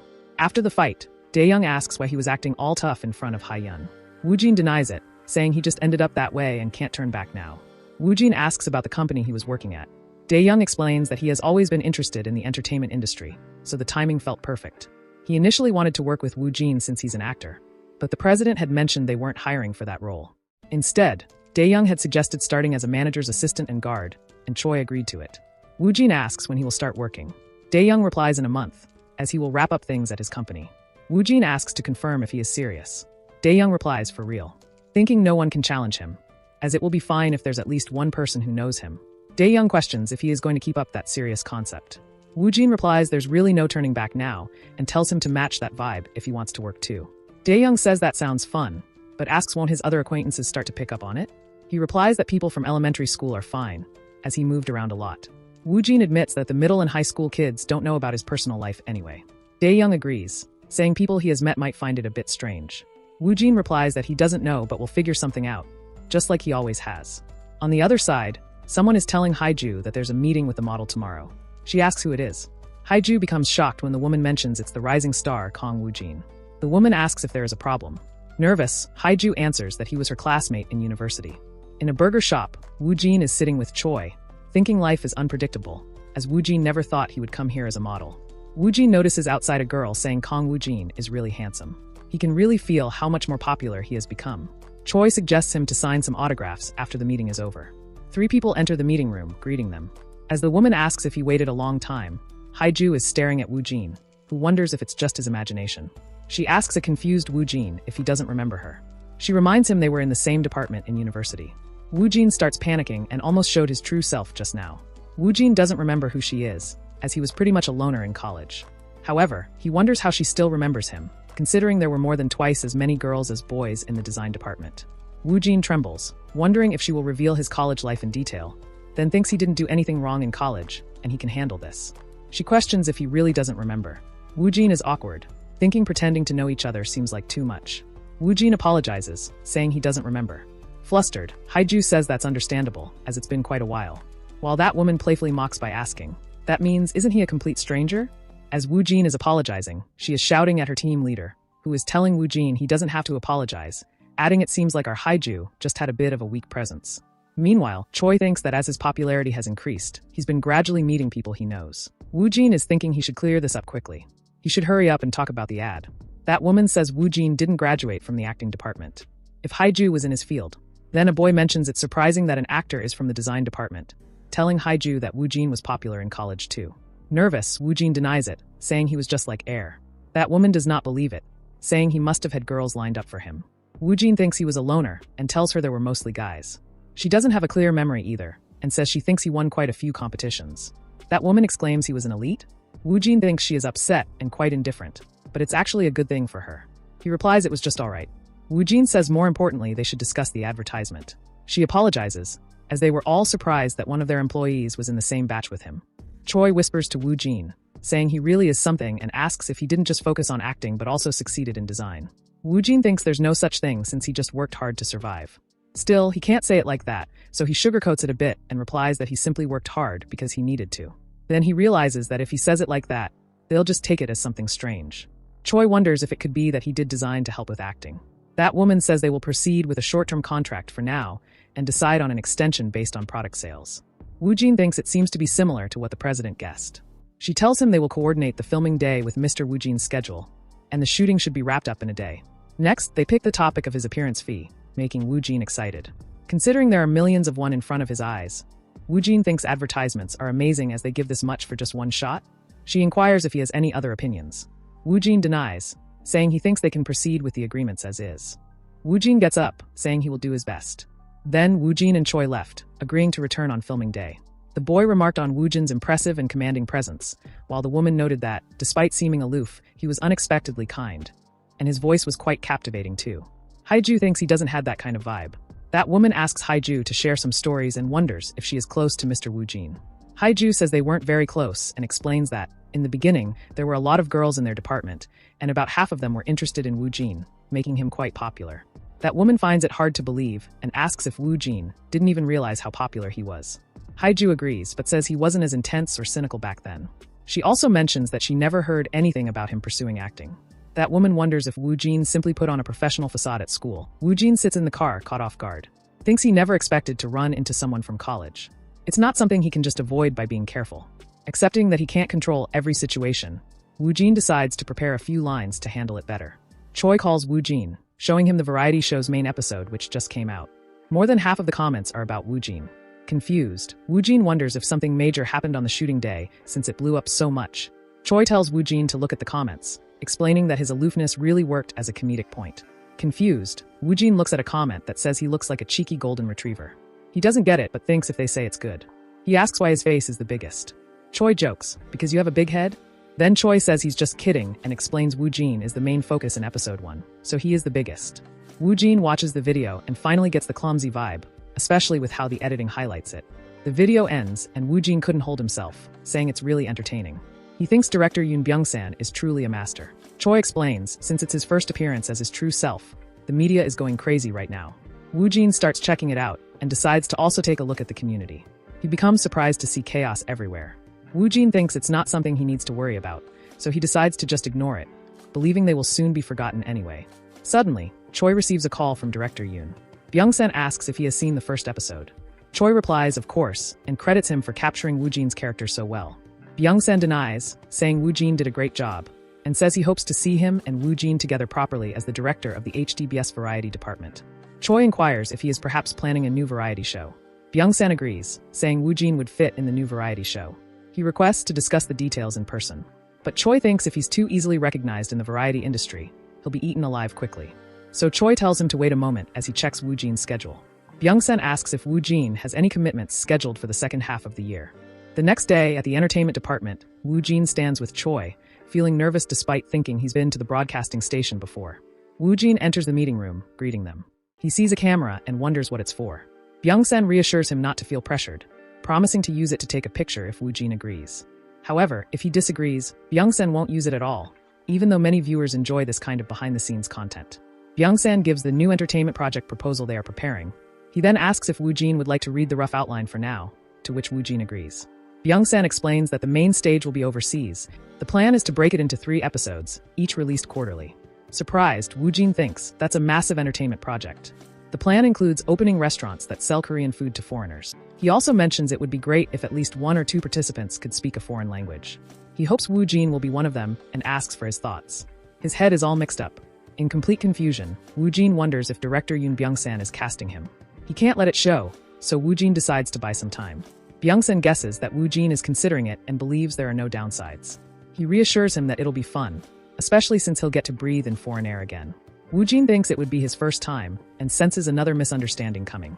Nervous, Byung-san explains that he didn't propose casting Woojin just because of his language skills. Byung-san mentions that Woojin has a unique character. Honestly, they considered others too, but he stood out the most. He's feeling greedy and tells him he really wants to do this together. Woojin asks if Byung-san would listen to him if he wanted to set some conditions, which makes Byung-san confused. Woojin figures that since Byung-san likely understands his eccentric personality, it's also a condition important for his future, though he's not sure if Byung-san will agree. Byung-san agrees, saying that if it's not a big issue, they'll find a way to accommodate it. This leaves Woojin feeling relieved. First, Woojin sets aside the basics and says he'd prefer it if his past wasn't heavily addressed. Byung-san realizes he's talking about a mysterious concept, but Woojin denies it, saying rather than it being a concept, he just wants him to focus on his current self. Woojin acknowledges that things might surface after becoming an actor, but insists he doesn't want his past self shown or hinted at in post-production. Byung-san gets it and says that doesn't even count as a condition. Based on his personality and vibe, Byung-san thought it wouldn't be smooth sailing. Byung-san promises that if anything, they can even add it to the contract. Woo-jin thanks him. Byung-san brushes it off, saying many actors set that condition. Woo-jin silently watches Byung-san, who nervously asks if he has committed any crimes. Woo-jin thinks he has lived his life honestly. He even pays his rent on time every month. He replies, of course not. Nervous Byung-san laughs, saying just kidding, and asks about the other conditions. Woo-jin asks if he can know in advance who he will be working with, and thinks it would be better to know beforehand to avoid surprises.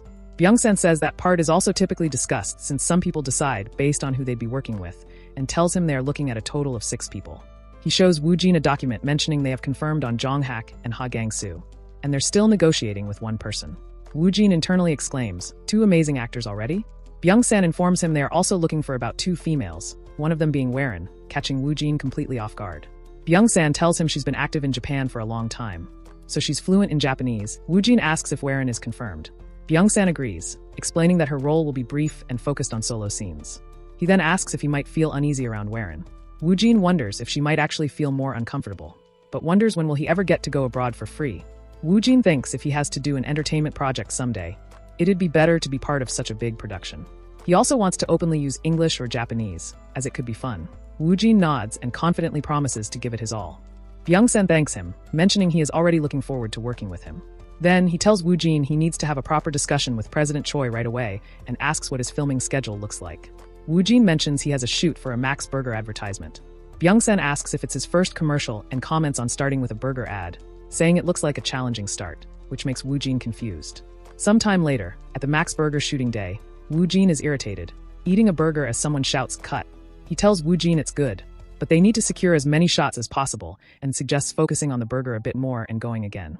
Woo-jin agrees, realizing what Byung-san meant. As that man shouts action, Woo-jin wonders how many times they're going to reshoot the same scene, thinking this is only one shot, but his fatigue is piling up rapidly. Honestly, he admits a scripted drama or movie would be better. After the shoot ended, Woo-jin is relieved as it was finally over. Choi, while eating a burger, offers one to Woo-jin, saying it was given to them. Woo-jin declines. Choi pulls out a script and hands it to Woo-jin, mentioning that it's the official script for director Kyotoro's next project. Woo-jin couldn't recall exactly what Kyotaro Taniguchi said, but only remembered him mentioning that he was adapting the script based on a famous novel in Japan. Its title was The Bizarre Sacrifice of a Stranger. Woo-jin feels like he's heard it somewhere before and wonders if it's just his imagination. Choi informs Woo-jin that Kyotaro Taniguchi's email mentioned they should have a meeting after reading the script. Surprised, Woo-jin wonders if he's coming again. Choi agrees but tells him he might change his mind later. Confused, Woo-jin looks at him, wondering if he is serious. Choi says it seems director Kyotaro really likes him, but secretly hopes that crazy feeling of his kicks in again. Choi believes that if Woo-jin takes on a project with director Kyotaro, it will shake Korea to its core. As Woo-jin reads the script, he secretly opens the subspace, glances at it, and is shocked to see it starting with an A rating. He decides to say yes and exits the subspace. Woo-jin decides to check out the original work online. Woo-jin finds a book with the same title, and it's a bestseller. He thinks it seems to be popular in Korea as well, as it has a lot of reviews from here. Woo-jin realizes the novelist is Akari Takikawa. Woo-jin has heard of her as a famous author in Korea. It's amazing, a Japanese master director and an ultra-famous novelist working on an A-grade project. While Woo-jin is skimming through it, nervous Choi asks if he thinks advancing into Japan would be okay. Woo-jin says he doesn't think it would be too bad. Internally, he's really excited, exclaiming, "Let's go to Japan right away." After Woo-jin's work in Japan was confirmed, time passed, and now it's the shooting day for Drug Dealer. There are a lot of people here, so a man says he hasn't seen them before and asks, "Who are they?" Doohee explains that they are the distributors and production people. Given the bad situation surrounding the drug dealer, they must want to keep an eye on Kong Woo-jin. Though it might be because they're worried, she thinks they're trying to monitor the overall balance. He wonders if he was able to truly interpret Lee Sang-min's character in just 3 weeks. Doohee tells him to trust Woo-jin. Even if the result is disappointing, it won't be his fault. He asks if it wouldn't be better to remove the slight change in the character. She sighs deeply, saying she's also considering removing it if it's too much, and thinks it must be hard for everyone, but still, she trusts a rookie. Then a girl says there are rumors that Kong Woo-jin used to live overseas, and that his English is like a native's. She questions if it shouldn't be Japanese. Others also mention that they heard the same thing from an acquaintance in Hanryang. They say he learned to act on his own, which doesn't make sense. They wonder if it's just the spirit of a rookie. Then, a man informs the director that Kong Woo-jin has arrived. She is worried and eagerly waiting for him as Woo-jin heads there with his team. Woo-jin looks at the people staring intensely at him and wonders, why are there so many people? Doohee quickly runs towards them, telling him that Woo Jin got there early. He greets her. She hands the script to Woo Jin, saying she will introduce the lead actors to him, but adds that they've made some modifications to the scenes with Lee Sang-man. Since it might be difficult, she gives him the option to go with the original scenario. Woo Jin calmly says he'll take a look at it first. As he picks up the script, the subspace appears, and he quickly realizes there's no problem. Meanwhile, Doohee, on the verge of tears, wonders if she went too far, especially since Woo Jin looks completely frozen. Doohee nervously says it might be too much and tries to tell him to take his time. But before she can finish, Woo Jin confidently responds that it's possible if she gives him just 5 minutes. Doohee is left baffled by his request for only 5 minutes. Others nearby are equally confused, questioning if this is just a rookie's overconfidence. They believe he is arrogant. A short while later, Woo Jin calmly tells Doohee that he's finished, leaving her stunned once again. He confidently announces that he's ready for the modified scenario and suggests starting the filming immediately. Although they are worried, after all, only 3 minutes have passed, they reluctantly agree. The crew sets up a dark backdrop as the filming begins, with men standing in the pouring rain. Doohee checks if everything is ready, then instructs the team to start, shouting action. A figure steps out of a car in the rain, smoking, while another man holds an umbrella over him. The scene introduces a gripping crime thriller set in Busan, 1999, during the peak of the drug market. At the time, the influx of overseas drugs was causing chaos, leaving the Busan Metropolitan Police Agency overwhelmed. To make matters worse, some officers had joined hands with drug organizations.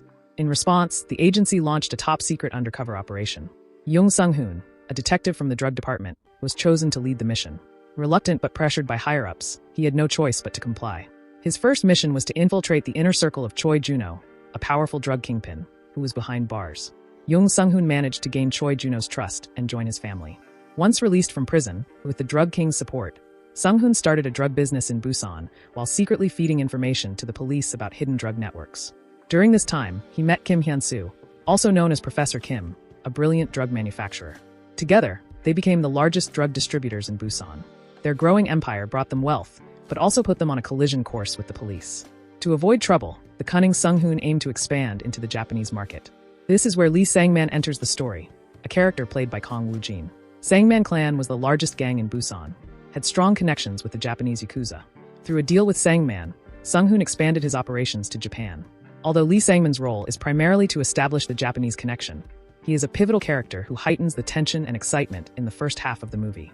Woo Jin uses his subspace to transform into Lee Sang-man and quietly grabs his arm. Black dots start appearing on it, and he mutters that it needs to be injected quickly, debating whether to do it now. Suddenly, a mouth appears on his head, urging him to inject it into his arm. His body begins trembling as the voice grows louder, commanding him to set himself free. The boy with the umbrella hesitantly asks if Sang-man is alright. Sang-man, furious, snaps back, asking if he looks stupid. The boy nervously explains that Sang-man just seemed a little uncomfortable and quickly apologizes. Sang-man then stands in front of a red-haired boy, who is badly beaten and begging for his life. Kneeling down, Sang-man looks at him coldly and says he must have completely lost his mind. Sang-man asks why the boy is so skinny, leaving him confused. Grabbing his face, Sang-man orders him to open his mouth. He then places a cigarette in the boy's mouth, causing him to start coughing. Sang-man sneers, telling him to eat it and fatten up his face a little since he's far too skinny. Afterward, Sang-man throws him to the ground and coldly commands his men to fill him with concrete and toss him into the sea. Sang-man asks if the item is at the top of the building, and they confirm it. Moments later, he stands at the foot of a staircase and shouts for to run before charging ahead. With a crazed smile, he exclaims that death is right in front of him. As Woo Jin is taking on the role of Sang-man, Doohee watches in shock, unable to believe what she is seeing. Others exclaim in awe, saying he's incredible. It seems impossible, considering he had only glanced at the changed scenario for a brief moment. Yet his acting, technique, and delivery are flawless. Everyone agrees that the scene just now was legendary. The Lee Sang-man issue had been a real challenge, but their worries vanished completely after witnessing it. They assume that with acting like that, as soon as Lee Sang-man appears on the big screen, he's going to capture the audience's full attention. As usual, Woo Jin feels confused. The continuity scene has already ended, but the room is eerily quiet. He starts to wonder if he made a mistake. He decides to wait for now, wondering if the bit part actor's throat is okay. Doohee realizes her mistake and immediately calls for a cut. She rushes over to Woo Jin, grabs his hand in excitement, and says he nailed it. She then asks how he managed to do it, considering he only saw the new scenario for a few minutes. He replies that he just did what it said. She laughs, saying that doesn't make sense. Doohee is amazed, thinking that despite his hectic schedule, he's still putting in extra effort to study her scenario. She decides to repay him accordingly and asks him to do the same scene again. This time, they will remove some lighting and focus the camera on the front. As Woo Jin agrees, she believes that Lee Sang-man, the stoic monster he portrayed so desperately will be depicted even more realistically. She runs off, shouting to her crew to make the rain heavier. Woojin thinks it seems like her passion has increased. Then he is horrified to realize that means he will be getting off work late. Woojin calls the red-haired actor, asking if his throat is okay, concerned that he might be uncomfortable. The actor quickly reassures him, saying he's fine. Woojin apologizes, telling him he will do it as quickly as possible, without any NGS. The red-haired actor reassures him that there's no need to worry about it. Woojin denies it, insisting that he has to. The red-haired actor, confused, had thought Woojin seemed a little cold, but now realizes he's actually sweet. They are amazed by his personality. As Woojin leaves with an evil smile, he thinks that he can get off early if there are no delays, just as planned. A little while later, they dive straight into the next scene. Doohee checks in with Woojin, asking if he's ready to move on. She tells him that if he needs a break, they can take one since the next scene is crucial. Woojin tells her it's fine, and they can move on right away, thinking he's ready to wrap up and head home. Woojin sits down on the couch near the table before some injections, while the crew is preparing to start the shoot. Woojin reflects on Lee Sang-man, feeling that for him, two worlds exist, reality and death. He knows he needs to bring out even deeper emotions, especially the darkness of Lee Sang-man's world of death. As they shout action, Sang-man grabs the injection from the table. As he injects himself, his hand starts trembling, and his body slowly succumbs to the drugs. Drool drips from his mouth as he looks around, his eyes rolling back as his body loses control. Then, he starts laughing uncontrollably. She quickly shouts cut, and is surprised by how amazing he is. He doesn't seem like a rookie, but like a real actor. She thinks the scene they just shot was one she created with his heart and soul. She personally looked for drug addicts and interviewed them herself. The hurdles in acting were that high, but Kong Woojin pulled it off so easily. She wonders just who the hell that monster is. Behind her, two people assume Kong Woojin really does drugs because his acting is so detailed. Doohee questions them, if anyone here has actually done drugs, and asking how they could judge that Woojin's acting was real. She tells them they should inspect her first since she's the one who wrote the scene. They quickly apologize to the director. She warns them not to ask Woojin anything. If she sees them display such rude behavior again, she will turn everything upside down. She thinks, although she's annoyed, she kind of understands them. After all, Woojin's acting is so real. She walks over to Woojin and asks if he's alright. He says he's fine but thinks he's just sleepy, silently hoping she'll let him leave. She tells him anyone would be exhausted after such an intense scene and suggests he take a break and have a smoke. He surprises her by saying he doesn't smoke. She reminds him that he smoked naturally while playing Lee Sang-man. Woojin quickly clarifies that he was just acting. She laughs nervously, admitting she fell for it, and thinks she's not so different from those people earlier. At an airport, someone stands in front of a car where Kyotaro Taniguchi is sitting inside. He comments that she arrived sooner than he expected, calling her writer. She explains that she's uncomfortable with reporters, so she skipped the press conference. Kyotaro Taniguchi laughs and says a world-class writer shouldn't do that. She quickly retorts, saying he's the one who used her as a shield. She then adds that he entered the country secretly and reveals she's Takikawa Akari, the most popular novelist. He denies it, saying he just wanted to make her entrance stand out. Takikawa Akari calls him mean and asks if it's too early for him to be back already. He explains that he has things to do here, including checking on actor Kong Woojin's situation. She observes that it seems like he's excited about it. He admits he was eager to meet him. Kyotaro Taniguchi is confident she'll like him. She agrees, but adds that if she doesn't, there'll be a problem. She then asks if she can watch Kong Woojin's acting. Kyotaro Taniguchi tells her she can catch it on the hotel TV, but she insists on seeing it for herself. The directing team was preparing for the next shoot, while a man thought Kong Woojin was exactly as Jung Min Hyung described. The rookie could completely overwhelm him. They had said they'd found a replacement, but a monster showed up instead. Today is the filming of the first meeting scene with that monster. According to the script, it's the scene where Jung Sung-hoon, who plans to expand into Japan, risks his life to meet Lee Sang-man, who has influential connections there. Instead of meeting at an office, they meet in an abandoned warehouse, which adds a lot of intensity to the scene. He becomes startled when Woojin approaches him. Woojin calls him by his name, Jae-jun. He mentions that he couldn't greet him yesterday because Woojin was too occupied and assumes Woojin will be seeing him the most. Woojin responds that it's fine and that he'll do his best. Jae-jun finds Woojin's aura distinctive and can't determine whether he's simply composed or distant. But Jae-jun couldn't grasp what he's thinking at the moment. Woojin was pondering Jin Jae-jun's small face and sees all the top actors as cheat characters. Now that everyone has gathered, Jae-jun decides to do a light rehearsal before they start shooting the scene where Lee Sang-man torments his subordinate. He hands Woojin a knife and mentions that they plan to add blood drops to it when they actually start filming. Jae-jun was tense even though it's just a rehearsal. Woojin begins his monstrous synchronization, acting by dropping the knife on the table, and Jae-jun just silently observes him. But Sang-man is puzzled by his behavior. So Jae-jun states that he came here to sell drugs and asks Sangman to secure a route to Japan. Sangman replies that the Japanese are a bit particular though. Jae-jun knows, but he considers it acceptable if they cover it with something and explains to Sangman that's why he came. Then Sangman decides to inspect what he brought. When Jae-jun places a diamond on the table, a dark expression spreads across Sangman's face. He swiftly grabs the knife from the table, startling Jae-jun. Sangman points it close to Jae-jun's eyes, filling him with terror. Sangman remarks that those aren't the eyes of a druggie. He moves in closer, adding that they are the eyes of a cop. Everyone watches in silence, and his gaze creates a tense atmosphere. It's too realistic to be an act, and Jae-jun wonders if this is truly just a rehearsal. Playing the role opposite him feels as though he's being crushed by his intense stare. He wonders if that's simply something Woo-jin was born with. Suddenly, Woo-jin grips his hand, and Jae-jun feels as if he's being pulled into those eyes. The scene shifts, countless bodies lie motionless, and Woo-jin stands before him, holding a knife. Jae-jun composes himself, but he knows this is merely a tactic to expose him.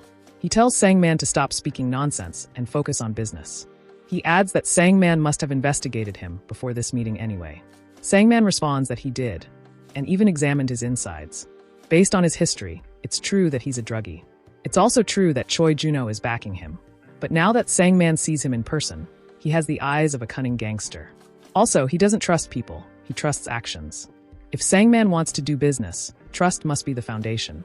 Sangman suggests that he create a thrilling event, one that could make headlines, which leaves Jae-jun bewildered. So Sangman elaborates that if Jae-jun cuts open his own backer and removes all his innards, he will trust him. But if that elderly drug king survives, then it'll be Jae-jun's head on the line. Jae-jun's top priority is escaping this situation alive, so he agrees. Sangman, having anticipated Jae-jun's cunning, hands him the knife and instructs him to deliver it to his factory the next time they meet since he has the professor. Sangman then envisions himself as a drug king once again, which fills Jae-jun with dread. Just then, a voice from behind snaps him out of his thoughts by calling his name. It's the director, reminding him that this is just a rehearsal. He asks if Jae-jun is too absorbed since he seems to be exerting more energy than usual. Jae-jun responds that it's because Kong Woo-jin's acting is outstanding. The director notes that Woo-jin achieved that level of performance effortlessly, whereas Jae-jun had put in significant effort. It felt as if he had stepped in and out of the scene. It was his first time becoming so deeply immersed, despite it being just a rehearsal. He wondered, could that even be called acting when it surpassed method acting?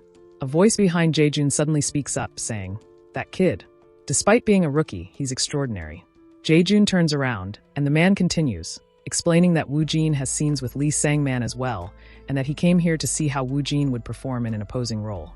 Jae-jun realizes it's the scene where Lee Sangman kills Professor Kim, and the man confirms it. Everybody was praising Woo-jin's acting, which made Choi feel proud, but suddenly, a phone call disrupted his thoughts. He introduced himself on the call, but was startled to hear that it was an employee from director Taniguchi Kyotoro's agency.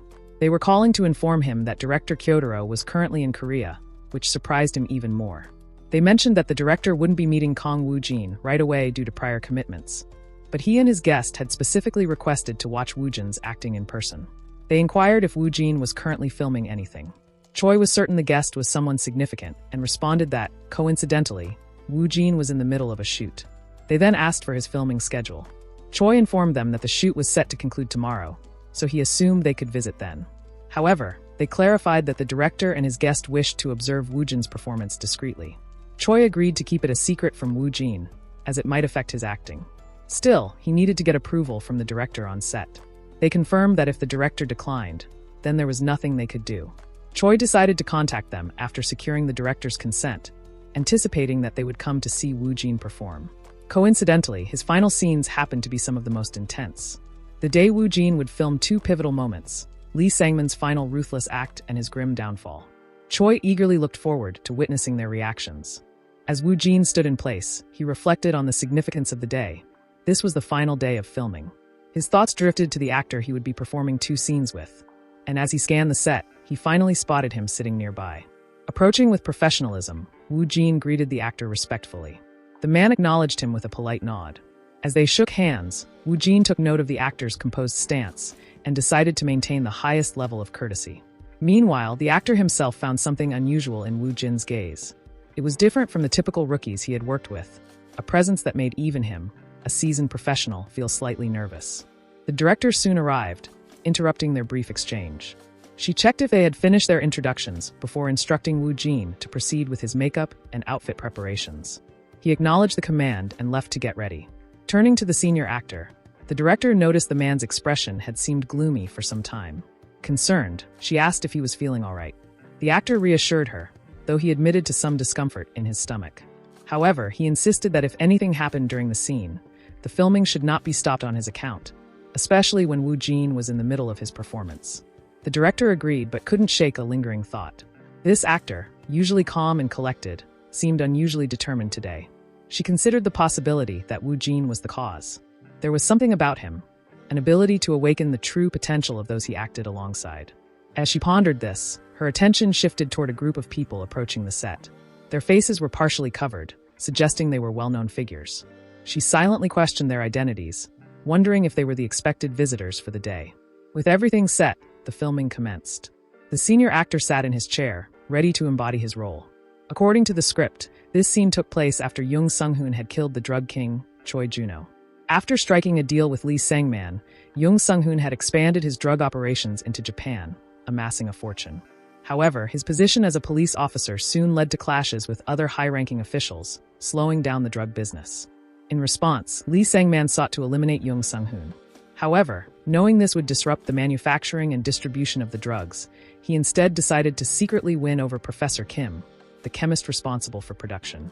As the director called for action, Wu Jin, fully immersed in his role as Lee Sang-man, approached the senior actor, who portrayed Professor Kim. Their exchange began, with Lee Sang-man attempting to persuade Kim to leave Jung Sung-hoon and work for him instead. His words grew increasingly aggressive, mocking Kim's authority and ridiculing his resistance. When persuasion failed, violence took over. With a sudden motion, Lee Sang-man struck Kim's head with a brick. Blood immediately began to flow as the professor collapsed to the ground. Looking down at his victim, Lee Sang-man sneered before ordering his men to call Jung Sung-hoon. He instructed them to clean up the scene or, if they preferred, mince the professor down until he was soft enough to eat. The scene concluded, and the director expressed her approval. However, she called for another take, instructing the actors to maintain the same intensity. As Wu Jin processed the moment, he noted that the brick felt much lighter than expected. Meanwhile, the senior actor approached him, suggesting an adjustment for the next take. He proposed that after his head hit the floor 3 times, Wu Jin should grab his hair and lift his head, as if checking whether he was still alive. Wu Jin agreed, acknowledging that it would add an extra layer of realism to the performance. With the adjustment in place, they prepared to film the scene once again. As the director observed the actors, a thought crossed her mind. The senior actor, usually possessive over his scenes, seemed particularly enthusiastic today. It was evident that he no longer saw Wu Jin as just another rookie. He acknowledged him as a true actor. Wu Jin's performance had been nothing short of extraordinary. His portrayal of Lee Sang-man conveyed a perfect balance of madness and rationality. Despite spiraling into insanity due to his drug addiction, his desperate will to survive still fought against his instincts. The intensity of the performance made it clear. Lee Sang-man was drawing closer to his inevitable end.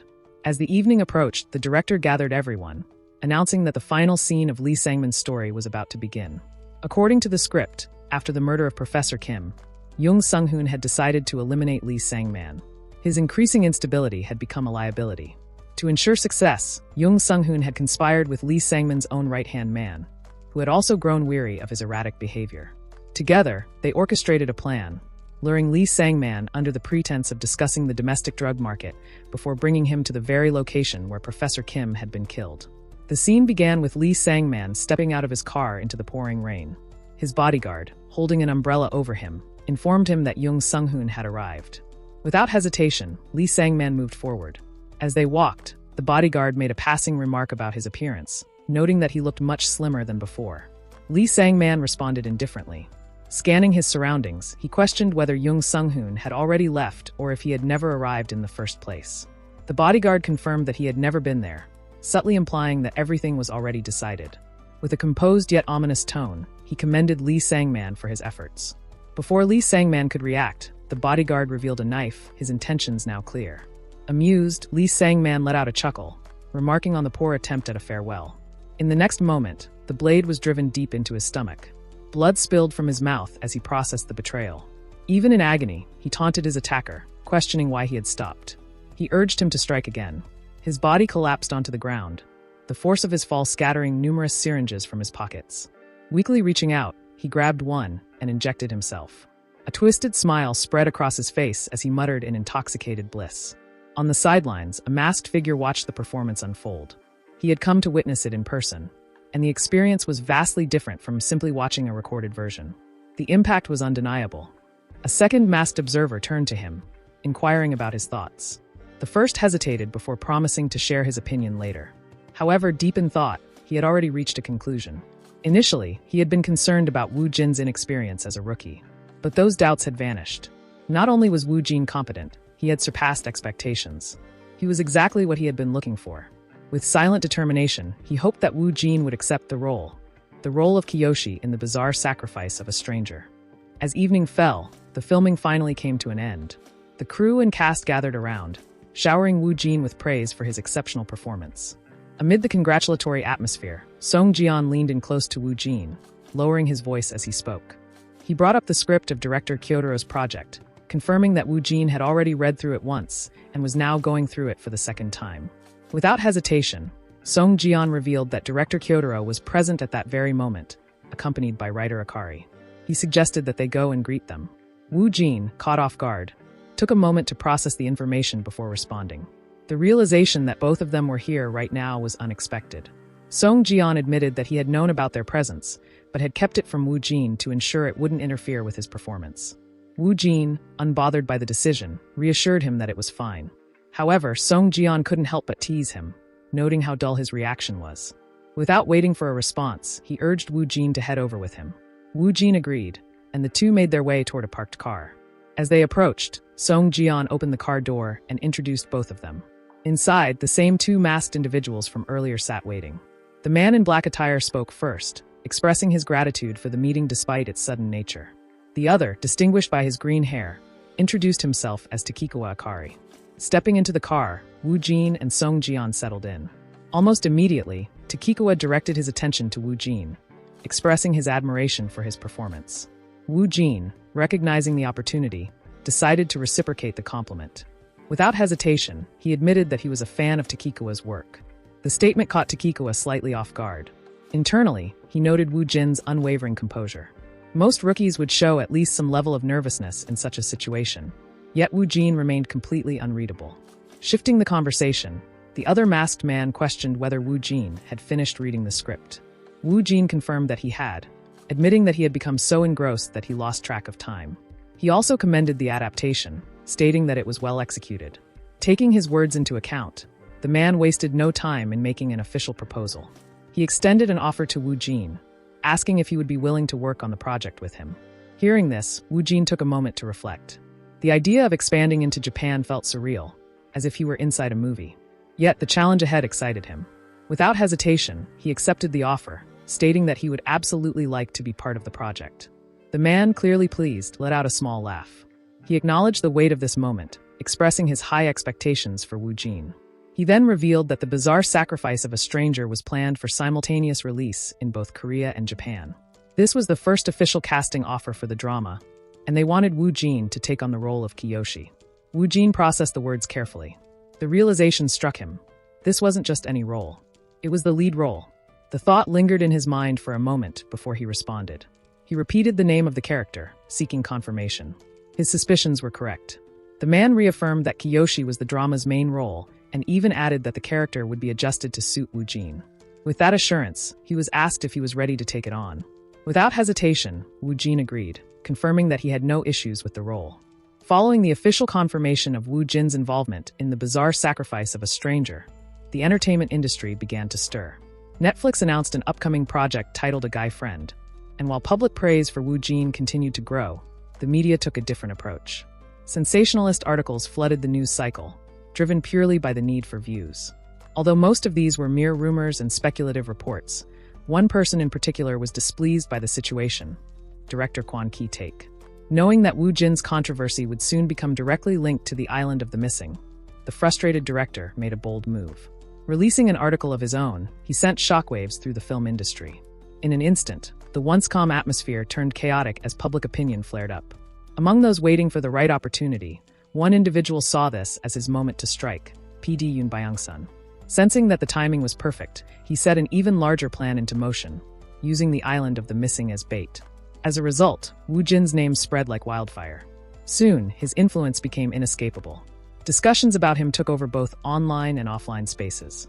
The media, production companies, advertising firms, and even YouTube creators all began capitalizing on his growing fame. His rise was no longer just a possibility. It was an unstoppable force.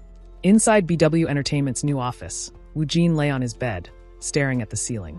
His mind raced as he processed his increasingly packed schedule. The sheer number of commitments overwhelmed him.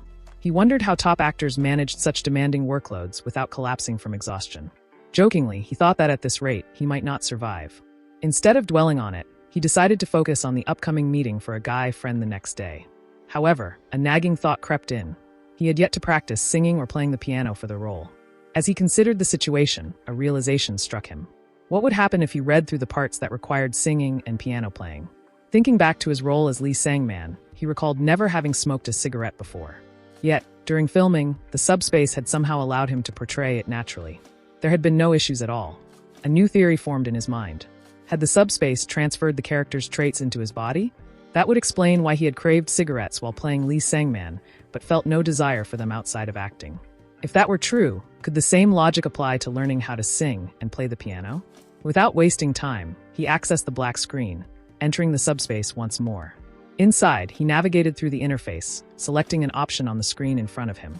A message appeared, informing him that abilities beyond basic specifications had been detected. The system would begin reinforcing his singing ability and piano skills first.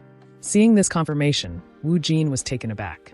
He hadn't expected much, considering that singing and playing an instrument required innate talent. Yet here it was, being reinforced just like that. Before he could fully process it, the preparation was completed, and the reinforcement process officially began. Something felt different this time. As the reinforcement took effect, Wu Jin could feel the abilities integrating into him. Returning to reality, he immediately tried to assess any changes. Speaking out loud, he listened carefully to his own voice. While the tone remained the same, the resonance had shifted. His vocalization seemed more refined, with greater control and range.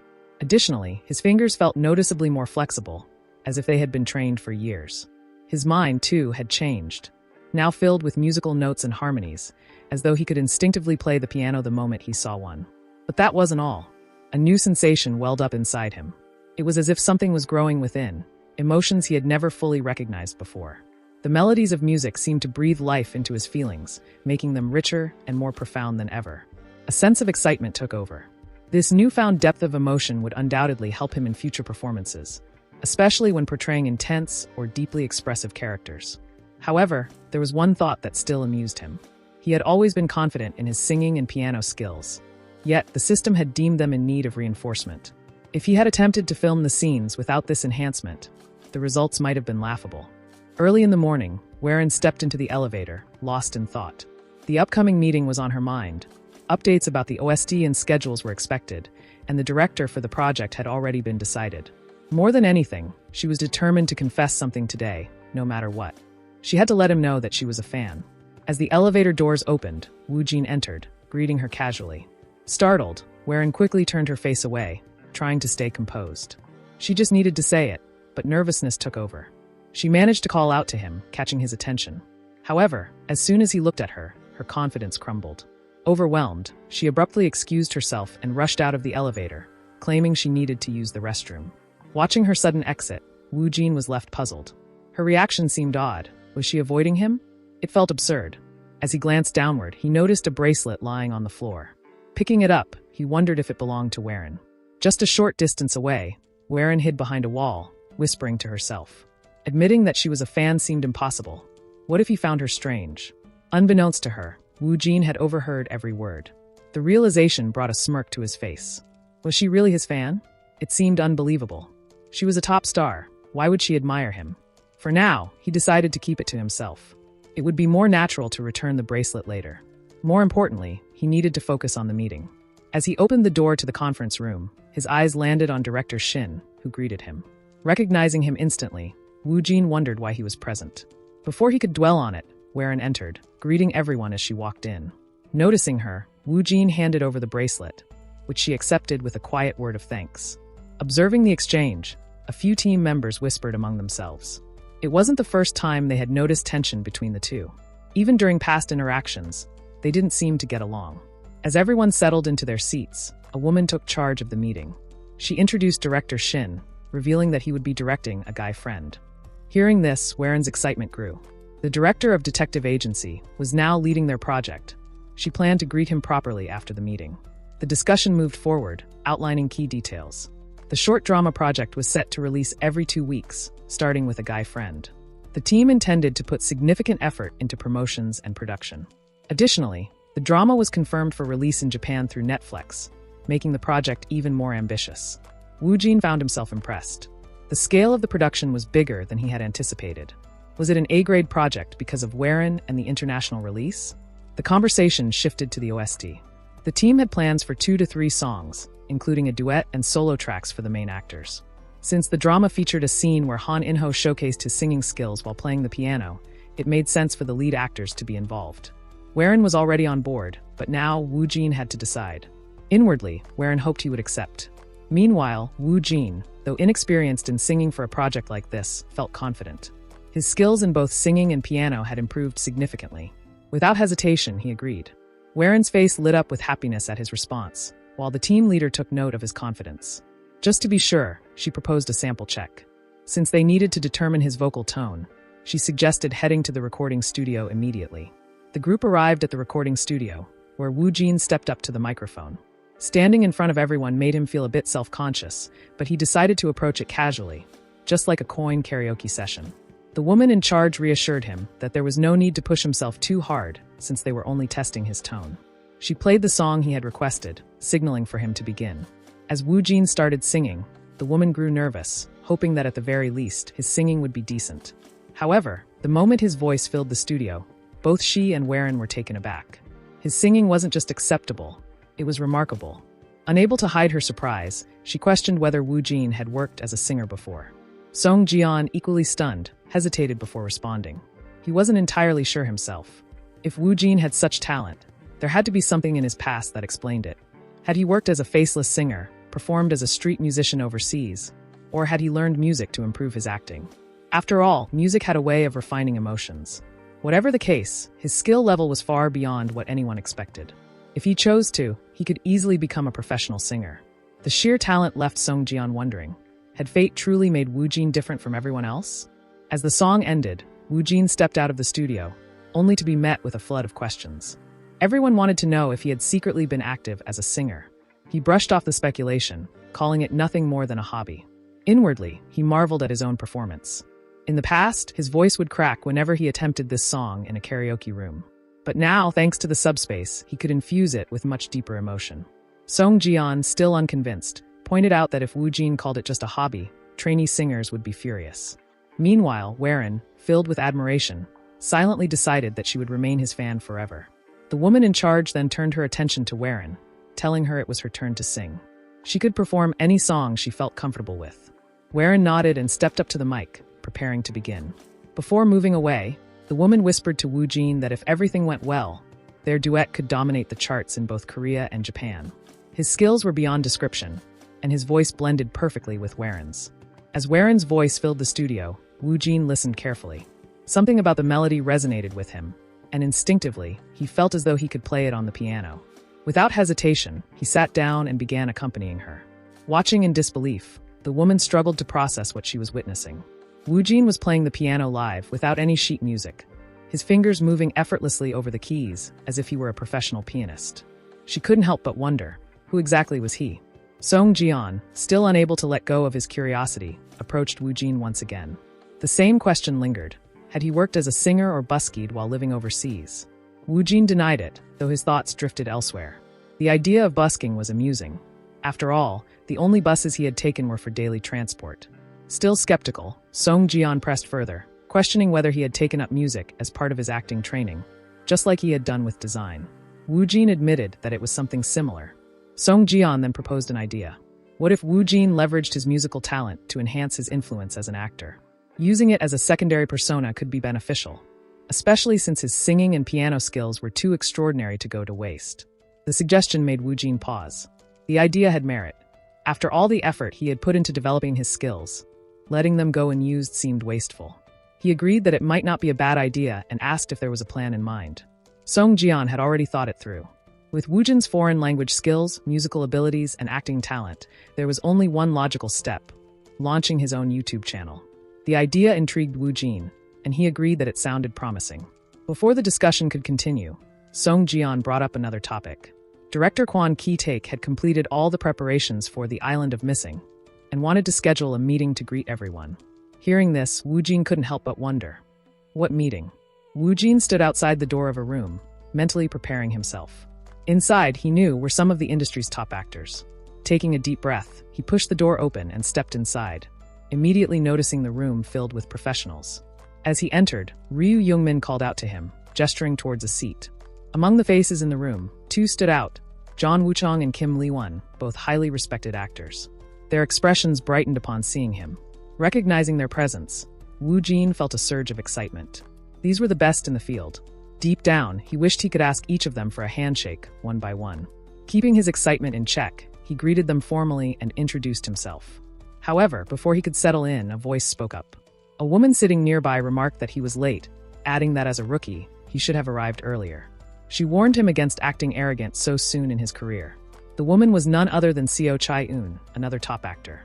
Hearing her words, Woojin analyzed her demeanor. In the media, she had always appeared kind and gentle, yet now she seemed sharp and confrontational. Was she deliberately picking a fight? Was this the well-known lording over behavior in the industry, or did she simply dislike him? Regardless, her open hostility didn't sit well with him. Deciding to confront the issue directly, he asked if she had a problem with him. His unexpected response caught Chae-eun off guard. Observing the interaction, Ryu Youngmin smirked. Woojin's direct approach was exactly what he had expected from someone who followed his own path without hesitation. Chae-eun, however, remained composed. She clarified that her remark was merely about his tardiness. Woojin countered, explaining that, technically, he wasn't late at all. He had arrived 45 minutes earlier, but had been in discussion with director Kwon Ki-taek. The director would be arriving shortly as well. Chae-eun's expression shifted to surprise. If that was the case, he should have just said so. Woojin pointed out that she hadn't given him the chance. She had confronted him the moment he walked in. Chae-eun glanced at him, her thoughts racing. Something about him unsettled her. Woojin, noticing her intense gaze, realized she was engaging him in an unspoken staring contest. Losing here would mean letting all his efforts go to waste. Before the silent battle could continue, the director arrived, immediately addressing the room. Apologizing for being late, he assured everyone that they could remain seated. Since time was limited, he got straight to the point. Chae-eun observed him carefully, trying to gauge his personality. Woojin, on the other hand, felt satisfied. His stance in the group had become clearer. The director then laid out the plan. The script reading would likely begin next month at the earliest. Since they were all in this together, their goal was to push forward successfully until the project's release. With that, he wrapped up his briefing and invited everyone to enjoy their meal. As Woojin took his first bite, he was immediately impressed by the food. Meanwhile, Chae-eun turned back to him, asking whether he would be late or cause any problems once filming began. Woojin found her persistence irritating. He was enjoying his meal. This conversation wasn't worth his attention. Instead, he responded with a question of his own, asking if she would be late herself. She seemed momentarily taken aback before shifting the conversation. Was he close with director Kwon, or did he have someone powerful backing him? Woojin simply denied it. Excusing himself, he got up to use the restroom. As he left, Chae-eun turned to Ryu Youngmin, voicing her doubts. Could Woojin really have no backing? Was he from a wealthy family? His confidence and behavior were unlike any rookie she had ever encountered. Something didn't add up. Ryu Youngmin considered her words before responding. If Woojin had no ambition for success, his approach made sense. He wasn't like the typical actor struggling to climb the ranks, yet despite his unorthodox attitude, he had already achieved remarkable things. Did someone with his level of talent really need connections? Chae-eun refused to believe it. Was he treating acting as just a hobby? Youngmin admitted he wasn't sure. Woojin didn't seem like someone who revolved his entire life around acting. His fluency in English and Japanese was flawless, and he had also heard about his talent in design. It was as if acting was just one of many things he excelled at. Unlike most actors who fought relentlessly to survive in the industry, Woojin had something different backing him: his own skills. Chae-eun, unconvinced, insisted that in the end, he was still just a rookie with no real backing. Youngmin warned her against underestimating him. Her short temper could get her into trouble one day. She dismissed his words. Moments later, she checked her phone. A message awaited her. It's ready. Come see me tonight at 11. A car pulled up to a discreet location, coming to a smooth halt. From inside, Chaeyoon stepped out, her face concealed behind a mask and sunglasses. The place she had arrived at was a plastic surgery clinic. Nearby, another vehicle remained parked, its occupants keeping a close watch. Inside, a woman held a camera, her fingers continuously pressing the shutter. As Chaeyoon exited the clinic, the people inside the car exchanged whispers. They were tracking her movements. One of the men leaned toward the woman with the camera, asking if she was capturing everything properly. She nodded, confirming that she had taken numerous shots, though Chaeyoon's face remained covered, making it difficult for anyone to recognize her. The man assured her that it didn't matter. Even if her face was hidden, the car she had arrived in was enough proof of her identity. He then warned the others not to inform the chief editor about this discovery just yet. If word reached him, they would be forced to report on it immediately. For now, they would keep it to themselves. Another man hesitated before questioning whether they were certain about what they were doing. The first man dismissed any doubts, reminding them that the intel came from Power Patch, a well-known broker. He was convinced that Chaeyoon's visit to the plastic surgeon at such an hour had only one explanation. It had to be related to propofol abuse. The woman with the camera voiced her concern, pointing out that the clinic would certainly deny any allegations. The man remained unfazed. Chaeyoon wasn't the only one involved. There were others too, and they had already secured a reliable witness. All that remained was collecting additional evidence to strengthen their case. Curious, the woman asked when they planned to reveal everything. The man estimated that once they had gathered information on all the other individuals involved, they would likely make their move next month. When the story broke, the resulting scandal would trigger automatic investigations and legal proceedings. Chaeyoon and the rest would plummet instantly, their careers and sponsorships completely destroyed. Meanwhile, Woojin found himself inside his subspace, staring at a floating screen in front of him. The text displayed caught him off guard. Third script title: The Island of the Missing. Grade D. His expression shifted to confusion. Just recently, the script had been rated A+, yet now it had inexplicably dropped to D. Something was seriously wrong.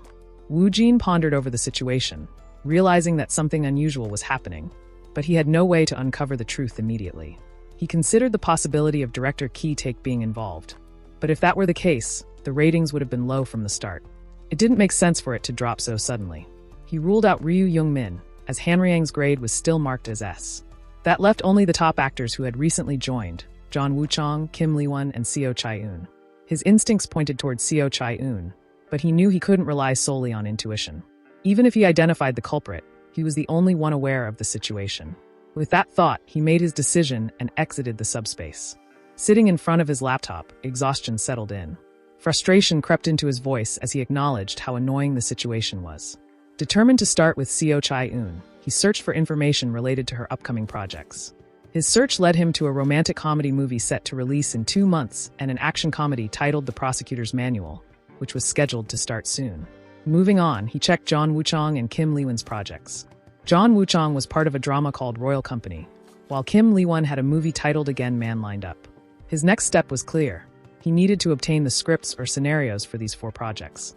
If he analyzed them using the subspace, he was certain one of them would have a low grade, revealing the key to the problem. To make this possible, he decided to contact the president for assistance in acquiring the scripts. Determined to resolve the issue, he was prepared to do whatever it took. Later, Woojin stepped into a car, where Song Ji-yeon was already waiting.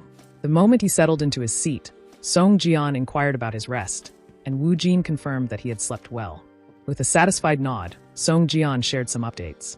The filming for Drug Dealer had wrapped up earlier than expected, likely due to the motivation brought in by Woojin's performance. Additionally, the main OST for A Guy Friend had been finalized, and Woojin was expected to record a song for it. More importantly, the much-anticipated fan signing event was finally here. Hearing this, Woojin reacted with mild surprise. Song Ji-yeon elaborated that since this was the first fan signing event before the official fan meeting, a great deal of effort had gone into making it a success. Sponsored by Max Burger, the event would take place in their building's event hall and last for 3 hours. As part of the sponsorship agreement, Woojin was also expected to promote the brand. Reporters would be in attendance, and the PR team would be filming throughout the event. Despite being an unofficial signing, the turnout was expected to be large, with no more than 400 attendees. Hearing the number, Woojin took a moment to process it. Song Ji-yeon continued, explaining that about half of the attendees would be members of his official fan club. The general manager and the operators of the fan cafe would also be present, making it a good opportunity for Wu Jin to build a connection with them, as they would likely be involved in future events. He then attempted to recall the general manager's nickname, but Wu Jin interrupted, already knowing the answer. It was Family Lady. The nickname was unusual enough that he had remembered it. Inwardly, he couldn't help but think about how strange it was to consider them as younger siblings when they weren't related at all. Song Jian confirmed the name and then handed Wu Jin the scripts and scenarios he had requested the previous day. Curious, he asked why Wu Jin wanted them despite his already busy schedule. Wu Jin clarified that it wasn't because he wanted to take on new projects. Song Jian pressed further, wanting to know the real reason. Wu Jin explained that it was for confirmation. These were the projects belonging to the senior actors he had met during the Island of the Missing meeting. Song Jian assumed that Wu Jin wanted to study their styles and understand what kind of projects they had worked on. Wu Jin agreed, though he downplayed the significance, stating that he was merely curious about their past performances. Internally, however, he was impressed by how quickly Song Jian had managed to obtain the scripts. His efficiency was remarkable. Song Jian laughed at the thought, brushing it off as no big deal. If Wu Jin ever needed something similar in the future, he could always rely on him. Wu Jin silently acknowledged Song Jian's reliability before turning his attention back to the scripts. Without hesitation, he entered his subspace once again. As he reviewed the results, he confirmed that both of the low-rated projects were connected to Co Chai-eun. His intuition had been correct. The fact that the Island of the Missing was the only project rated as D suggested that her late addition to the cast might have been a factor. The other two projects had either completed filming or were just about to begin. Despite identifying Co Chai-eun as the most likely suspect, a major problem remained. There was little time to determine what exactly she had done. No matter how he analyzed the situation, there seemed to be nothing he could do on his own. With that realization, he knew he had to entrust the matter to someone else. Making his decision, he exited the subspace. Without delay, Wu Jin called for Song Jian.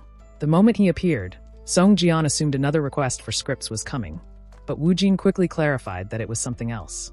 He brought up his suspicions about Co Chai-eun, hinting that something about her was off. Hearing this, Song Jian immediately questioned what he meant. Wu Jin knew that making the situation appear more serious would be key. Keeping his expression unreadable, he decided to use misunderstandings to his advantage.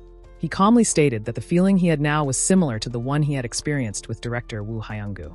Song Jian observed Wu Jin carefully. The expression on his face was far too serious for it to be a joke. A thought crossed his mind. Had Wu Jin's sharp intuition activated again? His curiosity deepened, and he asked if Wu Jin truly felt the same way about Co Chai-eun as he had with Woo Hyung-gu in the past. Internally, Wu Jin acknowledged that he was deliberately playing into the misunderstanding. Regardless, he affirmed that the situations were mostly similar.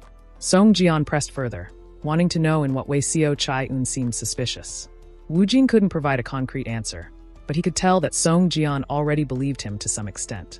Choosing his words carefully, he simply stated that he hadn't felt right about her from the first time they met. Song Jian immediately questioned why Wu Jin had waited until now to bring this up. Wu Jin explained that, unlike with director Woo Hyung-gu, the situation was different this time, and he had hesitated before deciding to act. Song Jian considered the matter carefully. Wu Jin's intuition had never been wrong before. Was this something worth investigating? After a moment of thought, he made his decision. Since Wu Jin was the one making the claim, there was no room for doubt. With a nod, he assured Wu Jin that he would personally look into Co Chai-eun and instructed him to focus on his own schedule in the meantime. He planned to dig up any rumors surrounding her as soon as possible. Before leaving, he asked if there were any other suspects besides Co Chai-eun. Wu Jin confirmed that she was the only one. Song Jian let out a slight sigh of relief. If this information needed to be revealed, now was the best time to do so while they still had some free time. Since Co Chai-eun's involvement had yet to be exposed to the press, acting quickly was crucial. With that in mind, he knew he had to move fast. The scene shifted to the event venue, where a large crowd of fans had gathered. Wu Jin sat in the center, surrounded by people beaming with excitement at seeing him. As he listened to their chatter, a thought crossed his mind. Was this really happening? 400 people had come all this way just to attend his fan signing event. He found himself wondering how he should act. Handshakes were a given, but was he also expected to chat with them? Should he ask why they had come? Before he could dwell on it further, a man with yellow hair approached and announced that they would begin with the Kong Heart Fan Club. The first in line was the general manager, known as Family Lady. Looking ahead, Wu Jin saw a young woman step forward and introduce herself, addressing him as her older brother and revealing that she was the representative of his fan club. His eyes widened in shock. The realization hit him. So Family Lady was truly a family lady. He almost cursed out loud. It suddenly made sense why she never reached out to him when he was busy. There was no way she had managed everything on her own. She must have established the fan club with her friends. With a bright smile, she admitted that she hadn't told him earlier because she assumed he would be too busy. Internally, Woo Jin fumed at her bold lie. She had clearly hidden it on purpose. Meanwhile, Song Ji-yeon greeted her politely, acknowledging her as the general manager of the fan club.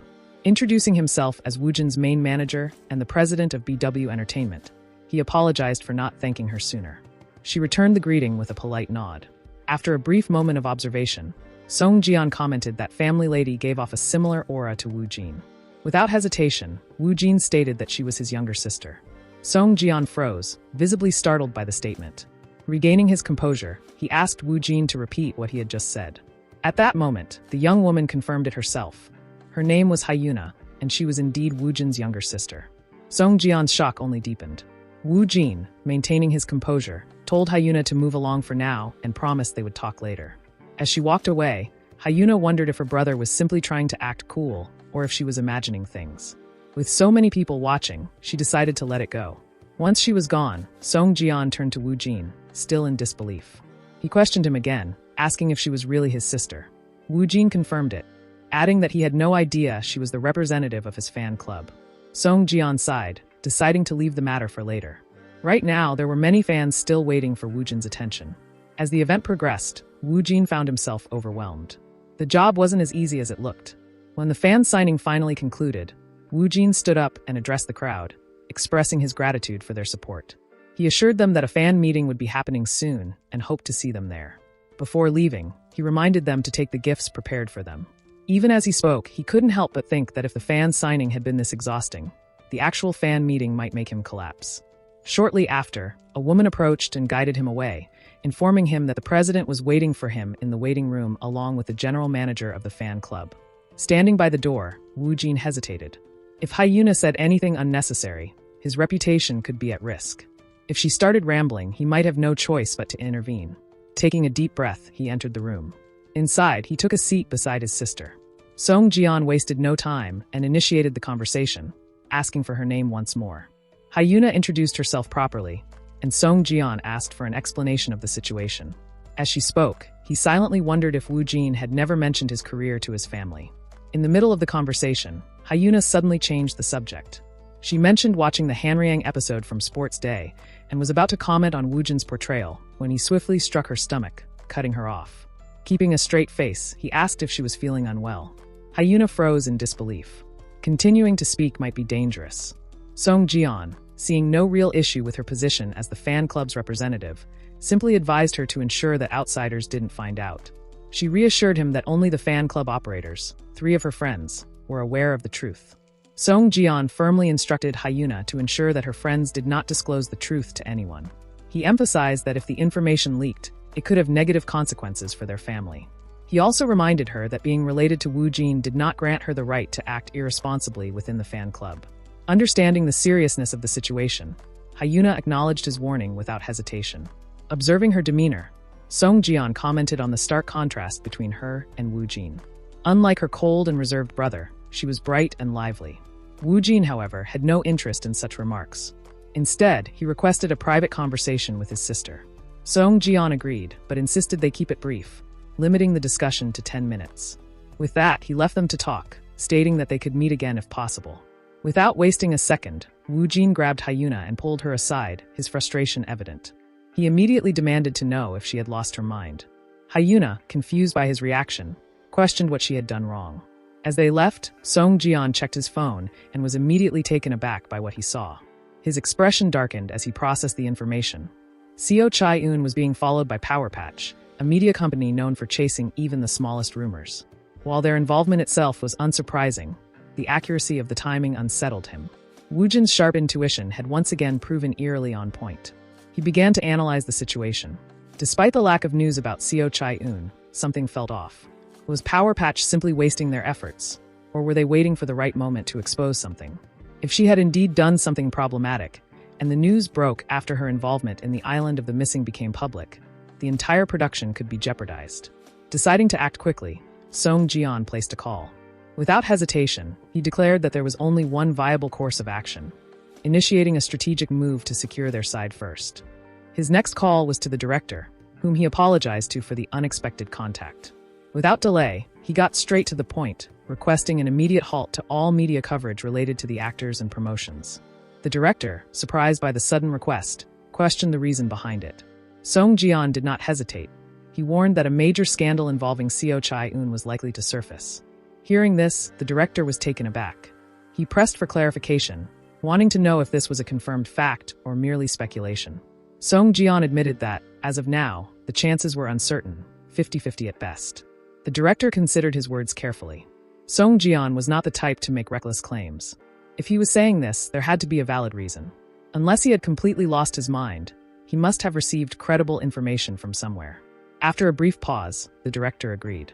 Delaying promotions for a few hours would not be too difficult, so he decided to put everything on hold for the time being. However, he was still curious. What exactly was this scandal about? Song Jian kept his response brief. He revealed that he had come across troubling information, suggesting that Power Patch had picked up on something regarding Seo Chai-eun. However, whether they were actively suppressing the news or waiting for the perfect moment to release it remained unclear. Letting the situation unfold naturally made him uneasy, which was why he wanted to take action. The director shared his concern. Song Jian reassured him that the final decision rested in his hands. He was not obligated to believe him. However, regardless of the director's stance, Song Jian had already made up his mind to investigate further. The director quickly realized that Song Jian intended to handle the matter discreetly on his own. Understanding the gravity of the situation, he asked how long it would take for the truth to come to light. Song Jian estimated that the earliest possible outcome would be by the end of the day, but in the worst case, it might take up to 3 days. With that in mind, the director agreed to postpone everything for 3 days. Song Jian expressed his gratitude and promised to update him as soon as possible. As the call ended, he took a deep breath, satisfied with the progress so far. The first step was complete. Now, it was time to deal with the chief director of Power Patch. Inside the Power Patch Media Company building, employees were busy with their work when the chief editor arrived and called for Lim Sang-moon. Noticing the editor's expression, Sang-moon assumed something had angered him again. Without wasting time, the chief editor confronted Sang-moon about his ongoing investigation, questioning whether he was still not done digging. When Sang-moon feigned ignorance, the editor directly mentioned Seo Chai-eun, accusing him of habitual proposal abuse. Sang-moon, realizing his secret had been exposed, muttered in frustration about how unreliable his sources were in keeping things under wraps. The editor reminded him that once a secret was spoken, it no longer remained a secret, then demanded to know what information had been gathered so far. Sang-moon admitted that he had almost completed his investigation into Seo Chai-eun and was now focusing on gathering details about the others and the hospital. Without hesitation, the editor ordered him to publish the news immediately, revealing that President Jian had mentioned Seo Chai-eun, which meant others might already be aware of the situation. Emphasizing the urgency, he warned that if they delayed, someone else could steal the scoop. As the weight of the situation sank in, Sang-moon anxiously wondered who could have leaked the information. Meanwhile, Song Jian sat in front of his laptop, reading the explosive headline. Habitual propofol administration hidden behind the top actress's mask, logs of Seo Chai-eun's addiction. As expected, Power Patch had released the news. If further drugs were uncovered in the investigation, Seo Chai-eun's acting career would be over. Soon after, the director called Song Jian, acknowledging the news and assuming he was behind it. However, Song Jian clarified that it was actually Woo Jin's doing. The director, surprised, asked if Song Jian hadn't handled the matter alone. In response, Song Jian explained that while he had gathered the information himself, it was Woo Jin who first noticed the corruption within the island of the mission, something no one else had realized. He admitted to playing only a supporting role, choosing to shift the focus onto Woo Jin instead. In truth, without Woo Jin, he wouldn't have even discovered the issue. Curious to understand everything, the director insisted on hearing the full story. Song Jian agreed and brought up director Hyungu, recalling an incident where Woo Jin had once rejected his offer. When the director assumed it was due to an unexpected audition, Song Jian corrected him, explaining that Woo Jin had simply claimed he didn't feel right about it. Woo Jin's instincts, though unexplainable, had been sharp even back then. Piecing things together, the director acknowledged that Woo Jin's intuition had played a key role, just as it had with the current situation.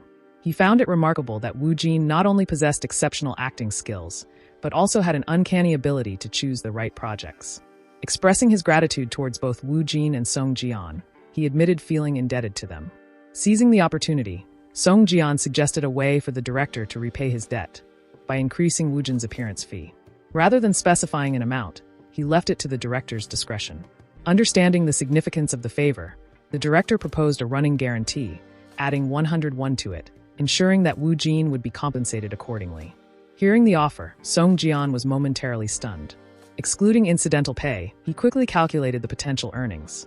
If each viewer contributed 101, then 1 million viewers would generate 100 million won, and 10 million would amount to 1 billion. This, combined with a separate appearance fee, placed the contract at a level reserved only for top-tier actors in the industry. Such special treatment was usually granted only to those of grade A or S. Of course, if the project underperformed, any profit beyond the base fee would remain nothing more than a distant dream. However, the island of the mission was guaranteed to perform decently at the very least, making this an incredible opportunity. Still, he knew he couldn't settle for just this. Acknowledging the offer, Song Jian pushed for an additional benefit.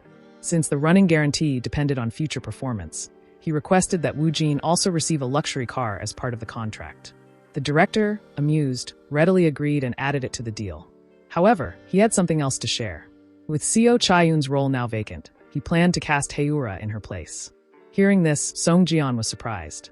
Haeura, a top actress who had successfully entered Hollywood, was supposed to be in California. However, the director revealed that she had secretly flown back to Korea a few days prior and was currently in the country. Originally, he had only intended for her to make a special appearance, but now, with the cast short by one member, she was being considered for a full role. Since Hyeon had already completed filming for Hanryang, there were no scheduling conflicts. Understanding the situation, Song Jian assured the director that he would confirm everything with Hyeon before proceeding. Ending the call, he reflected on the success of the deal. It was turning out far better than he had anticipated. At that moment, Woo Jin arrived. Noticing his timing, Song Jian immediately asked if he had seen the news about Seo Chae-yoon. Woo Jin confirmed that he had but hadn't expected the issue to be related to propofol. Until now, she had seemed completely normal. The entertainment industry was truly unpredictable, capable of ruining someone's career in an instant. Shifting the topic, Song Jian mentioned the bonuses the director had promised as a token of appreciation for the Seo Chae-yoon matter. The director, it seemed, was someone who excelled in the art of negotiation. Woo Jin was momentarily confused, unsure of what bonuses he was referring to. Noticing his reaction, Song Jian clarified. First, Haeura had been cast in Seo Chae-yoon's place. When asked if he was familiar with her, Woo Jin confirmed that he knew who she was. Internally, he was impressed by how quickly the matter had been resolved. The director was clearly efficient. Song Jian continued, adding that Hyeon would also be making a special appearance. For Woo Jin, there were two direct benefits. One was a running guarantee. Woo Jin, unfamiliar with the term, struggled to understand what it entailed. Song Jian elaborated further. The second benefit was that he would be receiving a car. He could choose any model, whether domestic or foreign, though the latter was recommended. Processing the news, Woo Jin was overwhelmed. The idea of having a car purchased for him seemed surreal. Until now, he had always assumed he would live without one, relying on walking. Yet suddenly, he was being gifted a luxury vehicle. It was an unexpected turn of events. Deciding to be practical, he planned to choose an affordable foreign brand from a reputable company. However, before making a final decision, there was something he needed to check. Entering his subspace, he focused on the island of the mission. Initially graded A+, he expected it to have been adjusted to B+, or at least grade A. Instead, what he saw shocked him. The project had been upgraded to grade S+. Stunned, he realized there was a ranking even beyond grade S. The film had jumped 2 full levels from its initial A+ rating. It was an unexpected yet welcome surprise. Until now, he had assumed grade S was the highest tier, but clearly, there was more to the system than he had thought. Wondering if there was an even higher grade beyond S+, he quickly dismissed the thought.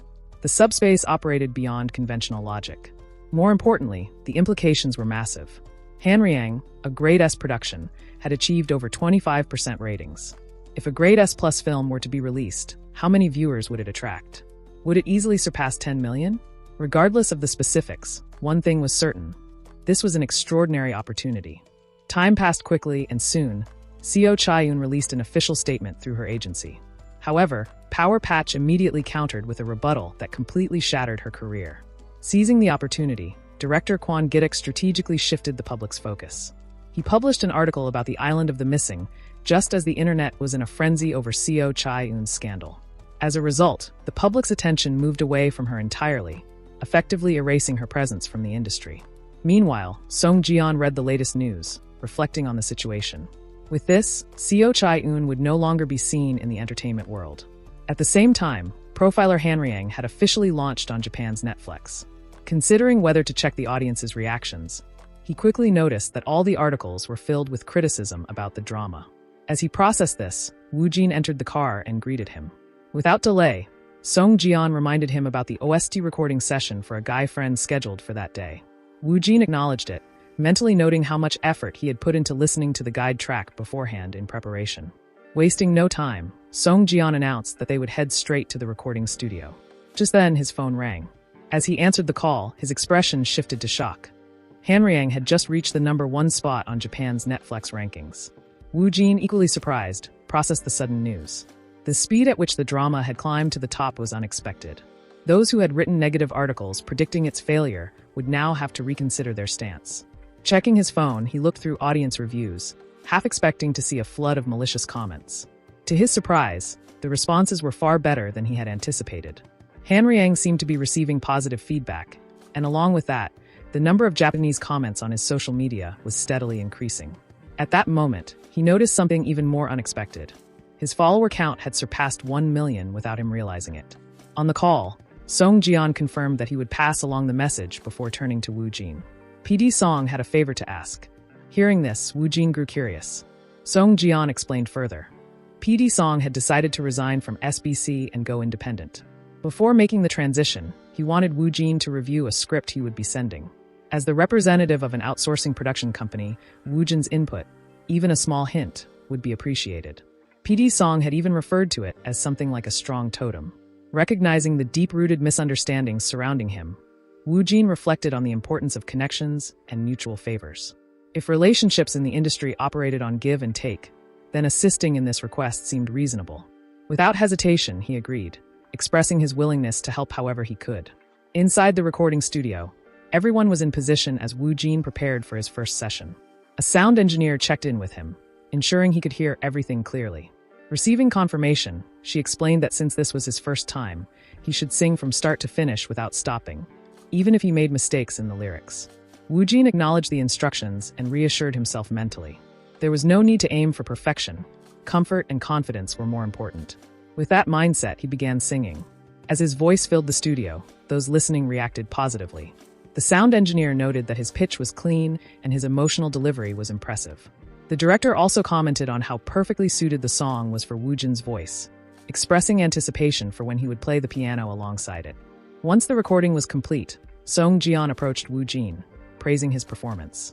The song had turned out exceptionally well. Woojin agreed internally, deciding that from now on, these songs would be among his favorites. Without wasting time, Song Ji-yeon brought up their next plan, launching Woojin's YouTube channel within the week. Though he had mentioned it before, the reality of it was only now sinking in. Explaining further, Song Ji-yeon emphasized that YouTube was an unavoidable platform, a powerful tool for boosting recognition. However, rather than presenting an image that was too personal, it would be better to frame the content as a hobby. Acting was Woojin's main profession, and it shouldn't appear secondary to anything else. Instead, they would center the channel around his vocal abilities and foreign language skills. Hearing this, Woojin processed the idea, his voice in foreign languages? Song Ji-yeon clarified that he wasn't expecting Woojin to become a YouTube singer. The plan was simply to arrange and cover existing songs lightly. Understanding the concept, Woojin acknowledged that he had seen similar content before. Song Ji-yeon continued, pointing out the global influence of Hallyu. The logical approach was to begin with K-pop covers. However, since many creators already put unique spins on their covers, standing out would be a challenge. To ensure longevity, the channel needed a distinctive appeal. Proposing a fresh approach, Song Ji-yeon suggested releasing English or Japanese covers of K-pop songs. A cover from someone like Woojin, an actor with strong recognition, a singer's voice, fluency in multiple languages, and visually appealing features, had the potential to draw significant attention. The combination was rare enough to capture a global audience. Woojin acknowledged that it was an ambitious yet promising plan. Keeping his response simple, he agreed that it sounded great. Elaborating on the potential success, Song Ji-yeon pointed out that if the strategy worked, It would highlight both Woojin's vocal and linguistic talents while attracting overseas fans from English-speaking countries and Japan, where Hallyu was highly popular. If the channel grew significantly, it could even feature collaborations with other artists. Reflecting on how drastically his life had changed, Woojin felt overwhelmed by the sheer scale of these opportunities. Still, he chose to embrace it. Agreeing to the plan, he admitted that it sounded fun. With Woojin on board, Song Jian wasted no time, promising to arrange everything, from song selections to lyrics and studio setup, as quickly as possible. He reminded Woojin that his schedule would become even busier from now on, but he was confident that he could handle it. Woojin smiled and assured him that he could manage, though internally, he felt the complete opposite. The overwhelming workload made him feel like he was heading straight for exhaustion. Returning home, Woojin collapsed onto his bed, already feeling drained even before the YouTube project had begun. Sitting up, he shifted his focus to the next major task. Tomorrow marked the beginning of the script reading for a guy friend. This was his first time leading a project, carrying the responsibility of pushing it forward. The weight of the role felt surreal, but rather than letting the pressure consume him, he reminded himself to focus solely on the acting. With that thought in mind, he accessed his subspace. Checking the current state of his projects, he noticed that all their grades had improved. This raised a question. Was it due to his involvement, or was it a direct result of Hanriang securing the top spot on Japan's Netflix? Regardless of the reason, seeing the projects consistently reaching at least a decent rating was satisfying. As he examined the script preparation for a guy friend, a notification appeared, confirming that the reading preparation was complete. The scenario had been implemented at 100%, ensuring a high-quality drama script. Feeling a surge of excitement, Woojin embraced the moment. Everything was in place. Now, it was time to begin. Outside the scripted room, a few people stood gathered, arranging things and chatting among themselves. They urgently discussed the lack of chairs on one side, wondering where the extras were, while someone volunteered to tape the name tags.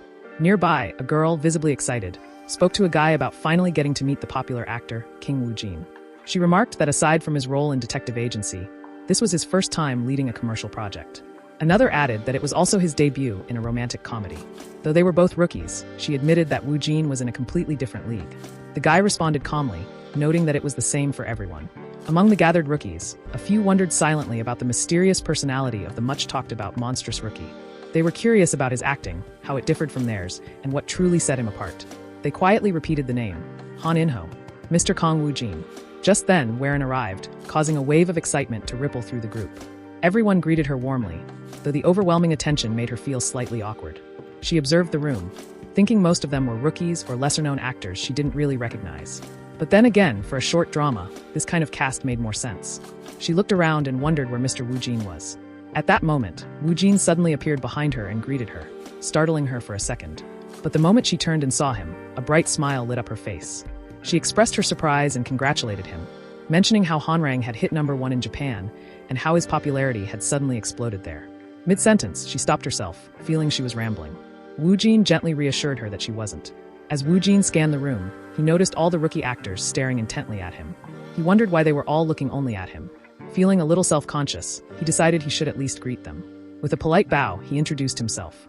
Everyone was struck by his presence. His posture, his aura, it was no joke. Clearly, he stood apart. Woojin, however, was confused by their reactions. He couldn't understand why they looked so overwhelmed. The atmosphere shifted when the director and his assistant entered the room. The director asked if all the actors had arrived, and upon getting a unanimous confirmation, he asked everyone to take their seats. Before beginning the script reading, the director announced that there was something important he needed to share. He brought up the kiss scene at the start of the drama and mentioned he was thinking of altering it. At this, Warren blurted out a loud pardon, out of surprise, immediately realizing her voice had been too loud. She wondered nervously whether Woojin was okay with the change and questioned whether the scene would be deleted. Meanwhile, Woojin was internally panicking. He couldn't believe it. No romantic projects anymore? He didn't know when he'd get another chance to do a rom-com. He couldn't accept it. But the director clarified that he wasn't deleting the scene. Instead, he wanted to deepen it, making the emotions more vivid and the moment more detailed. Woojin, confused, asked what exactly was deeper than a kiss scene. The director explained that while the original scene involved a simple kiss meant to shock viewers, it felt too bland. He envisioned a story that would transition from the present to the past and return to the present again, ending in the future. Because of that, the very first scene needed to reflect the end properly. It had to be done right from the beginning, not vaguely. Hearing this, Woojin was internally thrilled. He admired the director's vision and thought it was truly the work of a talented creator. Warren, on the other hand, blushed and silently panicked. Was the director really asking them to go that deep? It felt intense. Still, outwardly, both of them maintained a calm and professional demeanor, which led the director to mistakenly assume that they were uncomfortable with the change or not close enough to pull it off. He began to reconsider, wondering if he had pushed too hard. He then reassured them that they could stick with the original script if the new version felt burdensome. At that moment, both Woo Jin and Warren were taken aback. In truth, they were both interested in doing the scene. Woo Jin stepped forward and said he was fine with it. The project mattered. Warren, hearing this, blushed, realizing that Woo Jin had only been thinking professionally, while she was the one having inappropriate thoughts. She felt embarrassed, but in Woo Jin's mind, he was dead set. They had to do the deep kiss. Warren followed suit and said she was okay with it too. The success of the project came first, and she would do it. The director was impressed. He saw that both of them were incredibly professional. He expressed his appreciation and promised to deliver a perfect scene. He then explained the updated script. Originally, the scene was supposed to begin with a light peck from Han In-ho, shocking Lee Bauman, followed by an immediate scene change. But now, in the altered version, after a brief pause between them, Lee Bauman would impulsively charge at Han In-ho again. They were just friends before, but now, after the kiss, their feelings had become clear. The follow-up kiss would express that realization, that they could no longer hold back. The director wanted the scene to be so intense that viewers would feel its depth instantly. Hearing this, both Woo Jin and Warren, though flustered, were silently thrilled. Yes, deep really was the right word for it. After all the actors finished introducing themselves and reviewing the altered script, the director announced the beginning of the script reading session. With a calm affirmation from the group, the reading began immediately. The first scene opened with cherry blossom trees lining the road. Amidst the crowd, Han In-ho and Lee Bauman walked side by side. The rookie actors silently observed the scene, nervous and uncertain about what kind of acting they were about to witness. Their glances shifted back and forth, some swallowing hard as anticipation built. Despite it being just a table reading, their excitement lingered in the air. Woo Jin appeared composed on the surface, though a few wondered if he was nervous or unwell, noticing that he wasn't expressing much emotion just yet. Inside, Woo Jin was struggling. He felt the weight of everyone's eyes on him, and it made him nervous. It was overwhelming, but he reminded himself not to pay attention to them. He focused instead on maintaining his character and expressing the right emotions. Determined, he began drawing out the emotions from within. As the director read aloud from the script, he described how Han In-ho looked strangely at Lee Bauman, who was walking just a step ahead of him with excitement. The expression appeared fond, yet ambiguous. In sync with the narration, Woo Jin subtly shifted his expression, casting a charming smile toward Warren. The moment flustered her. The rookies, stunned by Woo Jin's transformation, watched in awe. He had transitioned into Han In-ho effortlessly. Just one look conveyed his character's emotions so clearly. Through his gaze alone, he expressed a man deeply in love with Warren, and everyone could feel it. The director continued narrating, explaining that the story of a guy friend revolved around Han In-ho and Lee Bauman. Their families were close, which led them to grow up together. They attended the same primary and high school and spent most of their lives as friends. However, a small crack began to form in their relationship. It took less than 10 seconds for someone you'd known as a friend for 10 years to suddenly feel unfamiliar. The narration flowed into a vivid scene from their past. Lee Bauman called Han In-ho and handed him a bunch of flowers, asking him to try smelling them. In-ho replied that they didn't smell like anything, except maybe her head. Bauman, embarrassed, reacted with mock anger, asking if he wanted to die. At that moment, In-ho's gaze shifted toward her lips. He gently held her chin and leaned in, placing a kiss on her lips. The script had only just begun, but the emotions it carried were already pulling everyone in. The scene returns to the present moment. Suddenly, Warren stands up abruptly, shouting in panic. She apologizes urgently, explaining that she needs to rush to the toilet due to an emergency. Hearing this, even the director becomes nervous and stutters his approval. Woo Jin watches her hurry off and thinks to himself that she really seems to be in a rush. Then, pausing, he feels a sudden urge himself and realizes he might need to go too. Outside the room, Warren slows down, her thoughts swirling. She recalls how Woo Jin had been staring at her during the acting scene. Though he was performing, his gaze had felt too intense, crazy even. It was just acting, yet it felt frighteningly real. The realism in his eyes had left her overwhelmed. She admits to herself that the feeling was nice, but mentally draining. She had anticipated challenges like this, but never imagined she would falter so quickly. Warren wonders how she's supposed to withstand such a dramatic presence. His acting wasn't just good, it was vivid, overwhelming. And with the upcoming kiss scene, she questions if she can handle it. Letting out a sigh, she debates whether she should ask him to take it easy on the filming day. But then, she shakes the thought off. She tells herself she needs to be stronger. The idea of becoming a burden to Woo Jin horrifies her more than anything. She reminds herself that she is an actor too. No matter how hard it may be, she has to match his energy and stand tall. Just then, a door creaks open. Woo Jin steps out and seems surprised to see her there. He apologizes, saying he didn't know she was standing outside. He recalls she was supposed to be heading to the toilet. Embarrassed and flustered, Warren stammers an excuse, saying she's already back. Then, awkwardly, she adds that she had just taken a phone call. Woojin tells her that he also needs to go to the toilet and begins walking away. Before he can go further, Warren calls out to him. As she stares at him closely, Woojin observes her up close and is struck by her beauty. He tries to suppress the thought, mentally scolding himself and urging his instincts to calm down. He asks her what she's doing. Flustered, Warren responds that she's checking their height difference to prepare for the revised scene. Woojin accepts this explanation and offers to help. He asks if he can place his arm on her, as if they are rehearsing. She agrees, and Woojin, in his mind, welcomes the idea. Warren hesitantly places both hands on his shoulder. The two stare at each other in silence. Flustered by the intense moment, she quickly steps back and says she thinks the height difference is workable. Then, without waiting, she walks away. Watching her leave, Woojin thinks she seems shy. He finds it cute and wonders when she'll finally admit that she's a fan. The thought of receiving this kind of attention amuses him.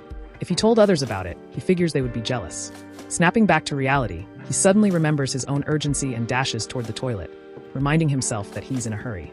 A few minutes later, Woojin and Warren were rehearsing their lines together, practicing their acting with the script in hand. On the other side of the room, the cameraman observed Woojin's performance and couldn't help but comment. He felt that this wasn't the quality of a short drama. Rather, it was a shame the series was only 4 episodes long. The woman beside him agreed, stating that Kong Woojin wasn't popular for no reason. He was playing with emotions on a level that was beyond ordinary. The cameraman added that, although the script's emotional structure was a bit messy, Woojin's expressions were crystal clear. It felt as if the scene was seamlessly transporting them between the past and the future.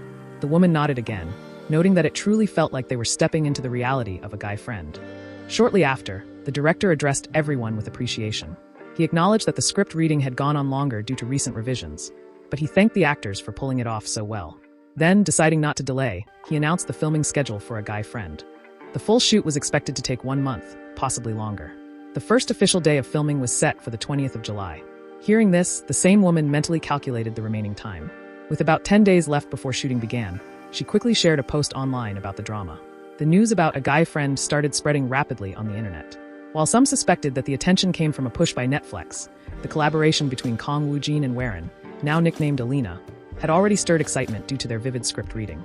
Public anticipation naturally followed. People were drawn to the pairing of the monstrous rookie Kong Woojin and the rising star Warren. Of course, not everyone shared the enthusiasm. Among the general audience were those who didn't like Kong Woojin, ordinary citizens who viewed him as arrogant. Despite the mixed reactions, Woojin saw the viral post and smiled. For him, it was free marketing, and he appreciated it. As the post gained traction, more comments poured in. Supporters praised his acting, saying he fit romantic comedies perfectly. Some remarked that he had a unique charisma that drew attention and mentioned how great he looked in person. Others were impatient, demanding the drama be released immediately. However, hate-filled comments soon appeared as well. And among those posting hateful remarks was someone who knew Woojin from his past, a secret Woojin was still unaware of. In another part of the city, a man stared at Woojin and Warren's poster, his expression twisted with anger. He muttered bitterly, mocking their on-screen chemistry. His resentment flared as he cursed Woojin repeatedly, furious that he was leaning on Warren in the image. He growled to himself, recalling their school days. Even then, he believed Woojin had been faking everything with his so-called acting. In his mind, Woojin hadn't changed at all. His hatred boiled over. He convinced himself that someone like Woojin needed to be taught a lesson. In his twisted view, a fool should stay a fool forever. Grinning with malice, he revealed a disturbing truth. He had gone to the same school as Kong Woojin, and the person Woojin was now was nothing like who he used to be. Time passed, and the filming day for A Guy Friend finally arrived. The set buzzed with activity as crew members rushed to sort out the equipment. Each team grabbed their radios, and the security staff began blocking the approaching students before they could crowd around. Nearby, 2 girls were seen chatting. One of them asked if anyone knew what was being filmed. The other replied that she overheard a teacher mention it was for A Guy Friend. At the mention of the title, the first girl's eyes lit up as she confirmed it was the one starring Kong Woojin and Warren. She struggled to see clearly, then pointed in the distance, recognizing Woojin. Excited, the girls shouted his name aloud. Woojin heard their voices, turned toward them, and waved with a smile. Inside, he envied their youthful energy. It was the kind that could only be seen at that age. Myoyoung arrived shortly after, covering his ears from the fans' loud cheering. With a half-joking tone, he told Woojin he had truly become a real actor. Woojin glanced at him and silently questioned why Kim Myoyoung was even there. Myoyoung responded that he came in place of President Choi, who had gotten busy with YouTube and company matters. The 2 best friends of several years shared a moment of understanding, communicating only with their eyes. Myoyoung mentioned he was supposed to receive more training initially, but thanks to Hyeongnam's assurance, he had been hired anyway. He grinned, saying that with more training, he might be assigned to the Hyeon team. Woo Jin casually replied, calling him a bulky bastard and telling him not to talk to him. Moments later, the director appeared, greeting Woo Jin and asking about President Choi's absence. Woo Jin informed him that the president couldn't come due to work. The director admired Choi's dedication and expressed his happiness about working with Woo Jin again after detective agency. He reflected on how both of their careers had changed drastically since then. Back when they worked together on detective agency, neither of them were well known. But now, everything had turned around. The director believed the future was unpredictable, and Woo Jin completely agreed. The director pointed out some familiar faces from detective agency among the crew, and Woo Jin silently felt that they were here to support a guy friend. He thought he should greet them later, and the director encouraged him, saying it would boost their morale. He added that everyone had benefited from detective agency, and many were genuinely happy about Woo Jin's success. The plan for the shoot was laid out. They would focus on insert shots and lead actor scenes for the next 2 days. Supporting roles and extras would have plenty to do as well. Since the filming location was sponsored, scenes would be shot in order. The team also needed to move to the university location within the same week. Soon after, Weren arrived, causing the fans to cheer even louder. The director welcomed her warmly, and she greeted both Woo Jin and the director. Internally, she admired Woo Jin's presence on set, thinking he looked 100 times cooler during filming. Woo Jin, on the other hand, found her looking more elegant than usual, perhaps due to the makeup. He returned her greeting. As Woo Jin and Weren chatted, the director observed them from a distance. He noted how much more comfortable they seemed now, unlike during the script reading. He hoped their bond would grow stronger throughout the shoot. A staff member soon announced that the costumes had arrived. Woo Jin looked at his assigned outfit and noted that he hadn't expected to wear it again, a school uniform. Both Woo Jin and Weren changed into their uniforms, and people around them whispered that they looked great and youthful. Someone remarked that they truly resembled high schoolers, and another added it was probably because of their baby faces. As Woo Jin looked around in his uniform, he felt the weight of the moment. It was finally time for the first scene. Nervousness crept in. Regardless of the project, this feeling always returned. He still hadn't gotten used to it. But now there was no turning back. If he couldn't avoid the nerves, he decided to embrace them. He would use that nervous energy and his racing heartbeat as a trigger. The director called out action, and the filming of A Guy Friend officially began. The shoot began with a high school setting, where the student council president hosted a welcome ceremony for everyone. Woo Jin, playing the role of the president, stood on stage, thinking to himself how long the ceremony would drag on. While observing the crowd, his gaze shifted to Bauman, his childhood friend, now playing the female lead Weren, walking away from the scene. He wondered what she was up to. Since her dream was to become a composer, he assumed she was probably off composing or doing something music-related. He decided to ignore her, thinking it would be amusing if she got caught and scolded for sneaking off. As she walked away, Bauman turned back and noticed Woo Jin staring at her. He immediately grew flustered and, in a knee-jerk reaction, flashed her the middle finger. Bauman looked back in confusion, wondering why he was showing her that. In retaliation, she stuck out her tongue to tease him. Woo Jin smirked, thinking to himself that she was sulking again. He believed that if he just left her alone, things would sort themselves out. The director called for a cut and praised Woo Jin for his performance, acknowledging the authenticity in his acting. Watching from the sidelines, a few rookie idols whispered among themselves, gushing over Woo Jin. One of them found him incredibly cute and admitted that his smile hit them like a ton of bricks. Another agreed, saying that even though it was just the first scene, their heart was already fluttering. The director commented that both Woo Jin and Weren possessed impressive qualities. Their visuals suited the drama perfectly, intensifying the romantic comedy vibe of the shoot. Without wasting time, the crew prepared for the next scene. The director announced the upcoming shot, an outdoor kiss scene. Hearing this, Woo Jin's thoughts raced. It was finally time. The kiss scene was about to begin. Woo Jin prepared for the next kiss shooting scene, changing into a new outfit. As he read through the upcoming script, a wave of disbelief washed over him. He silently questioned if he was truly about to film the kiss scene, the one with Weren, the top-tier girl group member. Everything still felt unreal. Just then, President Choi appeared beside him. He had initially come to ask how Woo Jin was feeling about the shoot, but after seeing him, he remarked that Woo Jin seemed to be doing fine. Woo Jin hesitated before replying, then muttered a response. Internally, though, his thoughts betrayed his composure. He felt like throwing up. Yet he brushed it off, telling the president it was just acting.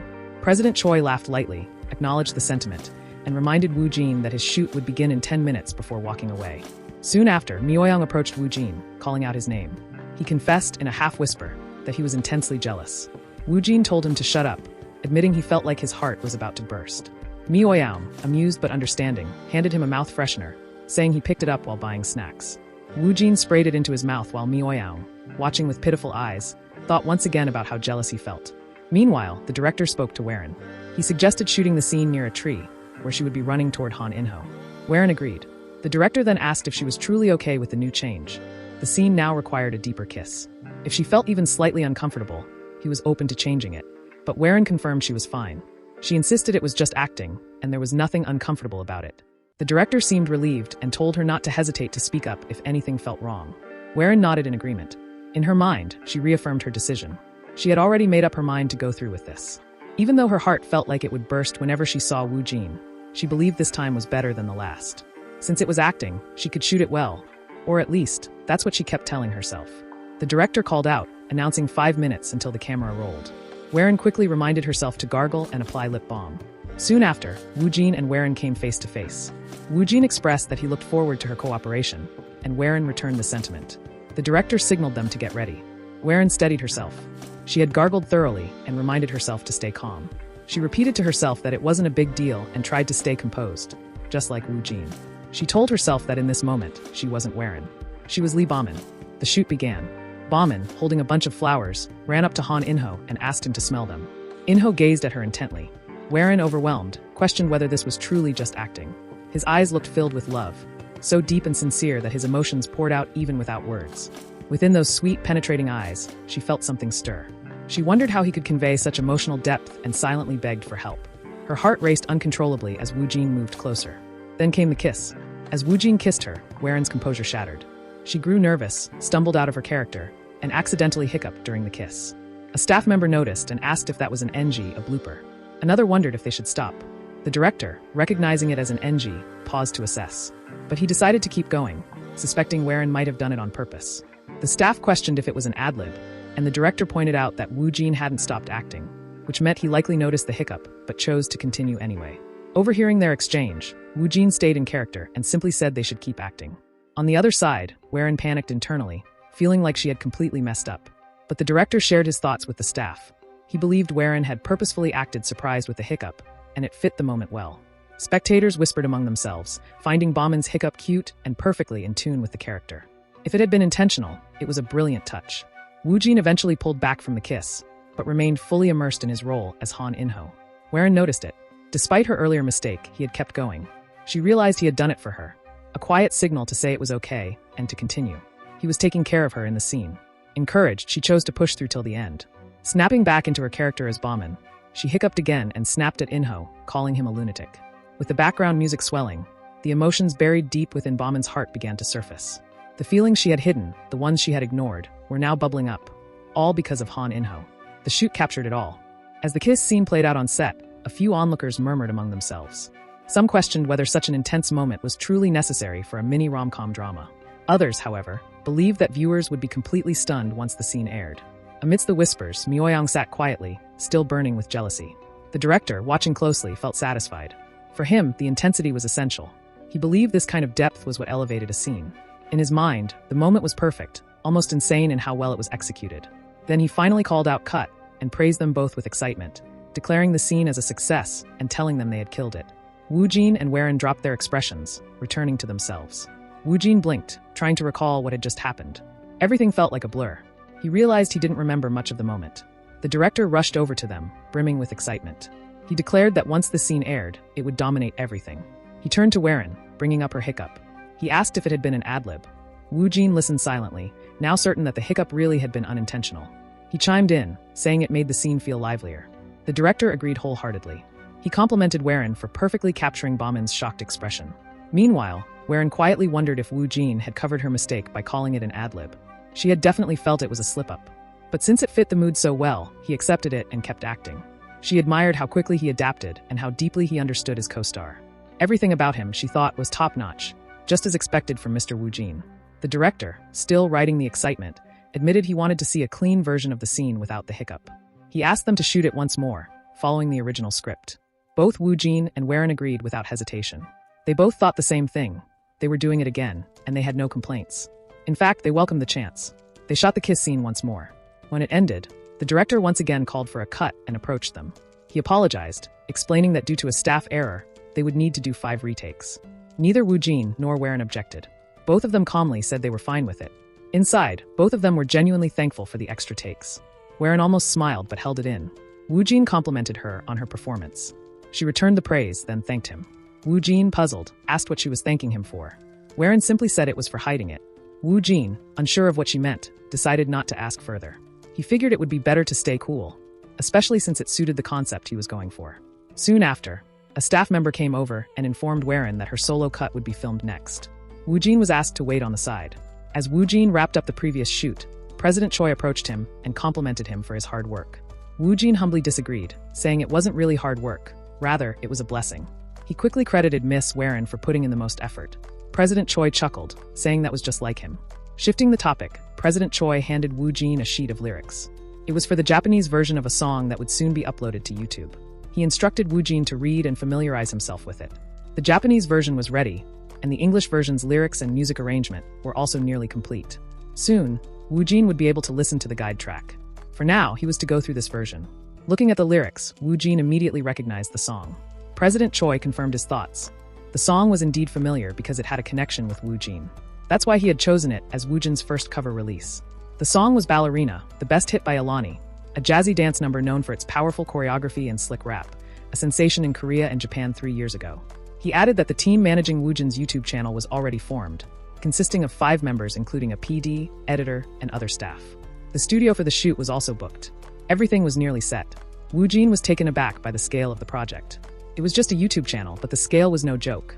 Just then, a staff member called out to Woo Jin. The next scene would be his first frustrating moment at school, so he needed to change back into a school uniform. Extras playing bully roles were also asked to gather. Woo Jin realized this must be the scene where Han In-ho heroically saves Lee Bauman from bullies who targeted her for being confident and optimistic. On his way to prepare, Woo Jin overheard a conversation between the director and another staff member. The director seemed dissatisfied. When asked what was wrong, he explained that something was lacking. He wanted someone with a more intimidating face and a bigger build to play the bully. The staffer reminded him that the bully characters already had actors, selected through auditions, and they even had scripted lines and solo shots. Casting someone new on site would be a lot of work. Still, the director wondered if someone with the right look, decent acting, and the right physique could be found, even if they were just an extra. Woo Jin glanced over and smirked as his eyes landed on his best friend, Kim Dae-kyung, whom he fondly called Mioyeon.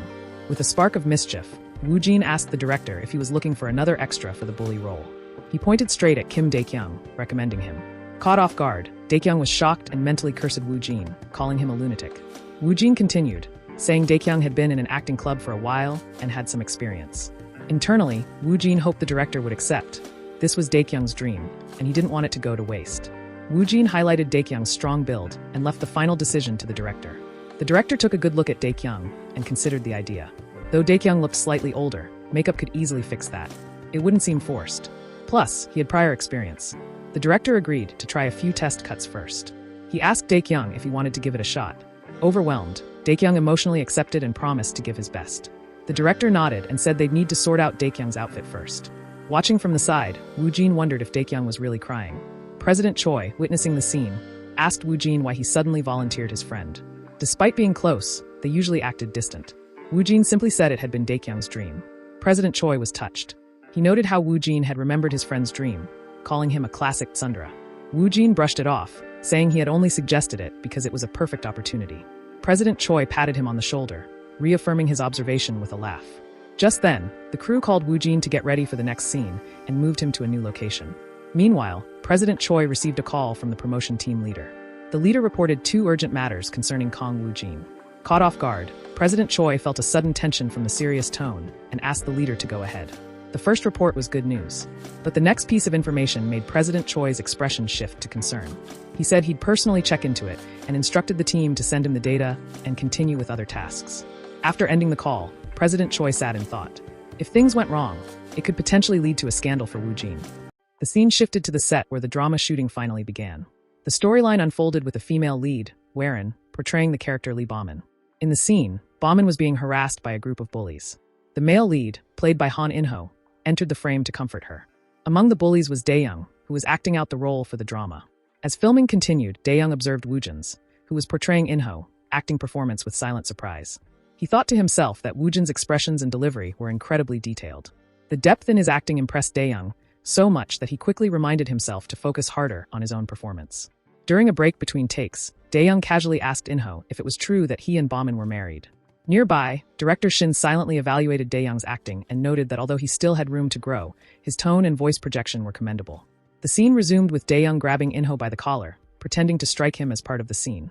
He remarked that he wanted to test this so-called husband's physical endurance. In-ho calmly warned him to look up before throwing his punches. As Dae-young looked upward, he froze. Standing there was the school principal, silently watching the scene unfold.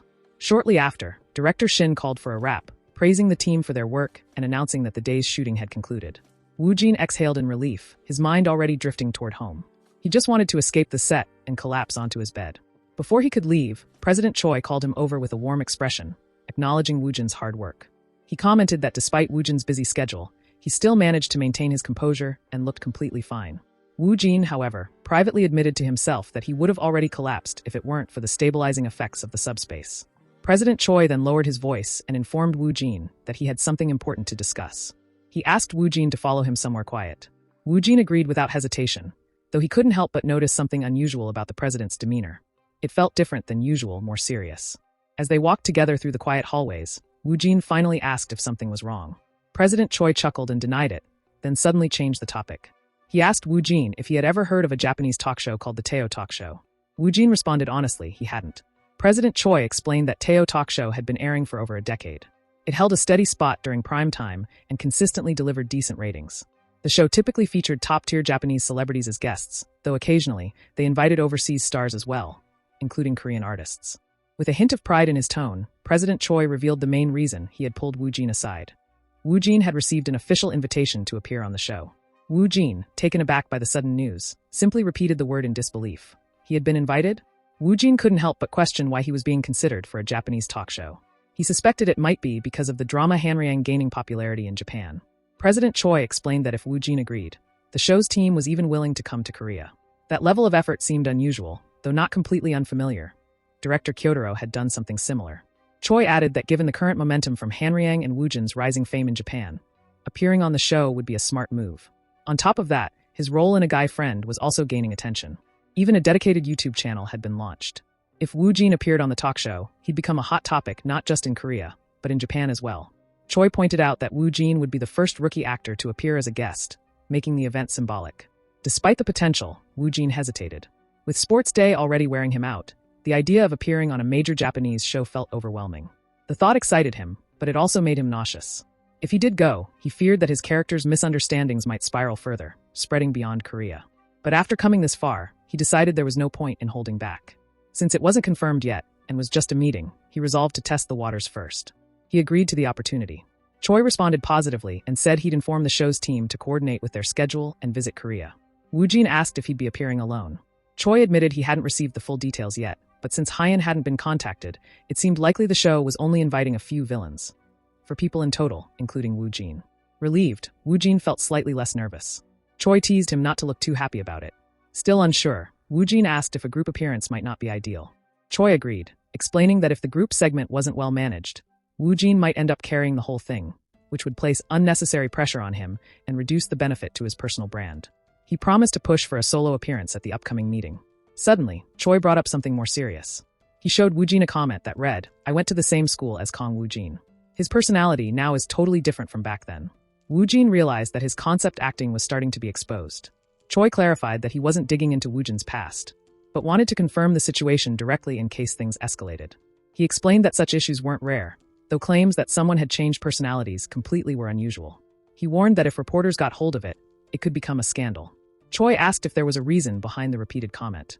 Woo-jin admitted that his real personality and his current character were indeed very different. That difference was bound to stand out to people who knew him before. Though he debated staying quiet, he ultimately decided it was better to tell the truth. He told Choi that everything he had been doing was concept acting. He had been performing, not just recently but throughout this period. As soon as the words left his mouth, Woo-jin braced himself, expecting anger and accusations of deception.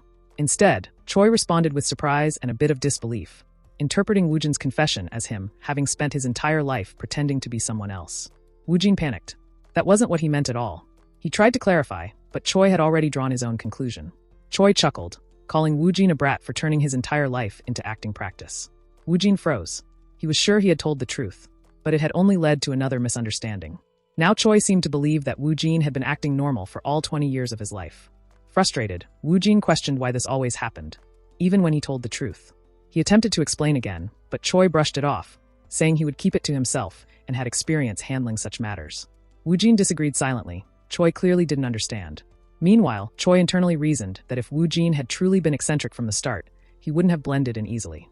It made sense that someone with such immense acting skill could dedicate his life to performing ordinary. Choi admired Woo Jin's ability to act so flawlessly that no one suspected it. Now that acting had become his profession, maybe Woo Jin didn't need to pretend anymore. He saw Woo Jin as a naturally gifted genius who was born to act. Woo Jin, however, felt defeated. Even after revealing everything, no one believed him. He gave up trying to correct the misunderstanding. If that's how they wanted to see it, he would just lean into the concept further and see how far it could go. Choi advised Woo Jin to keep his story hidden for his own safety. Woo Jin agreed, realizing no one would believe him anyway. Choi noted that he couldn't stop anonymous people from spreading rumors, and that reporters were probably already sniffing around for information. He warned Woo Jin to prepare for the possibility of the issue blowing up and assured him that if it did, he would handle it. Woo Jin's only job was to focus on acting. When Woo Jin asked if there was anything they could do, Choi explained that the entertainment world thrived on attention. People quickly moved from one hot topic to the next. The best way to cover one scandal was with another, more controlled issue. With that, Choi concluded that their next step should be to quickly arrange the meeting for the Teo talk show. Inside the Japanese talk show meeting room, the producer admired the setting, commenting on how great the place felt. Turning to the two women beside him, he asked the interpreter to translate his words slowly and thoroughly during the meeting. One of the ladies acknowledged with a simple nod. Just then, Kong Woo Jin entered the room and introduced himself confidently. His sudden arrival startled the producer. Woo Jin quickly apologized, explaining that the staff had mistakenly directed him to the wrong room. The producer was taken aback by how natural Woo Jin's Japanese sounded. Though Woo Jin downplayed it, claiming his Japanese wasn't very good, the producer thought otherwise. To him, Woo Jin's pronunciation was practically native. He silently noted that having an interpreter might not be necessary, and Woo Jin's presence alone had already sparked his interest. At that moment, President Choi appeared and introduced himself as the president of BW Entertainment. The producer responded in kind, revealing that he was the show's main producer, Shiki Shinjo. Before the introductions could continue further, Woo Jin and Choi took their seats, signaling the start of the meeting. President Choi began by admitting his initial surprise at Japan's interest in Woo Jin. The producer explained that Hanryang had gained massive popularity in Japan, placing its cast under a bright spotlight. Though Choi already knew this, he acted surprised and asked whether Woo Jin was truly that popular. The producer confirmed it, mentioning that Woo Jin was frequently discussed, even as much as the main character Handy Anner. Despite his composed exterior, the producer couldn't tell if Woo Jin was truly unaffected or just naturally calm. Meanwhile, Woo Jin internally analyzed the staff, noting their composed and professional demeanor. They reminded him more of a documentary crew than a talk show team. Convinced that his concept acting would work smoothly with them, he readied himself for the performance. The producer, watching quietly, felt a shift in Woo Jin's presence. From a rookie who had just debuted with Hanryang, Woo Jin gave off a weighty aura, as though he had experienced countless hardships. The more the producer recalled his research, the more intrigued he became. Every project Woo Jin had joined had been a hit, and his collaborations included well-known actors. Woo Jin was proving to be someone who consistently piqued curiosity. Woo Jin politely thanked the producer for coming all the way to Korea and asked what plans they had in mind.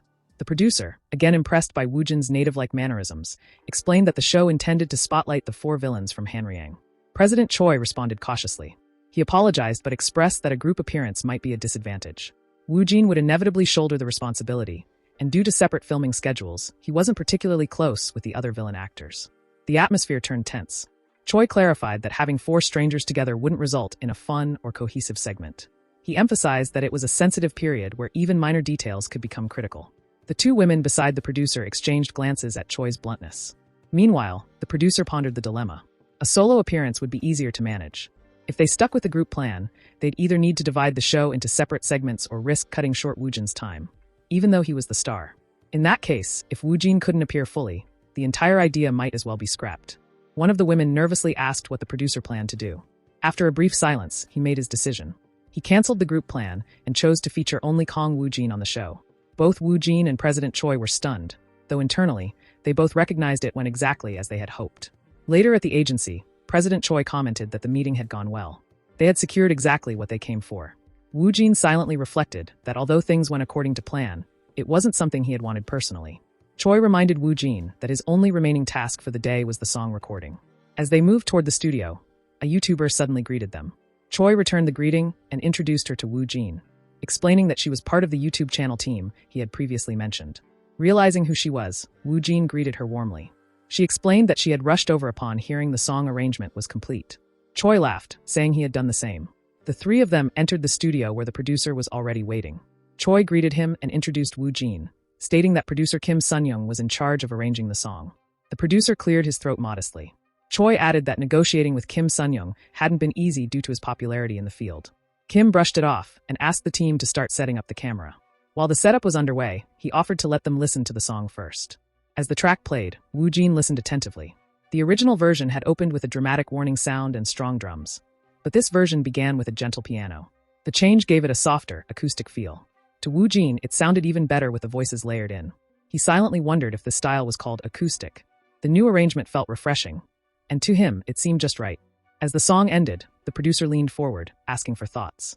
Cha immediately responded, impressed by how the song preserved the original tempo, making it feel both familiar and fresh. Attention then turned to Woo Jin. Though he wanted to simply give it 2 thumbs up, he held back and expressed how the melody kept echoing in his mind, especially the intro and the sharp note near the climax. Mr. Cha agreed, noting how catchy the track was and how the male vocals added a new layer of depth. Clearing his throat, the producer signaled the next step, recording the song. He suggested they begin lightly, mentioning it would take more than half a day regardless. Since there were 2 versions, he asked which one to start with, English or Japanese. Cha decided on beginning with the Japanese version first, and planned to do the English version later if time permitted. Just then, a staff member shouted that the camera setup was complete. The producer turned to Woo Jin and told him he could enter the recording booth. As Woo Jin walked toward the studio, nerves crept in. He reminded himself to think of it like singing in one of those small coin karaoke rooms from the past. Inside, the producer instructed him to start slowly and match the intro's timing. The moment Woo Jin began singing, the producer noticed the richness of his low notes, heavy yet smooth. His voice stood out, a blend of raspiness and clarity, and his Japanese pronunciation was flawless. Surprised, the producer found himself stunned. Woo Jin's voice was unlike any he had ever worked with, 1 in a million. Cha, listening from the other side, let out a laugh, clearly impressed. Just then, Cha's phone buzzed with a notification. Curious, he checked it and froze. A headline flashed across the screen. Star issue monstrous actor Kong Woo Jin has a split personality? Eyewitness report spreads through community. Cha had anticipated this. He remained calm, thinking to himself that the expected news had finally surfaced. But he had already prepared countermeasures in advance. The strategy was clear. The scandal would be buried under another issue. Almost instantly, a new article began circulating. Hot issue PD Yoon's new variety show titled Our Table reveals its lineup: A Jonghak, Ha Kong-soo, Yun Bailwang, Hong Hae-yun, Warren, and Kong Woo Jin. Another outlet published a feature.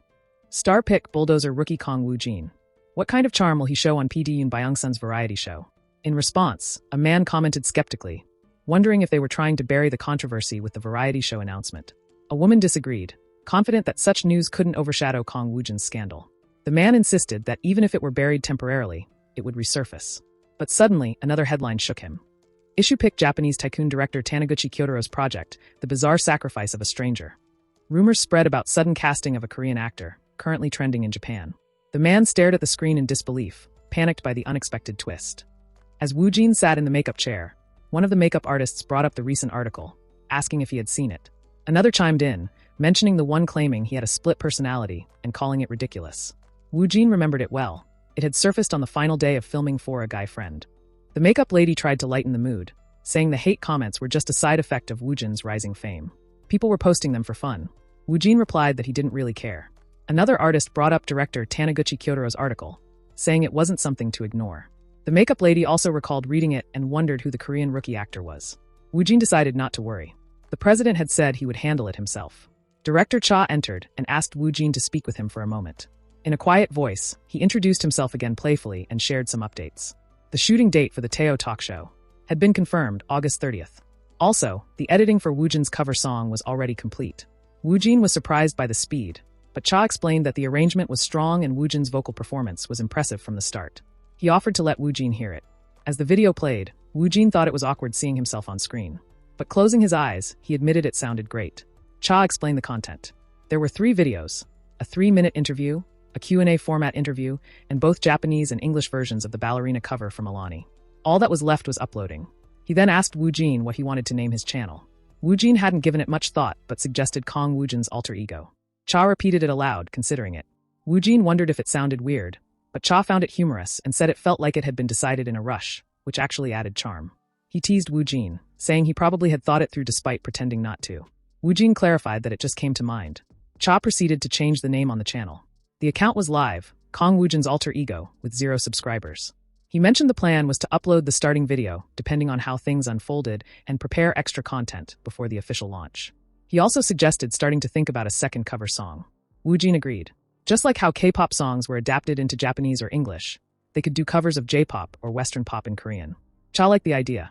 A blonde-haired staff member then shouted a 10-minute warning before filming. Cha decided to use the remaining time to brief Woojin. First, about director Kyotoro's film, The Bizarre Sacrifice of a Stranger. The project had gained attention in both Japan and Korea. Cha reminded Woojin he was in charge of that and the Our Table variety show. Initially, director Kyotoro had planned to reveal Woojin's role close to filming, but that didn't suit their timeline. So, Cha convinced him otherwise. The release of this news was strategically planned, to bury Woojin's scandal and boost the new headlines. The Teo talk show would serve that purpose too. Cha emphasized that although the Kyotoro project didn't need to be used this way, it was useful, especially since a guy friend was launching in Japan and followed Hanryang. At that point, Woojin's popularity in Japan was still uncertain. That's why Cha planned to lean on Waren's recognition. It might seem opportunistic, but Woojin accepted it, thinking they had to play it smart for now. He added that he didn't want to miss Waren either. Cha continued, saying if the casting news for The Bizarre Sacrifice of a Stranger came out, everything dull would suddenly turn dynamic. From profiler Hanryang to Teo talk show, to a guy friend, Japanese audiences would become curious. They'd want to know more about Woojin.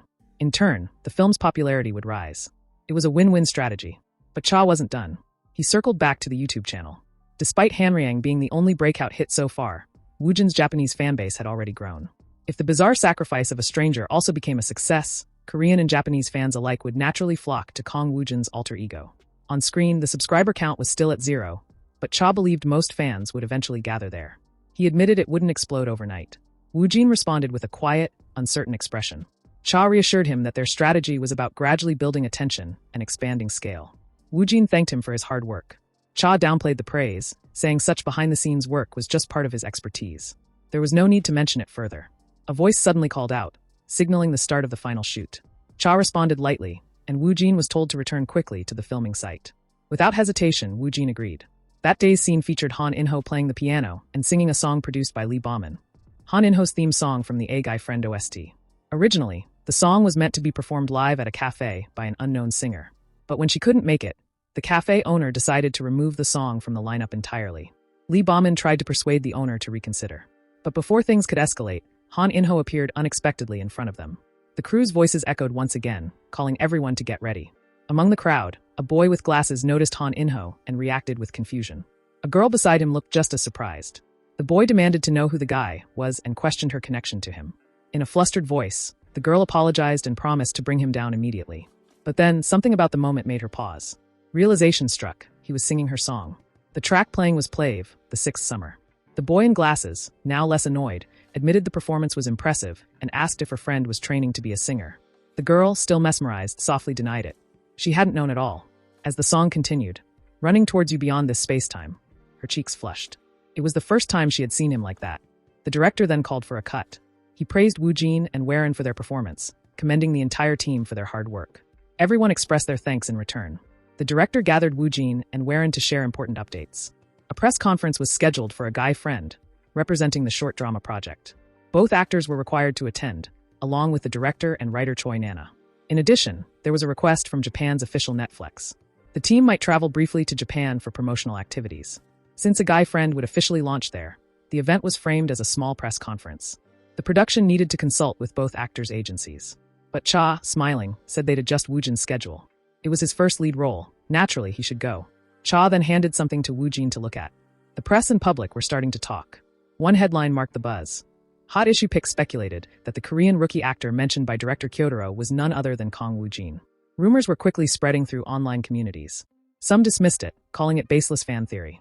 But others found it plausible. With Hanryang gaining popularity on Japan's Netflix, they believed director Kyo might have recognized Woojin from that show. As the article continued to circulate, Cha made it clear. The conversations about Woojin had already begun. Early in the morning, Woojin jolted up, screaming. He thought he was late and frantically checked the time. But then he remembered what Cha had said. Filming for a guy friend was now over, and he could rest for about 2 days. Realizing his mistake, Woojin fell back onto the bed. He mumbled to himself, recalling that the LA Guy Friends press conference was in 2 days. Deciding to use the time wisely, he promised himself to catch up on all the sleep he had been missing. Later that evening, as he lay still, his phone buzzed. A call came in. The caller was Kong Hyuna. Woojin glanced at the screen, wondering what it was this time, and chose to ignore her.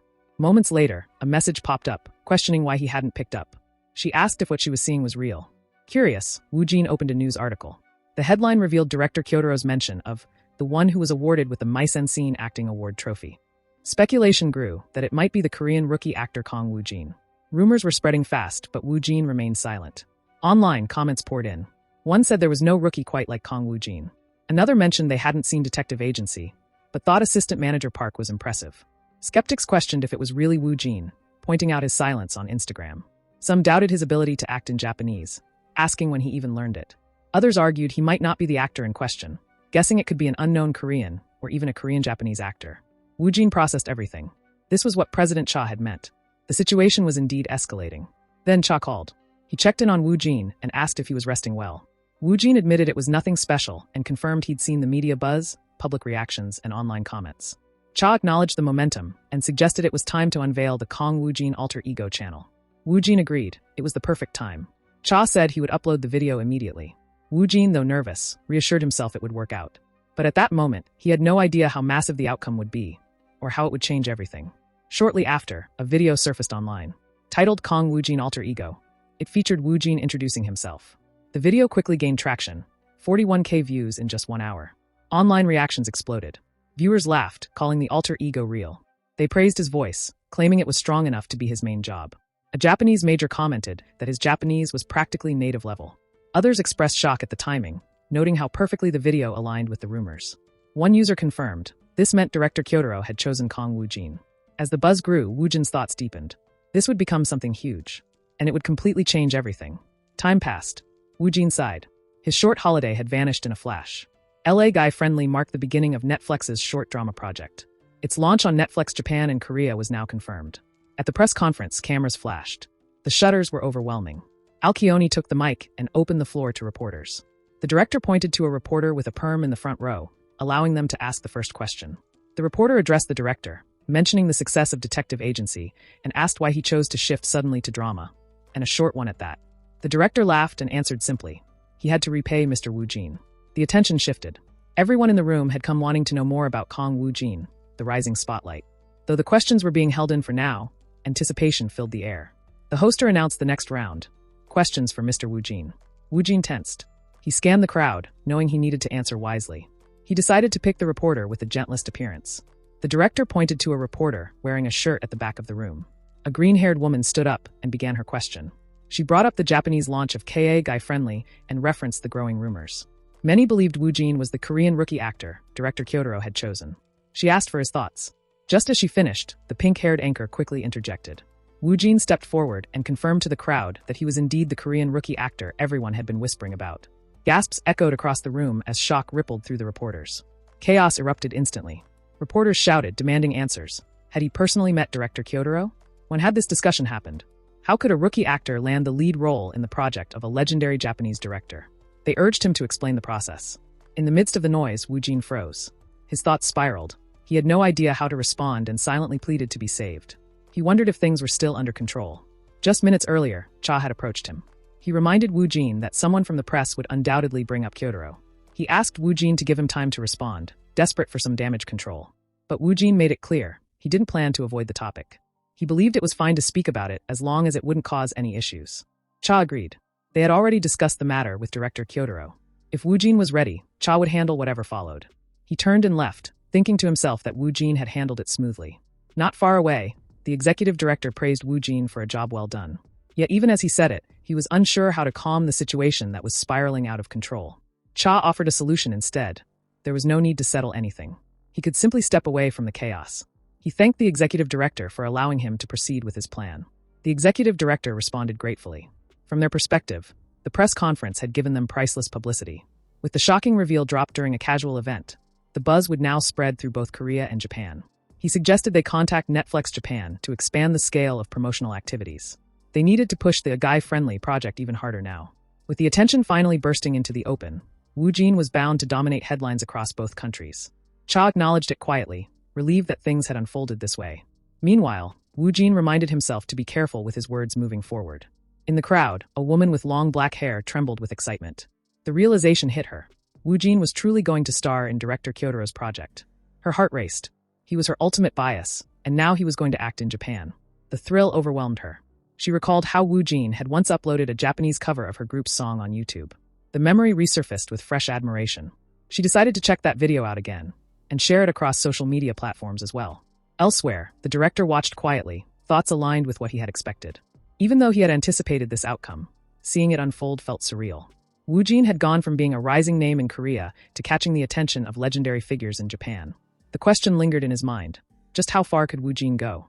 At this pace, he believed that by next year, Woojin might even reach Hollywood.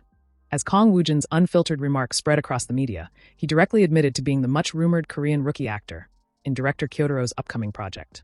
The confirmation ignited headlines and stirred conversations, both online and offline.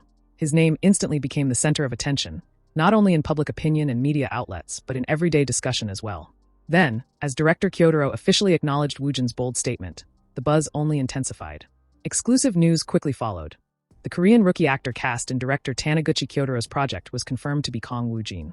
Fans reacted with excitement, praising his talent and authenticity. Some highlighted his YouTube channel, urging others to check out his covers. Many wondered how a rookie could land such a major role so early in his career. Interest in Kang Woojin continued to grow rapidly across both Korea and Japan. As if timed perfectly, Netflix Japan released an official teaser for A Guy Friend, alongside the confirmed Japan schedule for Woojin and his co-star Warren. Soon, they landed at Haneda Airport. Woojin, now in Japan, took in the moment. The flight had been quicker than expected. He reminded himself to stay composed and not show that it was his first time flying abroad. Songjin, overwhelmed by Woojin's rising popularity, shared that casting calls were pouring in. Fortunately, the current Japan schedule had reduced the number slightly. He had already filtered out minor offers, focusing only on major opportunities. But he still needed Woojin's input on how to handle the incoming projects. After considering his current commitments, Woojin admitted that it would be too much to take on anything new for now. Projects like The Island of the Missing, The Love That Freezes to Death, and several advertisements had already piled up. He decided to stay focused on the scheduled projects alone. Songjin agreed. They would revisit new opportunities after the release of A Guy Friend and Drug Dealer. He noted that from October onward, Woojin would likely be booked solid with event broadcasts, ceremonies, film festivals, and awards shows. The momentum from Hanryang and other past projects meant offers would keep coming. He also mentioned that director Kim Do-hee had contacted him before they boarded the flight. A blind premiere for Drug Dealer was scheduled for the following week. Woojin paused, recalling what a blind premiere was. He remembered hearing about it during Detective Agency. If it was happening now, the editing must be close to completion. Still, he found the timeline surprising. It felt fast. Songjin confirmed that while the editing was about 90% complete, the pace had been intense. The production team seemed to have poured everything into finishing early. The blind premiere was moved up due to the actors' schedules, and full promotions would begin before mid-September. The official release would likely follow in October or November. Woojin, feeling the pressure, admitted he was nervous. Unlike event-based projects like Detective Agency, this time the viewership and sales would be counted and tracked. Songjin pointed out the possibility of both A Guy Friend and Drug Dealer being released around the same time. Woojin confirmed internally he had heard that A Guy Friend would be out in October. Songjin believed that simultaneous releases might be even better. The impact of back-to-back headlines could amplify Woojin's public image. The contrasting characters, Lee Sang-man and Han In-ho, came from completely different genres and atmospheres. Their presence and tone were polar opposites. He wondered how the public would react to such contrast. Woojin reflected, comparing the experience to jumping between a hot bath and a cold bath. Then, Songjin shifted to discussing the upcoming Japan schedule. The promotional activities for A Guy Friend had overlapped with a guest appearance on the Teo Talks How, so he had already adjusted the timeline. He also arranged a meeting with director Kyotaro. Once in Japan, Woojin would head straight to Netflix Japan for a briefing on the event. Later in the afternoon, he would meet PD Shinjo. The next day was the Teo Talks How appearance, and on the following day, he had a formal meeting scheduled with director Kyotaro, among other engagements. Woojin felt overwhelmed and tried to stop his thoughts. Songjin, noticing his reaction, checked if he would be okay, knowing Woojin wasn't someone to easily show emotion. Woojin reassured him, saying there was no problem. He'd use the subspace if needed. A reporter signaled that they would be moving on. Songjin warned that a few reporters might have gathered at the airport, as both Woojin and Warren's schedules had already been made public, along with the article about Teo Talk Show. Though things might get noisy, he told Woojin to act as usual. Warren approached and informed Woojin that it'd be better if they walked together from this point to allow for a double shot, rather than appearing separately. Woojin agreed, it made sense.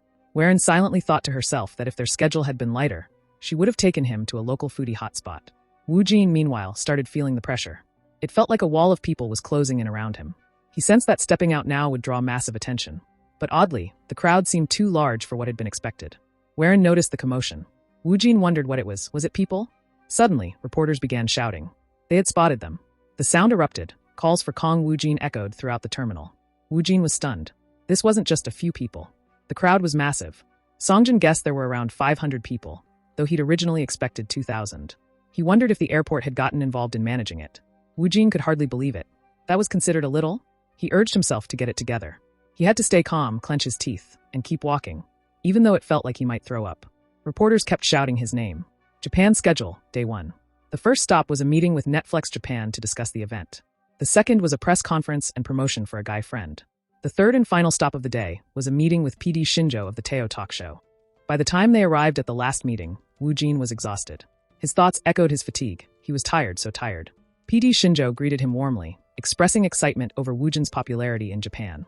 His name had become a trending topic, dominating communities and SNS platforms. He also revealed that Woojin's YouTube channel had surpassed 1.05 million subscribers. Woojin was shocked. Over 1 million already? PD Shinjo admitted it was his first time witnessing such rapid growth in his entire career as a producer. Woojin, still surprised, accepted the reality. He was now officially a 1 million subscriber YouTuber. Because of Woojin's explosive popularity, the Teo talk show team had completely revised their original plans. They extended the recording time and added more segments. Content from all his projects, including Hanryang, A Guy Friend, The Bizarre Sacrifice of a Stranger, and even his YouTube channel, was included in the revised format. The PD mentioned the possibility of Woojin singing a short line from his YouTube song during the talk segment. Woojin agreed without hesitation. Since the show was pre-recorded, it wouldn't be filmed in the order it would be aired. Segments would be shot out of sequence and reorganized during editing. They might even begin with a Q&A session involving the audience. PD Shinjo shared that Warren would be joining as a guest during the A Guy Friend segment. Her team had confirmed she was fine with a brief appearance. Woojin realized even President Choi might not have known about that. He must have been caught off guard too. Another surprise came when PD Shinjo revealed that the studio audience for the recording had been selected mainly from Woojin's fanbase. Woojin was stunned. Fans? There would be about 200 fans attending. Woojin couldn't believe there were 200 fans of his in Japan already. The PD clarified that they had received over 3,000 applications for those seats, making the selection process extremely competitive. Woojin was in disbelief again. Over 3,000 fans had applied. The numbers and the attention kept growing. At Japan's private broadcasting station, TB, Woojin stood backstage, breathing deeply. The day of the recording had arrived, and nerves hit him hard. He couldn't believe he was the main guest on a show known for featuring Hollywood stars and Korea's top actors. Still, he told himself everything would work out. With clenched fists, he focused on staying calm. Mind control, just like always. Songjin informed him the recording was about to start. Woojin acknowledged him. As they moved toward the set, Songjin mentioned that the audience seats were all filled. Around 250 people, not 200. Woojin was surprised. Songjin asked if he was nervous. Woojin replied that there wasn't much difference between Korea and Japan. Songjin remarked on Woojin's indifferent attitude. Woojin, silently, told himself he'd handle the inner battle on his own. Songjin pointed ahead. A staff member approached to mic Woojin up. Songjin introduced a man nearby, Karamatsu Soyo, known as Japan's national MC. Woojin recognized the name, but internally he was shocked. Everyone around him seemed to be Japanese. One of the crew members explained the plan. The recording would begin with a Q&A session with the audience, and Woojin could step onto the stage whenever ready. It was just a pre-recording, so there was no need to be too nervous. The session started. Woojin greeted the audience and introduced himself.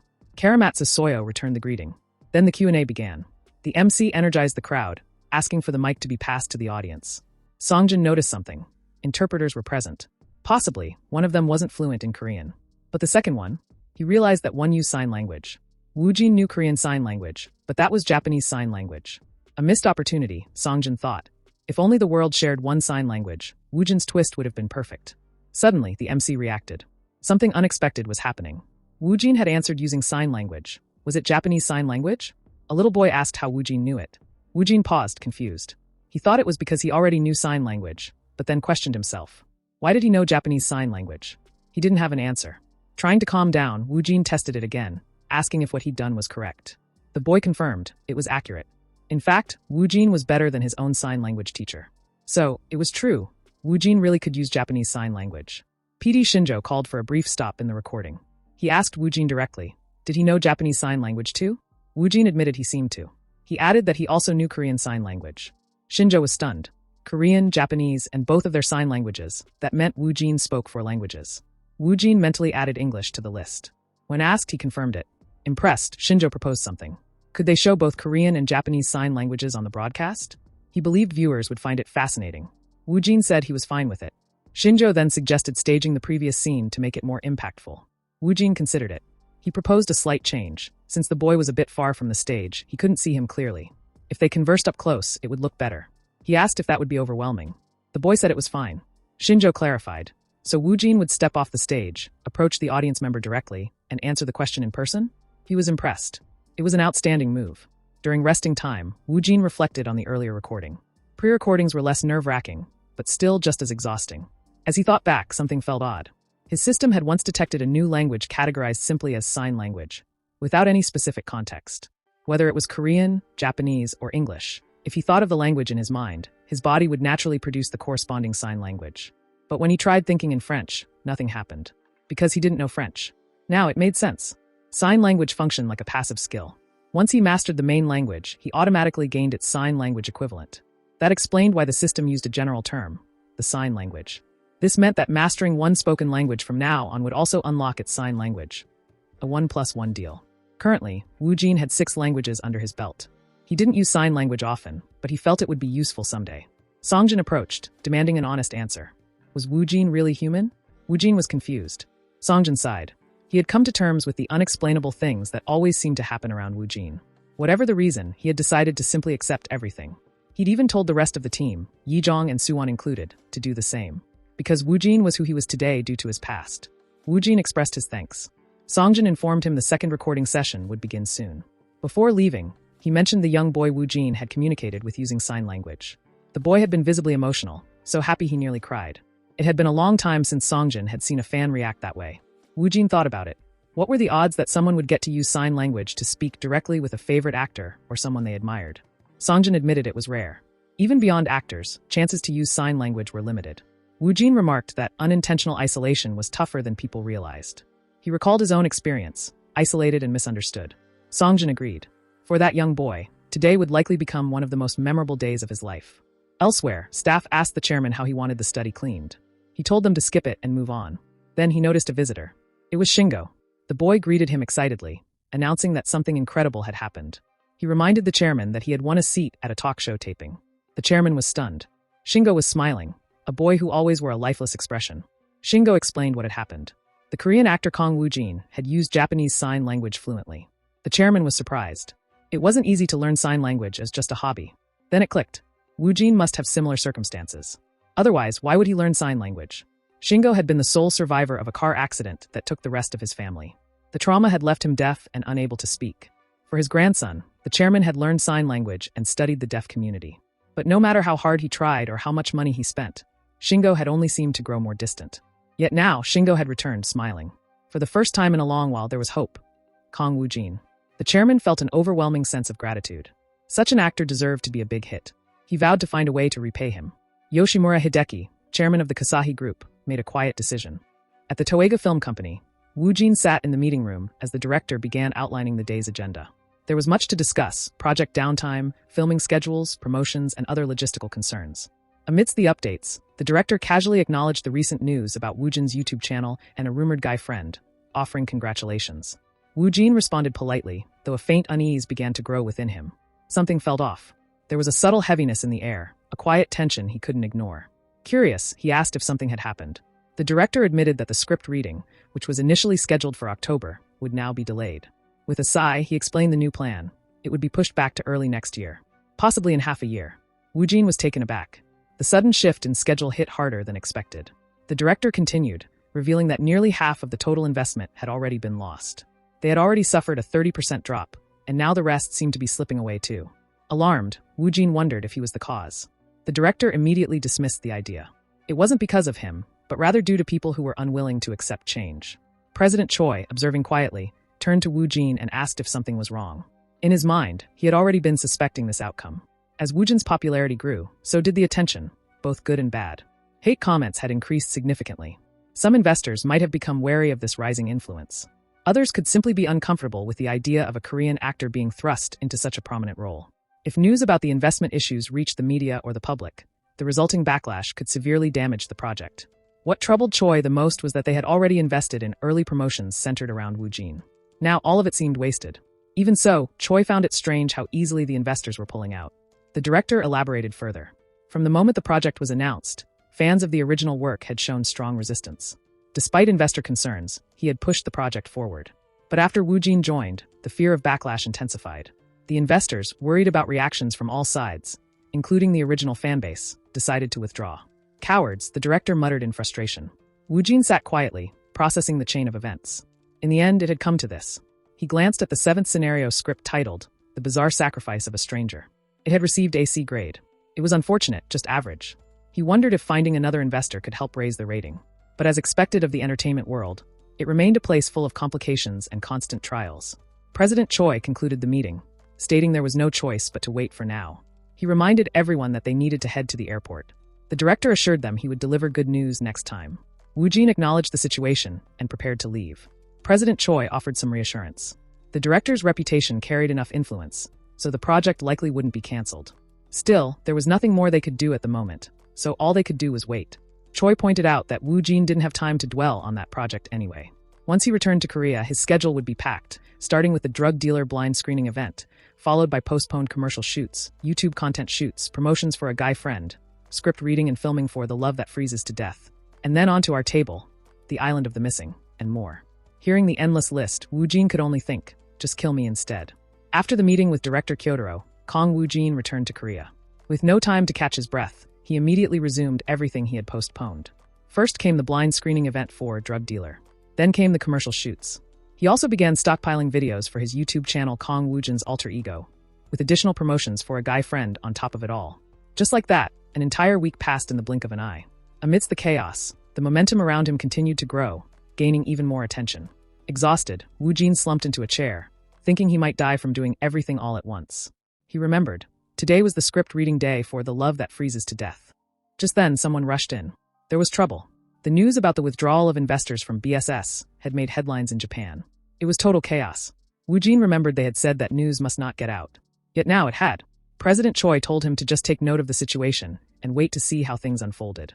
Trying to shift his focus, Woo Jin checked his system window. He wondered if the grade for the 7th scenario would drop even further. If it hit F, it would be beyond saving. Suddenly, something unexpected happened. The 7th scenario rating had increased to S+. He was shocked. Was it an error? Confused, Woo Jin questioned what had just happened. There was no clear answer. He decided to leave it be for now. Something must have occurred elsewhere that he didn't know about. He planned to check again tomorrow. Not long after, Woo Jin received a call from director Kyotaro. Kyotaro confirmed the situation. News of the investors pulling out had indeed reached the headlines. Things weren't looking good. He had asked those investors to remain quiet, but they hadn't kept their promise. Because of the sensational news, even the remaining investments were now at risk. The project might be delayed until mid-next year. If things continued like this, it would seriously damage Woo Jin's public image. Director Kyotaro offered him a way out. If Woo Jin wanted to withdraw, he would support that decision. But Woo Jin declined. He chose to wait. He still wanted to do BSS, even if it meant harming his image. Director Kyotaro was visibly moved. Woo Jin simply said not to mention it and explained he had something else to do, then hung up. Shortly after, Director Kyotaro received another call from an unknown number. The caller greeted him formally. He mentioned the BSS movie that was currently in production and pointed out the difficult situation surrounding it. Kyotaro initially assumed the caller was from the media and tried to dismiss the inquiry. But the voice interrupted him. The caller offered to cover the lost investments. Not only that, he promised to throw in extra funding. However, there was a condition. Kang Woo Jin had to stay on the project. The caller didn't care about the others, only Woo Jin. Kyotaro was stunned. He asked if the caller personally knew Woo Jin. The voice simply replied that he was someone who understood Woo Jin's suffering. The caller then revealed his connection. He was from the Kasahi Group. It was Chairman Yoshimura Hideki. President Choi entered the BSS office and turned to Woo Jin, inquiring about the worsening situation in Japan. Woo Jin admitted that things were getting worse, and the reputation had taken a significant hit. Yet, despite the challenges, he mentioned that the Teo Talk Show episode featuring him had achieved over a 20% viewer rating. Choi acknowledged it as a positive sign, and Woo Jin added that public opinion in Japan was slowly shifting in their favor. Even with the crisis looming, Woo Jin showed no signs of backing out. He firmly stated he would wait. Choi, curious about his motive, said it didn't seem like loyalty or mere courtesy, prompting Woo Jin to explain that his decision stemmed from BSS being upgraded to ST. All he wanted was to move forward with it. Choi quietly wondered if this was Woo Jin's strange intuition at play again. He agreed to Woo Jin's decision but mentioned that he himself would not be joining the reading due to the need to observe the situation further. He asked if Woo Jin would be alright on his own, knowing he usually didn't get nervous. Wu Jin confessed he didn't know anyone there and felt nauseous, but still assured he would be fine. Choi smirked, reminding Wu Jin that everyone was probably talking about him already. Wu Jin, opening the door, replied that he didn't mind.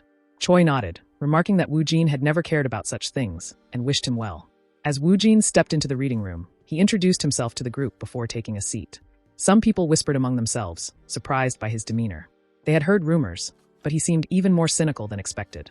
Others noted how calm he looked despite BSS being in chaos, wondering if it didn't bother him at all. His composure distinguished him from the average rookie.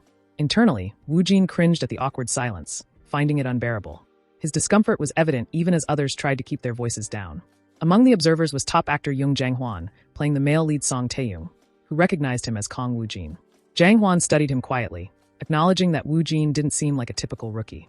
Something about him drew the attention of even the biggest names, but what that was, he couldn't yet pinpoint. Soon, the writer entered the room accompanied by a sign language expert. Everyone rose to greet her. She turned to Wu Jin, acknowledging that it had been a while since they last met. She introduced the woman beside her as the sign language expert who would observe Wu Jin's signing for any errors and provide feedback. Wu Jin felt a flicker of nervousness but reassured himself, remembering the advantages of the subspace. He greeted the expert with a nod, trying to stay composed. The writer asked everyone to take their seats as the reading was about to begin. Meanwhile, in hushed tones, she asked the sign language expert about her first impression of Wu Jin. The expert found it hard to judge just yet, but pointed out that emotional expression was crucial in sign language, and Wu Jin's poker face made it difficult.